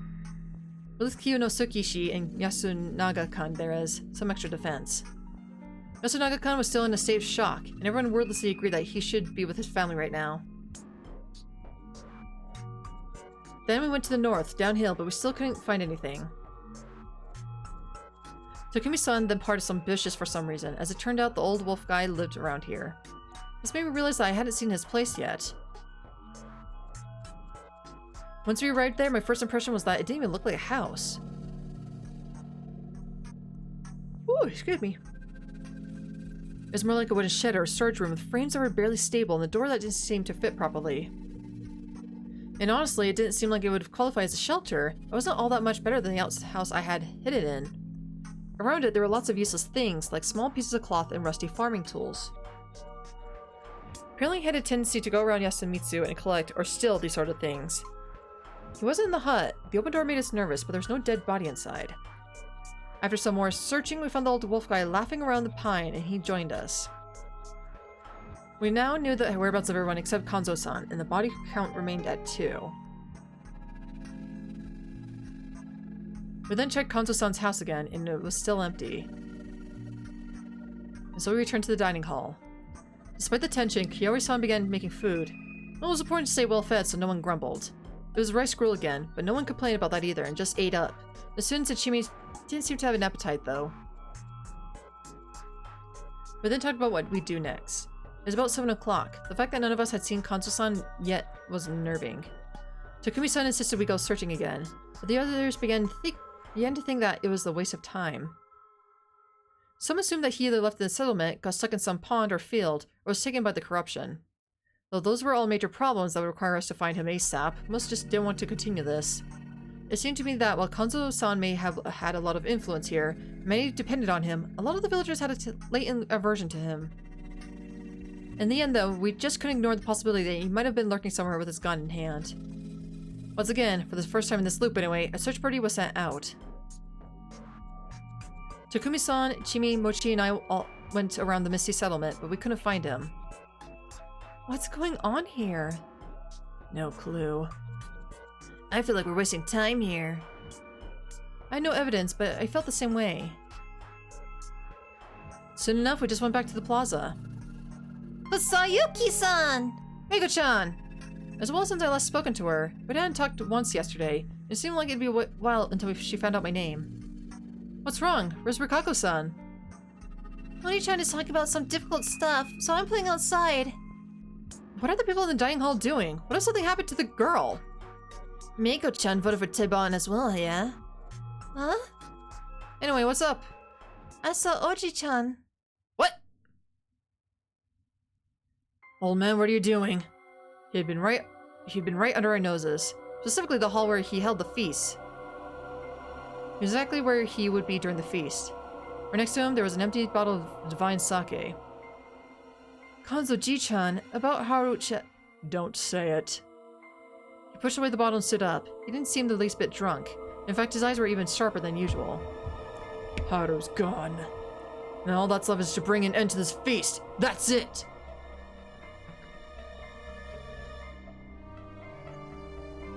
In other words, the daily morning patrols he was always doing were for Haru-chan's sake. So now that she was gone, this is the only place for him. So you're waiting? He replied with silence and sat down again, bringing his hunting rifle closer to him. I'll call everyone. It ain't time yet. If we let you wait here, everyone's gonna be nervous. Don't care. Give me the gun, we'll put it back. Go back! Give me the gun. Instead of replying, Kanzo-san took his gun and aimed at Takumi-san. Go back to the dining hall and wait till noon! The scene seemed symbolic to me. Kanzo-san wanted to lead by force and demonstrated it with his killing instrument. At this point, no one could get in the way of him leading the feast. But then, something I didn't expect happened. Oh! Everybody's throwing some falcon punches! It was right when Kanzo-san seemed to have finished talking. Takumi-san grabbed the front of the gun with his hand. pushed it aside, took a step forward, and punched Kanzo-san right in the face. I also didn't expect the old man to instantly retaliate. In less than a second, Kanzo-san let go of the gun and threw a punch into Takumi-san's face. No! Blood gushed out as Takumi-san's face was distorted in pain. However, that wasn't enough to take him out. A slap from the left hand, the base of the palm cleanly hit Kanzo-san's face, and the old man was thrown backwards. He hit the wall behind him with a loud crunch, but even then, Kanzo-san stood up, clearly ready for more. There was an opening. I grabbed the hunting rifle. Huh? And gave it to Chimi. Things were going so fast I forgot that I wasn't supposed to know that she knew her way around guns yet. Chi! Take it apart and throw it away! But Takumi-san understood my intention. Right! Chimi turned around. Kanzo-san tried to chase after her, but Takumi-san, Mochi, and I held him back. I know how you feel, but guns are unfair. So what? Can't trust no one! I gotta protect Yasumitsu! What else can I do? You can trust someone. Takumi-san glanced at me, but I couldn't agree with him in this situation. I could reveal myself to Kanzo-san, but not in front of Mochi. Even if someone had been eavesdropping on us when I told Takumi-san, it still wasn't the time to reveal it. There's one thing that's clear. The wolves went for Haru-chan to get to you, Makishima-san. You understand that, don't you? Making the situation even harsher, like you are right now, is exactly what they want. Don't act like you know. I do. After all, everyone is starting to fear you. You're the ones who started it! If it weren't for the gun, I'd be apologizing for suspecting you by now. They then fell silent and glared at each other. Mochi, get everyone here. We should start the feast right now. You're right. We don't want to leave the old man alone. Kanzo-san grunted, displeased, but offered no more protest towards starting the feast. Honestly, there's no real reason why the time for the feast started had been decided when it was. Kanzo-san was only doing it on the same time at the first day. The fact that he insisted on the usual time was so strongly that he brandished his gun over it made me feel like he was more obsessed with control over the situation than actually thinking things through. At the base of it all, there was mistrust. He couldn't trust anyone, so he simply repeated whatever had brought him success so far. It'd be good if that led to our victory. But the feast really had to be approached like a game. There was no single way to win, and there was competition. If you could really read the enemy's strategy, you could also outplay them. That was significantly easier for the wolves. It was best to assume they understood exactly how Kanzo-san thought. That was why they targeted Haru-chan. It was necessary to rethink your own strategy. It would all depend on how today's feast went. Especially for myself, since I was the snake and had to survive no matter what. Everyone drank? Yes. Alright, we're starting the feast. Haru was killed by the wolves last night. Her body's still in her room. We won't let her death go to waste. We'll find the wolves and end this hell. It might even happen today. There was whispering. The people wondered if it really was possible. Takumi, I'd love to do that too, but what are you planning? Can't say that yet. Good move. I hadn't explained my intentions to him yet, but he had a vague idea of what I was planning. Here was fixed majority. If he understood that clearly, we would have a chance at winning. Think we'll believe you if you don't tell. After all that happened today, I had kind of worried Kanzo-san wouldn't say anything, but that wasn't what happened. He also wanted to give his all to end this feast of the victory. That's why we couldn't just stay quiet and let us all die, and continue pushing his strong approach to the feast, denying their ideas. Yeah, I can't say it. They might change though. By the way, what are you planning to do today? Hang everyone who voted for Tebe. I knew it. I could hear whispers of perplexion and fear. His targets today would be the 4 who voted for Taesan yesterday and didn't die last night. Basically the old wolf guy, Yoshitsugu-kan, Rikako-san, and Meiko. Hold on, why? The journalist was a wolf. How do you know? Because her corpse was outside. Yasunuga-kan seemed to have recovered a little and was now doing what he had to again. In the feast, you're supposed to get 1 death per day and 1 per night. The fact that 2 died in 1 night means that something unusual happened. Haru-chan was dead in her own room because she was visited by the wolves. Maya-san's body was outside her room, and judging by the state, she was probably taken by the corruption. Haru-chan was in a bad state too. I know, but her case was still something that could have been done by humans, but Maya-san's was on a whole other level. What about it? She just walked around at night, didn't she?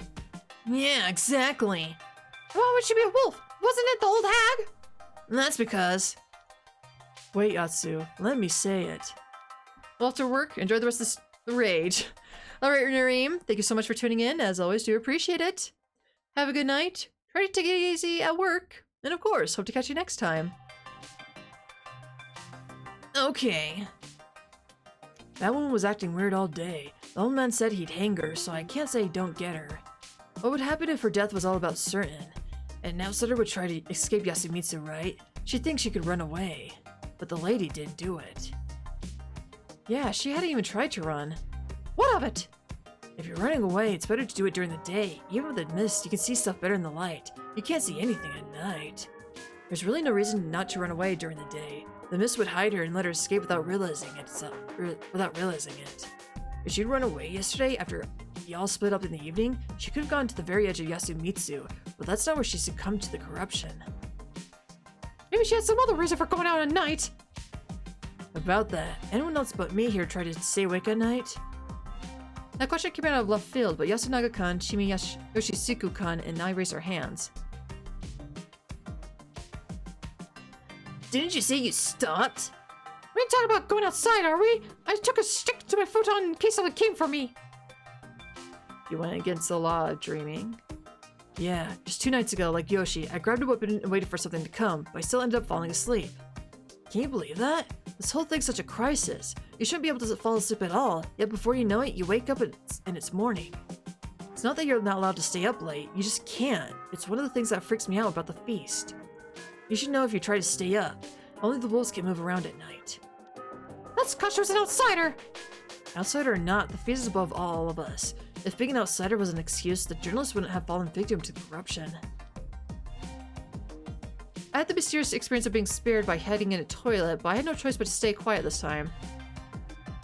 Hashimoto-san, the large cameraman died by going out at night, didn't he?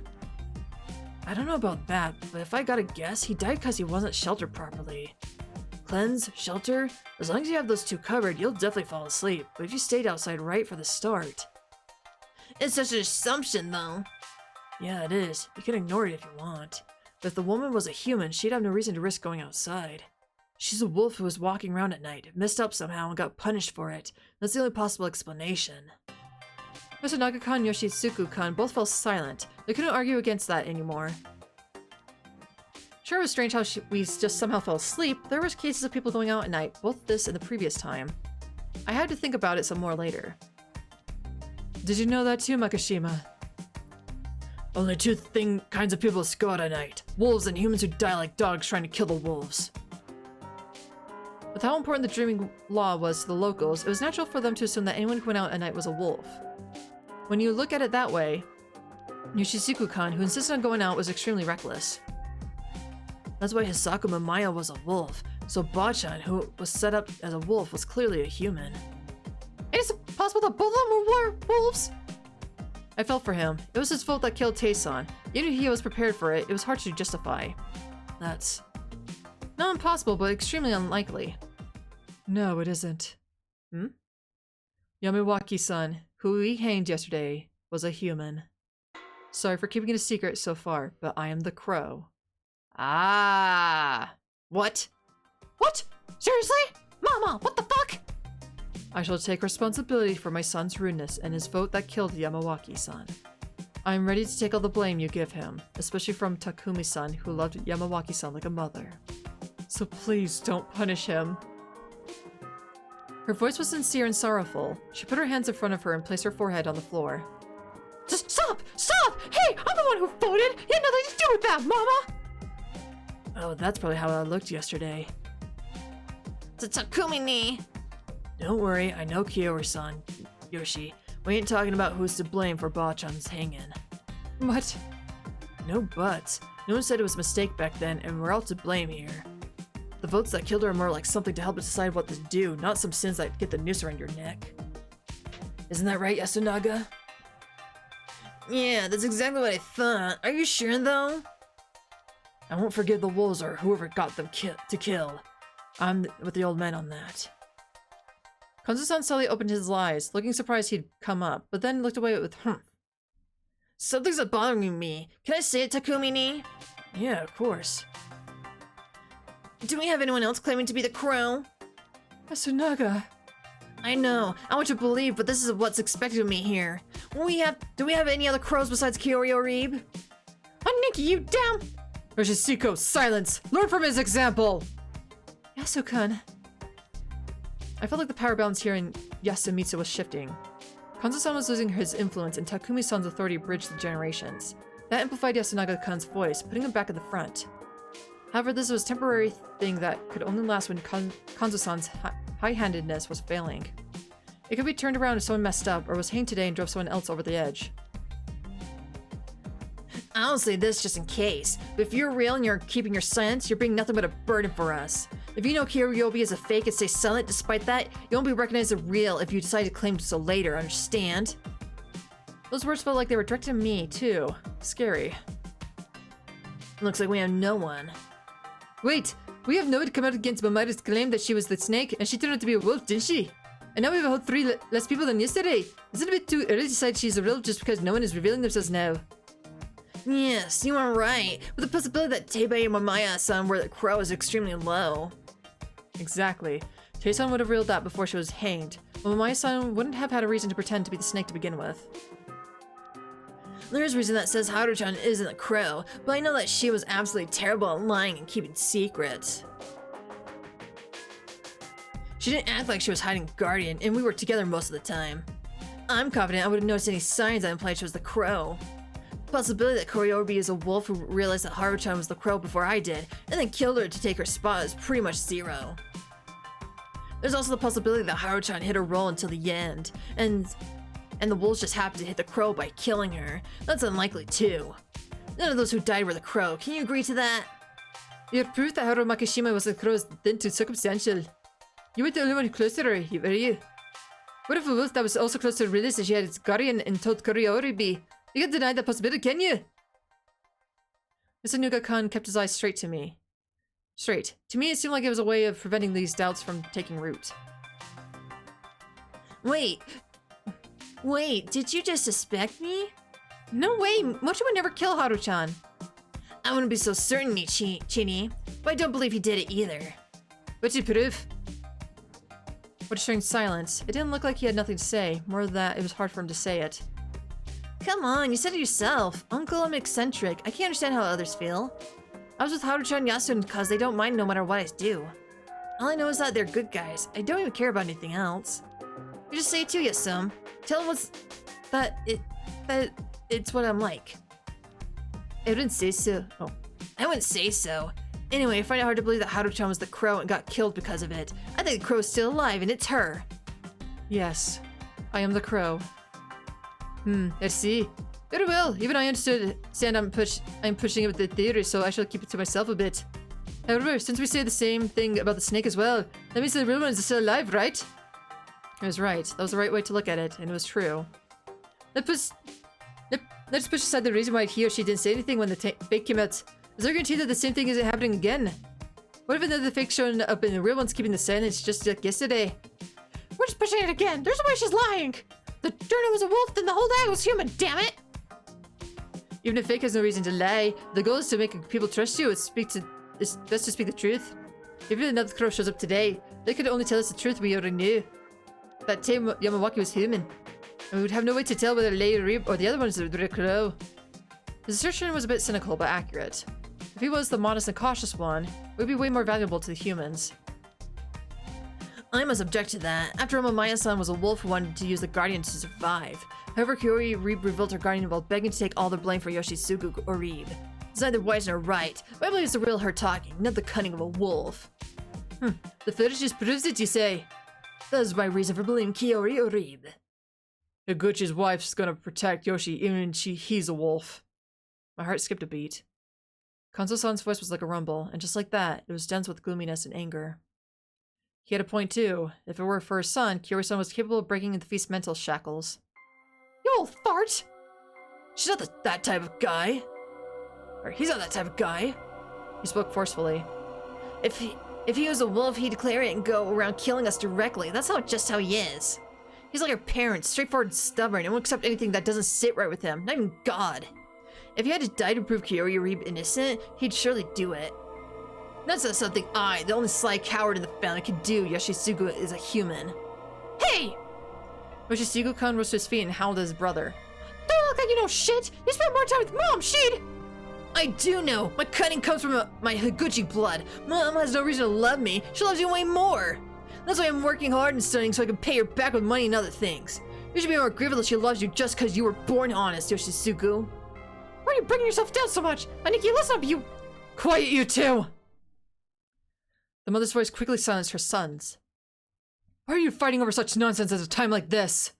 Kanzo, Makashima-san. The old man grunted in response to the mention of his name. I heard that when my late husband, Sadayoshi Higuchi, died, there was a miss in Yasumitsu. Did he die in a feast? Did you kill him? He got killed by the wolves on the first day.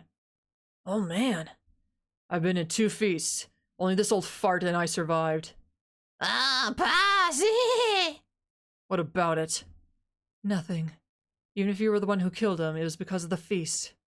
But know this, Yasunaga Yoshitsugu. I don't want to lose my family to the feast ever again. So please, work together. You're brothers, aren't you? I didn't say I have anything against that. Me neither.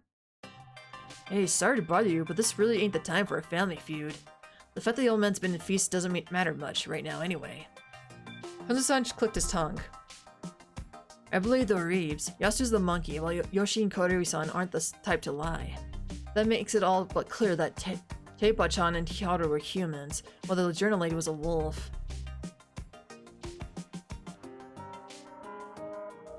Haru? Yeah. We have two more wolves and 10 humans here. Out of them, the old man and Yasu are confirmed to be monkeys, and it's like that Kiori-san is a crow. I trust Yoshi too, but it's not like we have any proof he's human, so I won't add him here. Fine by me. Now how do we proceed? If this still living real snake has the right info, the feast might be as good as over. There it was. What do you mean? If the snake reveals himself and states that 2 more of us are human, there would be 6 confirmed humans, meaning we would have half of the votes. With those 6 being confirmed, it would be unlikely that the rest would vote for the same person, meaning that victory would be as good as ours.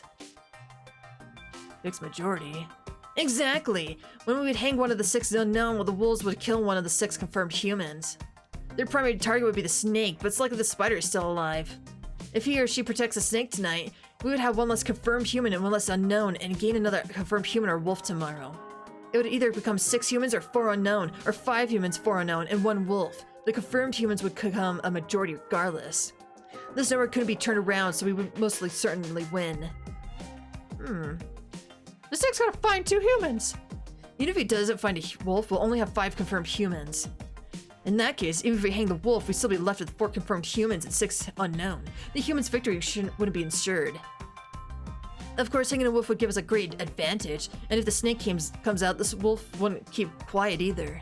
Personally, I won't promise that I will certainly kill whoever reveals himself. The snake's reveal could help bring certain things to an open. That was the opposite of Kanzo-san's approach. The old man clicked his tongue and some squirmed uncomfortably. But the snake only looked into those who died, like Haru-chan, Yamawachi-san, and Maya-san. He or she should stay quiet. But if that isn't the case, I would like the snake to reveal himself or herself. I had to think. Was the info I had enough? I couldn't tell them that I had used my loop to gather info. That was why I could only reveal 2 results, 1 for yesterday and 1 for today. I'd already told Takumi-san that I checked and confirmed that he was a human. Thus it's important for me to reveal that along with someone whose identity would help us. By continuing my silence, they might begin to believe that the snake wasn't fulfilling his duties properly. This is a do-or-die situation. Oh, interesting. I feel like reveal nothing's just gonna get us nothing. But yeah, let's try to get rid of 1 wolf. I don't see the point in going this route. I mean, maybe it might give us a key later, but we'll figure that out later. Reveal Takumi is human and Chikamochi is a wolf. I had the evidence to reveal myself. I had a safety plan all set up. However, I also knew it was a ticking bomb that would likely throw things into chaos. Still, I'd already made up my mind, so I couldn't hesitate. Yes. Everyone looked at me when I raised my hand. I was nervous, but now that I'd spoken up, all that was left was to go with the flow. I, Haruki Fusashi, and the snake. I informed them without hesitation. I investigated Takumi Muro-san and Chikamochi Kamoshida-san. Takumi Muro-san is a human, and Chikamochi Kamoshida-san is a wolf. What was that? Mochi's a wolf. Everyone fell silent for a moment. Naturally, there was much commotion and chaos over my sudden announcement. Wait! Chikamochi's a wolf? That's not possible! Oh, that's not impossible. Why did you investigate him? Yeah, besides, didn't you already say you didn't have a guardian? I didn't say anything back then because there was a high probability I would have been killed if I had revealed myself. Obviously, I knew Mamaya-san was lying about being the snake, but none of you would have had any idea. If we both survived, the spider wouldn't know which of us to protect, so I couldn't guarantee my safety. If I had said something, the wolves would have had the perfect opportunity to find and kill the real snake. Oh, I see. Take this seriously, Mochi. Don't you get it? You're being accused of being a wolf! That's true. It's probably because I already know I'm not a wolf. Which means that Hasan would be the real wolf here, I guess. I suppose that makes sense, but if my son was a wolf, would another wolf really try to play a snake again? We still don't know if the journal lady was a wolf. Hanzo-san tried fighting back. We can't tell with these city folk, whether she was a wolf or whatever. Maybe she went out and wanted to die. Shall I take that as a sign of support for Chikamochi Kamoshida? The silence was not primarily out of doubt for me, but just the same old habits of his. I believe I was asked why I looked into him, the reason because he wasn't acting like himself. He's normally sharper than this, and not the type who keeps quiet about his ideas. Yet this time, he's chosen his words quite carefully, almost like he's saying he can't act on his intuition. You're lucky you've seen me do that before. See, this is exactly the part of him that scared me. That was merely my opinion, and the observation that led me to investigate you, that's all. Please don't read too much deeply into it. I will. If you've known about us for a while, maybe you're a spy or something sent by the village head. There's also your odd tendency to be aggressive toward just me that caused me to suspect you, like just now. I took a peek at everyone's faces. Matsunaga-kun was staring at the ground, lost in thought. Takumi-san was bewildered, as he should be. Musashi, are you saying Chikamochi killed Haru? Kanzo-san's eyes widened. Apparently he finally understood that a suspected wolf could be the one who killed his granddaughter. Yes, that would be the case. As if I care about Haru-chan and Yasan more than anything else. Sorry to Ri-chan and the others, but I really don't care about Shinai-san and the rules or the feast. So how could someone like that kill Haru-chan? If you truly are mad, then you have motive enough. After all, mad people can treasure their loved ones whether they're alive or dead. It makes no difference to them. True. Cut it out, Mochi! Did you really? This is a pain. Hey, Hasan, I'm no good with this kind of stuff, so go a little easy on me, will you? Sorry, but I can't let my guard down around you. I've learned well over the past few days that your brain's on a different wavelength from everyone else's. Yasuo-kun, don't we have any proof Mochi didn't do it? You should have already realized it, but no, I don't! Don't you have anything, Mochi? Sorry, I didn't plan for that far ahead. But do you really want to suspect me? Chikamochi-kun does seem to be acting the same as always. But even if he was given the role of wolf, I can easily see him maintaining his presence of mind. And his stance is essentially to not think for himself. He just followed Yasunaga-kun and voted for Nasato-san each time so far. Fortunately for him, his disposition wasn't suspected, but I actually think it was a pretty cunning way to act. So long as someone Yasunaga-kun didn't want to view as an enemy was a wolf, that wolf could stay safe by following his lead. Yasunaga-kun is a monkey, and therefore definitely human. To leave the vote to him is the same thing as having a wolf give up their vote entirely. But if Chikamochi Kamoshida he were to say that way only to suddenly vote for someone else, we just dismiss it as him acting on a whim. In the end, he was in a position where he could vote freely without attracting suspicion. Yeah, you're relentless. I don't really have anything to say, so staying quiet makes me look fishy. But that's just the feast of the Yomi Purge. Then why not just hang me? Mochi, please, say something, anything! Tell us you're not a wolf! I'm not a wolf. Look at me! Oh, come on, Yasun. You know I'm not the type to look others in the eyes when talking. I don't even look at other people, he said with a smile. The vote was held afterwards. Mr. Naga-kun abstained from voting. Chimi, Kyori, Kanzo, and Mochi all voted for me, while the rest voted for Mochi, sealing his fate. Oh, Chimi. Oh, Chimi voted for me? Oh no! Kyori, Kanzo, and Mochi.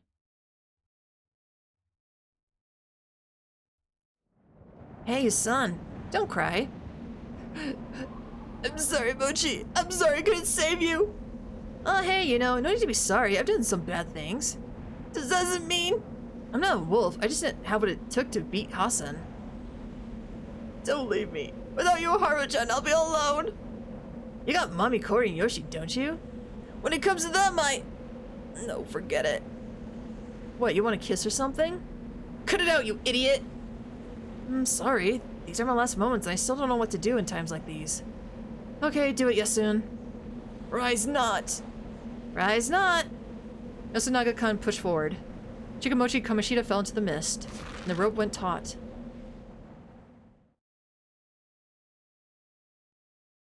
Mochi. Everyone stood there frozen in place while I headed for the plaza. I felt sick. Hey, Fusashi. Takumi-san caught up with me. He really was a wolf, wasn't he? No doubt about it. But... yes, he died as a human to the very end. I kept getting the urge to tell him to quit playing the victim and glorifying this. I want to tell Yasunaga-kun that this was the guy who killed the girl who was like his own sister and smiled like nothing was wrong. But what good would that have done me? It'd probably be Mamaya-san all over again. The shock Yasunaga-kun will feel when all is revealed will be unfathomable. There was nothing else I could do. Sounds like you're really fretting over this. Sorry. Don't be. I'm a member of Yasumitsu too. I'll fulfill my duties as a snake while bearing the responsibility of Mochi's death to the very end. Thanks. It was good I got Takumi-san on my side, but as a whole, it didn't feel like any of this had gone well. I left a really bad taste in my mouth. After that, I lost my job at the kitchen. Well, I hadn't exactly lost it, but since Kaoru-san had voted for me, I was restraining myself. Yoshitsugu-kun took over the work while I secluded myself in my hut. It was Takumi-san who suggested it. He said it was best I watched out for any potential attacks now that it was out. I was the snake. He also took over this testing the food for poison. I remember what he said. If the spider's still alive, I said they should protect you. If you're telling the truth, then there's just one wolf left. I want to settle this as quickly as possible. So I told him I'd do everything I could. I felt like Takumi-san and I had grown rather close, and no, not in the way that would make BL fangirls squeal with joy! Oh my god. I gratefully took my food and was happy to get away from the melancholy atmosphere that lingered after Mochi's death. Takumi-san was right, just one wolf left. And from my point of view, I had 5 candidates left. One day may not have been enough to corner them. Did I have any ways to ensure I could end it tomorrow? No, this was a problem. For now, investigate who I consider the most suspect. As long as the spider protected me, the rest would be a war attrition. In that case, I had to aim to end it tomorrow. However, I never woke up after that night. Why?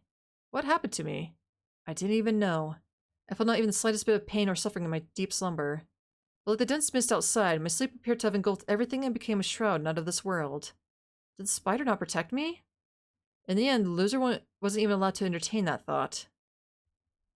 I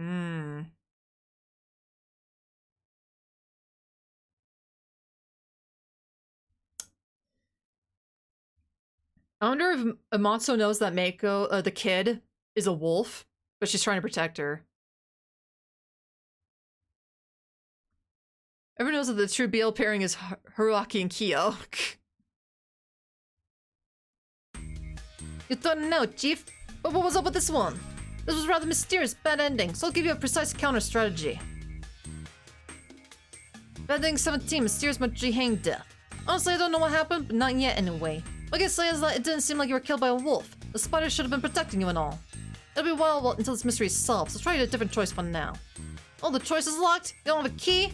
Then go to investigate another investigation. If you don't got the keys, then go back to 5. Declare the guardian and pick with the right choice. Also, this one might be the biggest roadblock in Raging Loop, so don't worry if you got it and just press on. Well, that's it for the time. Die another hearty death next time. Guess it was just a dream, right? Do better next time, dumbass.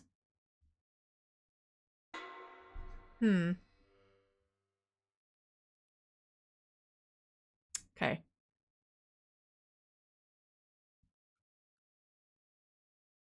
Yeah, it's weird that we weren't protected. Oh, we have all keys for this too. Okay, so... I'm kind of curious about this other ending. I want to reveal nothing. No, not yet. I didn't have enough evidence to secure the fixed majority. All I confirmed through my investigations as the sync up today was that Takumi-san was a human. That was all the information I could offer. Like Yasunaga-kun had said, this is a situation where the reward for revealing you had a guardian didn't match the risk. I hadn't even predicted Kiori-san would reveal she had a guardian. I thought it happened a little bit late after she secured the fixed majority. It seems the snake still lacks decisive proof. Takumi-san shot me a glance. At first he looked confused or somewhat annoyed that I wasn't saying anything, but it seems he soon caught on. Still too early. Perhaps the snake truly is dead. That shouldn't be the case, but we can't be sure. Let's think about this. In the end, no one else revealed themselves to have a guardian, and we reached a stalemate. With Kiori-san's reveal, we now had 3 confirmed humans. Then again, I couldn't be completely sure she was telling the truth. I knew that Takumi-san and I were humans, but even when you included us, damn it wasn't enough, and I didn't have any more clues. Enough! Let's vote already! Is there anyone else who can do something? Though Kanzo-san's words wasn't final, without a valid plan hammered out, a melee couldn't be avoided in the end. Oh, you! Yes, you! Just like the first day, the old wolf guy voted for me. I'm voting for you. 2 votes, because that wasn't surprising. The clash between Mamaya-san and Tai-san may have temporarily distracted him, but he wasn't always being suspicious of me. I'm going with Meiko again. Though I had managed to change things by cooperating with Takumi-san, this wasn't good. I'll vote for Matsu-san. I'll vote for the Meiko girl! Meiko and I now had 2 votes each. For the old wolf guy! I'm going with Hassan. Crap, now I was in the lead. I'm going with Sashi too! Don't think we've forgotten how you said all that crap and ran off on the first day! 4 votes, not good. I'll vote for Meiko-chan. I shall vote for the Yasumitsu Elder. Meiko had 3 votes, while the old wolf guy had 2. At this rate, all I could do was... Meiko-chan. Looks like you and me are gonna die soon. It all rides on your shoulders. Hey, you can't tell her oh. Hey, you can't tell her stuff! Let's look at the rules! No, it isn't. Meiko-chan first come up with a way not to die, then think about who you want to be useful to. Even if it's not in the rules, I cannot prove trying to forcefully sway a child's opinion. But that's... Wait, we can't let ourselves get swayed by the whims of a kid. Meiko, if you do not vote for Yasumitsu the Elder, that man will die. You bitch! Then I'll vote for him. Yoshi-kan, don't bother. Meiko-chan's in a pretty tight spot herself. But Chini! I'll vote for the old wolf man. Then it's a final vote. Thus everyone else voted on whether to hang the old wolf guy or not, or I. In the end, the vote was 4-6. I was chosen. Wait, I was? I thought the old man was chosen. Wait. So 1, 2... No, I thought 1, 2, 3, 4. Then who voted? Okay, hold on. 1, 2, 3. Oh no. Okay, I see what happened. Okay, no. They did a second revote around. Okay, and then decided between us 2. Got it. I was in the funeral procession, the prayer, and Shinai. Okay. There was a tie. The tiebreaker runoff vote went against Haruaki. Yeah. I just realized that. Lots to remember. As the hapless lynch victim this time, I couldn't say this scenario had never crossed my mind, but it was still unexpected. The final vote should have been in my favor. I thought I could count on Takumi-san, Kiori-san, Kinosuke, and Shimi, the 4 who'd voted for Meiko and Rikako-san. When the results came in, all of them except for Takumi-san had voted for me. None of them looked me in the eye. I didn't bother snapping back at them either. Now I understood. If I kept quiet, even those I was close to would doubt me. That was just how unsuspect my conduct on the first day had been. That was just how impossible a hurdle Kanzo-san's request for me to die had been. I didn't like it. All I could think about was how to survive next time. I am sorry. I truly am sorry, Haruki-sama. Hey, you got nothing to be apologized for. Taking the feast is supposed to lead to salvation, right? Then I'm happy. Don't you remember? I originally came here to die.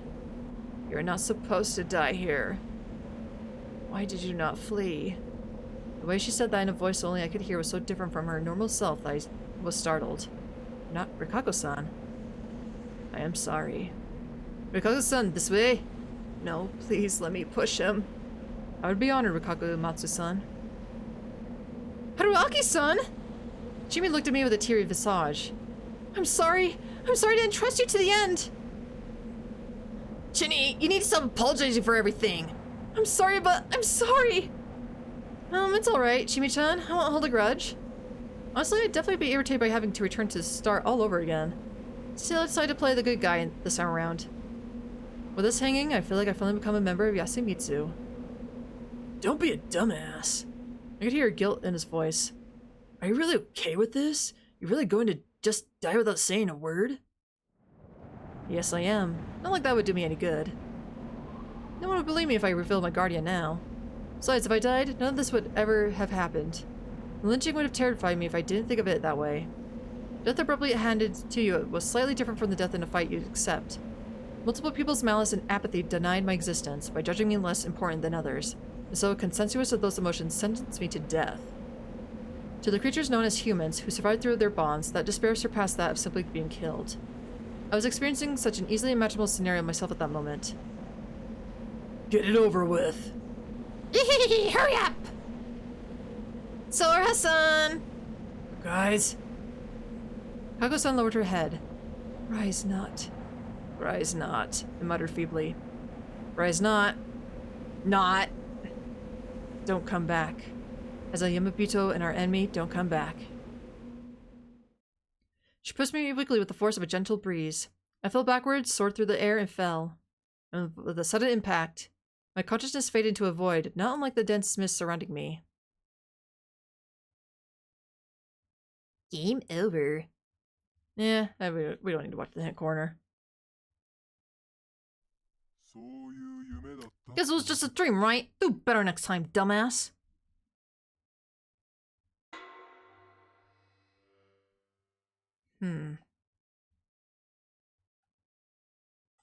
Okay, so...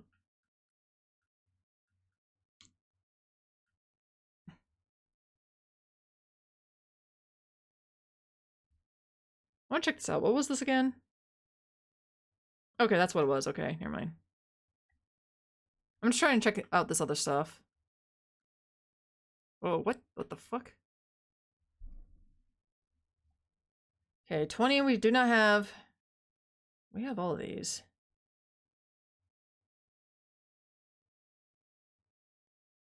Okay. I really know that, so there's no point in that. I'm just checking other stuff. Just I want to look. I want to look. Just let me look.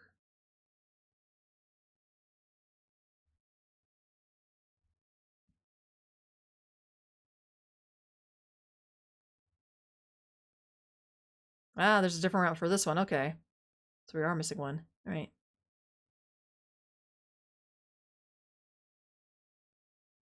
So this might technically lead to a dead end as well, but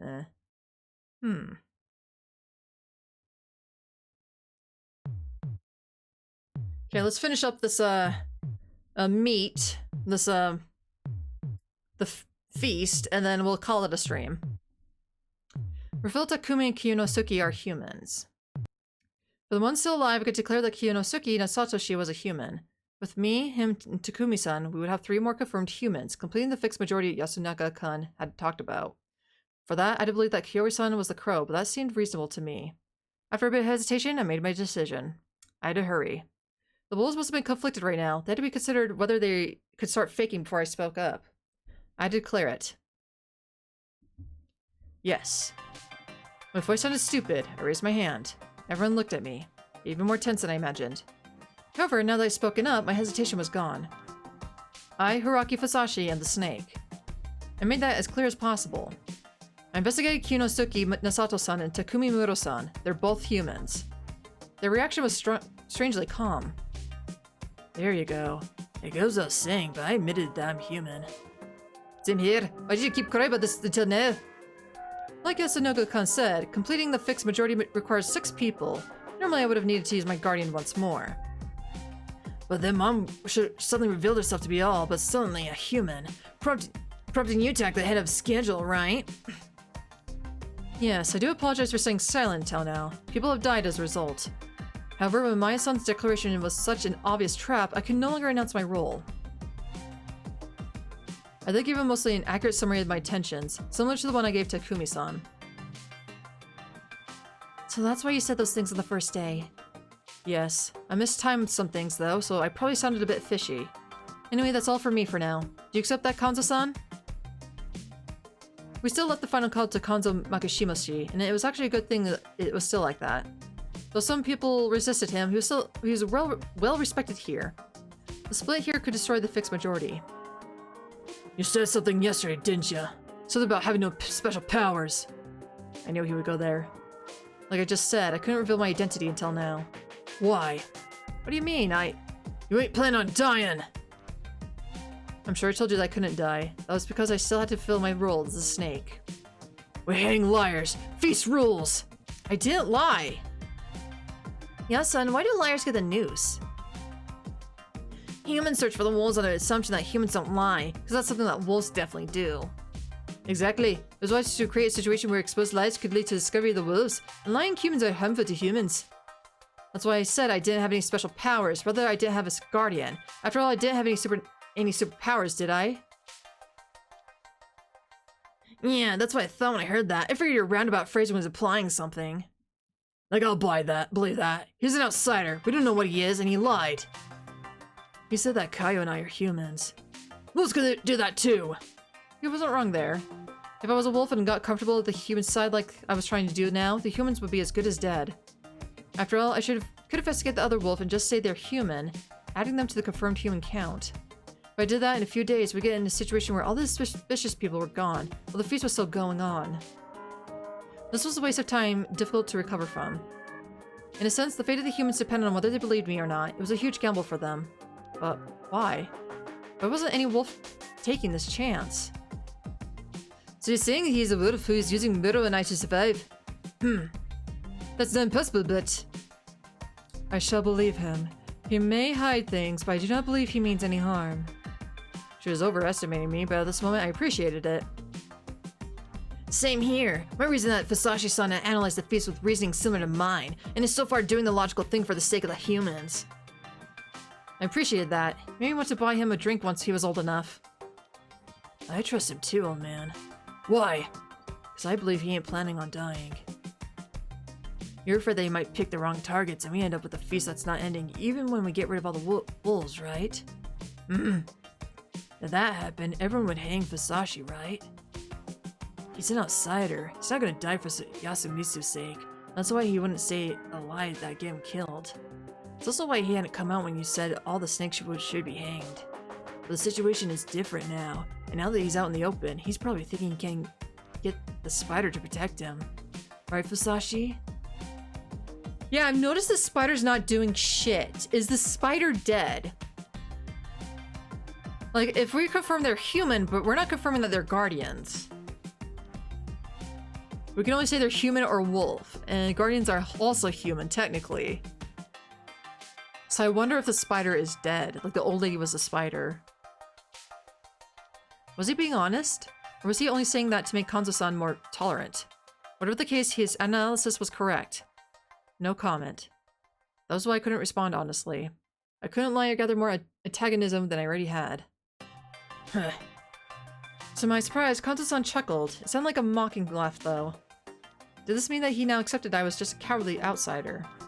If that were the case, he probably wouldn't lend an ear to any of my proposals. After all, I wouldn't give my life for Yasumitsu. I'll ask one thing then. Which one of the 6 do we hang? I didn't think about it yet. What about you, Kaio and Yasu? They two shook their heads. You got someone? We're hanging Matsu. Cause she voted for Teiba-chan? Matsu got something to say? If necessary, I'm willing to be hanged. I've not lived in Yasumitsu for long. I never thought I would be trusted. However, there is one thing I can say. I have the spider as the guardian. Then why the fuck have you not been protecting me, you piece of shit? You lying sack of shit. Oh, fuck you, Rikako. No wonder I didn't like you. Fuck off, Rikako. What? So that was her play. But Rikako-san, that was... The spider! Who'd you protect the first night? The spider! Then who'd you protect the first night? Right, no one died then. It would help to know now. The first night, I protected you, Kanzo Makishima-sama. That made sense.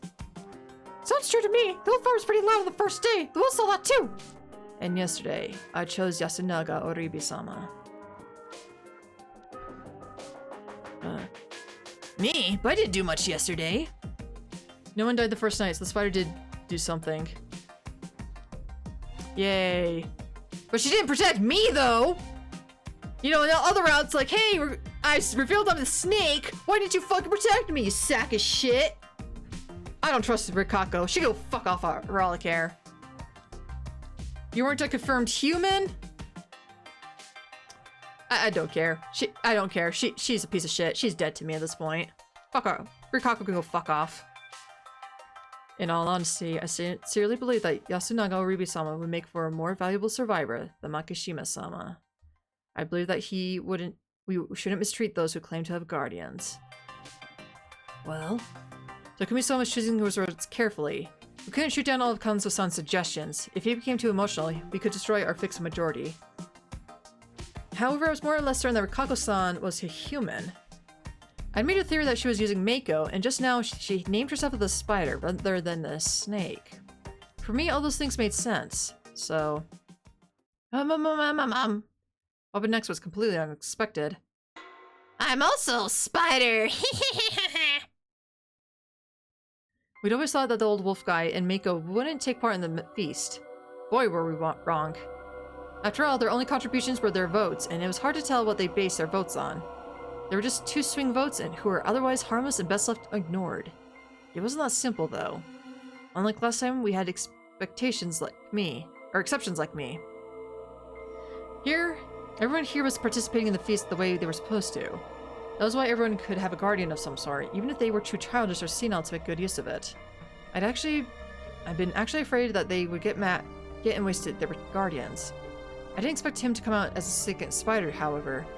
Why him of all people? And why the spider? Really? Spider! Umatsu. I am the spider. The old man is lying. You are the liar!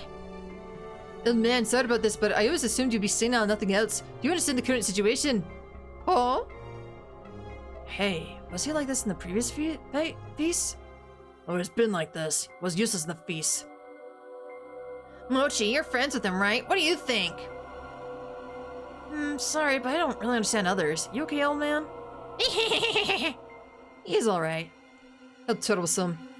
Old fart, where'd you protect first and last night? Or who'd you protect first and last night? Oh? Listen, our lives are on the line here. If you're just messing around... I protect that. He ended the question by raising his finger and pointing at Yasunaga-kun. Me? On which day? Oh? On both? Oh! He responded with a smile. That means the wolves went for Yasu first. I believe I can understand it. Huh? Why him? Nothing. Just because? Yeah. That definitely wasn't a good standard for deciding who to protect it from death. Wait a minute.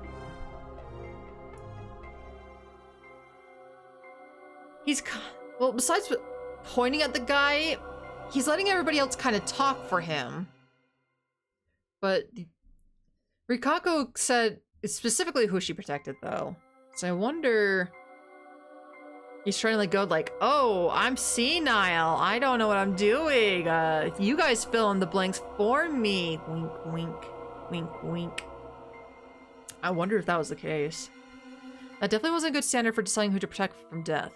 What was this about anyway? Wait, could it be... The badger. What's wrong, Fusashi?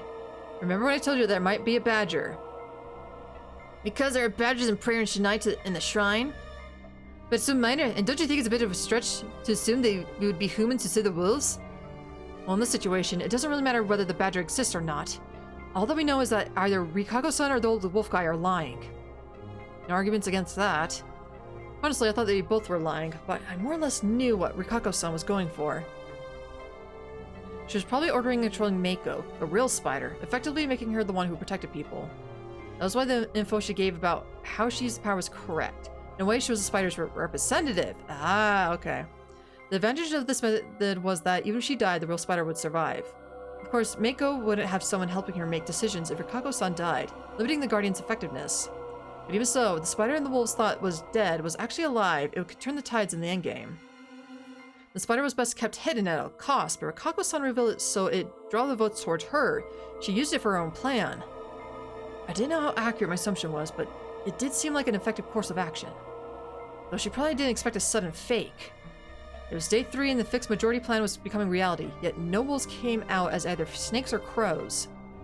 We all knew the dangers of the wolves taking the snake's role, while taking the crow would help them hide the amount of wolves still alive, giving them a path to victory. However, there was next to no point in pretending to be the spider. Even if you claimed to be the spider and said you would protect someone, then even if no one died, you could still be suspected for being a wolf fixing the game. However, there was an exception. It was effective in helping the wolves who know who the badger was. It was probably true that Kanzo-san was the target the first day, but was stopped by Mako, who was ordered by Rikako-san. That was why the wolves who knew that what they were aiming for that day was recognized Rikako-san as the real deal. They also understood that the old guy was lying. That meant that from the wolves' perspective, he was a human who just told a lie. It was too obvious. The wolves knew about the badger. The wolves and their ally needed to be proactive by lying. The old wolf guy defied that rule, letting the wolves know what he was. With Hisako Mamaya's death, they had lost a vote, but with this, they now had 3 again. Also, Kanzo-san was considering his opponent, Rikako-san, as the next candidate for the hanging. In this situation, we had to make good use of the 6 confirmed humans and hang the lying spider. The easiest choice was to trust Kanzo-san's decision and vote for Rikako-san. By gathering wolf, badger, and confirmed human votes, Rikako-san would be sent to the tree. There's a chance for the wolves to kill the spider and make them think that the humans killed a wolf. This is really effective for them and extremely dangerous for us. Even if the real spider, Mako, survived, it would be really difficult for me to talk about the badger and explain that Rikako-san was a fake spider on their side. Yeah, I had to convince the human side that they should vote to hang the wolf guy instead. Was that really right, though? I had to think carefully. I only came to understand Rikako's intentions because she told me to vote for her in a peculiar situation. I was assuming that both she and the wolf guy had some ulterior motives, but was that really right? Was the old guy even capable of that? He played with a pretty useless guardian. Maybe he'd only come out because he found it strange that another spider had named themselves. In fact, that was the most natural reaction, especially in the other's eyes. Same went for Rikako-san. From what I saw of her, she was more legend and harmony than intelligent. What if she was actually thinking about that by protecting Mako, she would be considered a good guy and avoid gathering votes? What if her affection for me was all part of the plan too? Crap, this is obviously the more reasonable line of thinking. Also, Rikako-san could have been lying to let the wolves know something. Anyway, she had a relatively sane young woman going up against a completely senile man. No matter how you looked at it. Uematsu, you're lying. The voice was obvious. No. Why'd you say it now then? You once told us to hang you if we had to. This is after some votes went in. Yes, I did say that. Then why are you saying you have a guardian now, that you're about to be hanged? She felt silent. I couldn't tell whether it was silence to protect Mako or just an awkward silence because she pointed out a harsh truth. It's obvious. What about you people? I am leaving my vote to Yasunaga. That'll make it easier for you to believe me, won't it? Yeah, that's fine. Kyo, you? Rikako-san, are you really the spider? Yes. Nasato-sama? Yes. Nasato-sama, that much is certain. Both are lying if you ask me. Kamoshida, if you got nothing better to say, then shut up! Oni-chan? Don't worry, I will protect you. Isn't this weird? It's not fair. Rikako-san went through a lot of bad-mouthing here in Yasumitsu, but fought through it for our sake. Why did it flip upside down just because of the old guy's words? Why did he even say it? Jimmy. Someone might have told him to say that, and it might be that Rikako-san's going through some inner struggle. We don't know what's true. We can't just whip up an answer and simply kill someone like that. That's dangerous. I know, but in the end, it's either you believe or you don't. Musashi, what do you think? What was I to do? How was I to approach this? Man. This is lasting a lot longer than I thought. So you know what? Let's save it right here.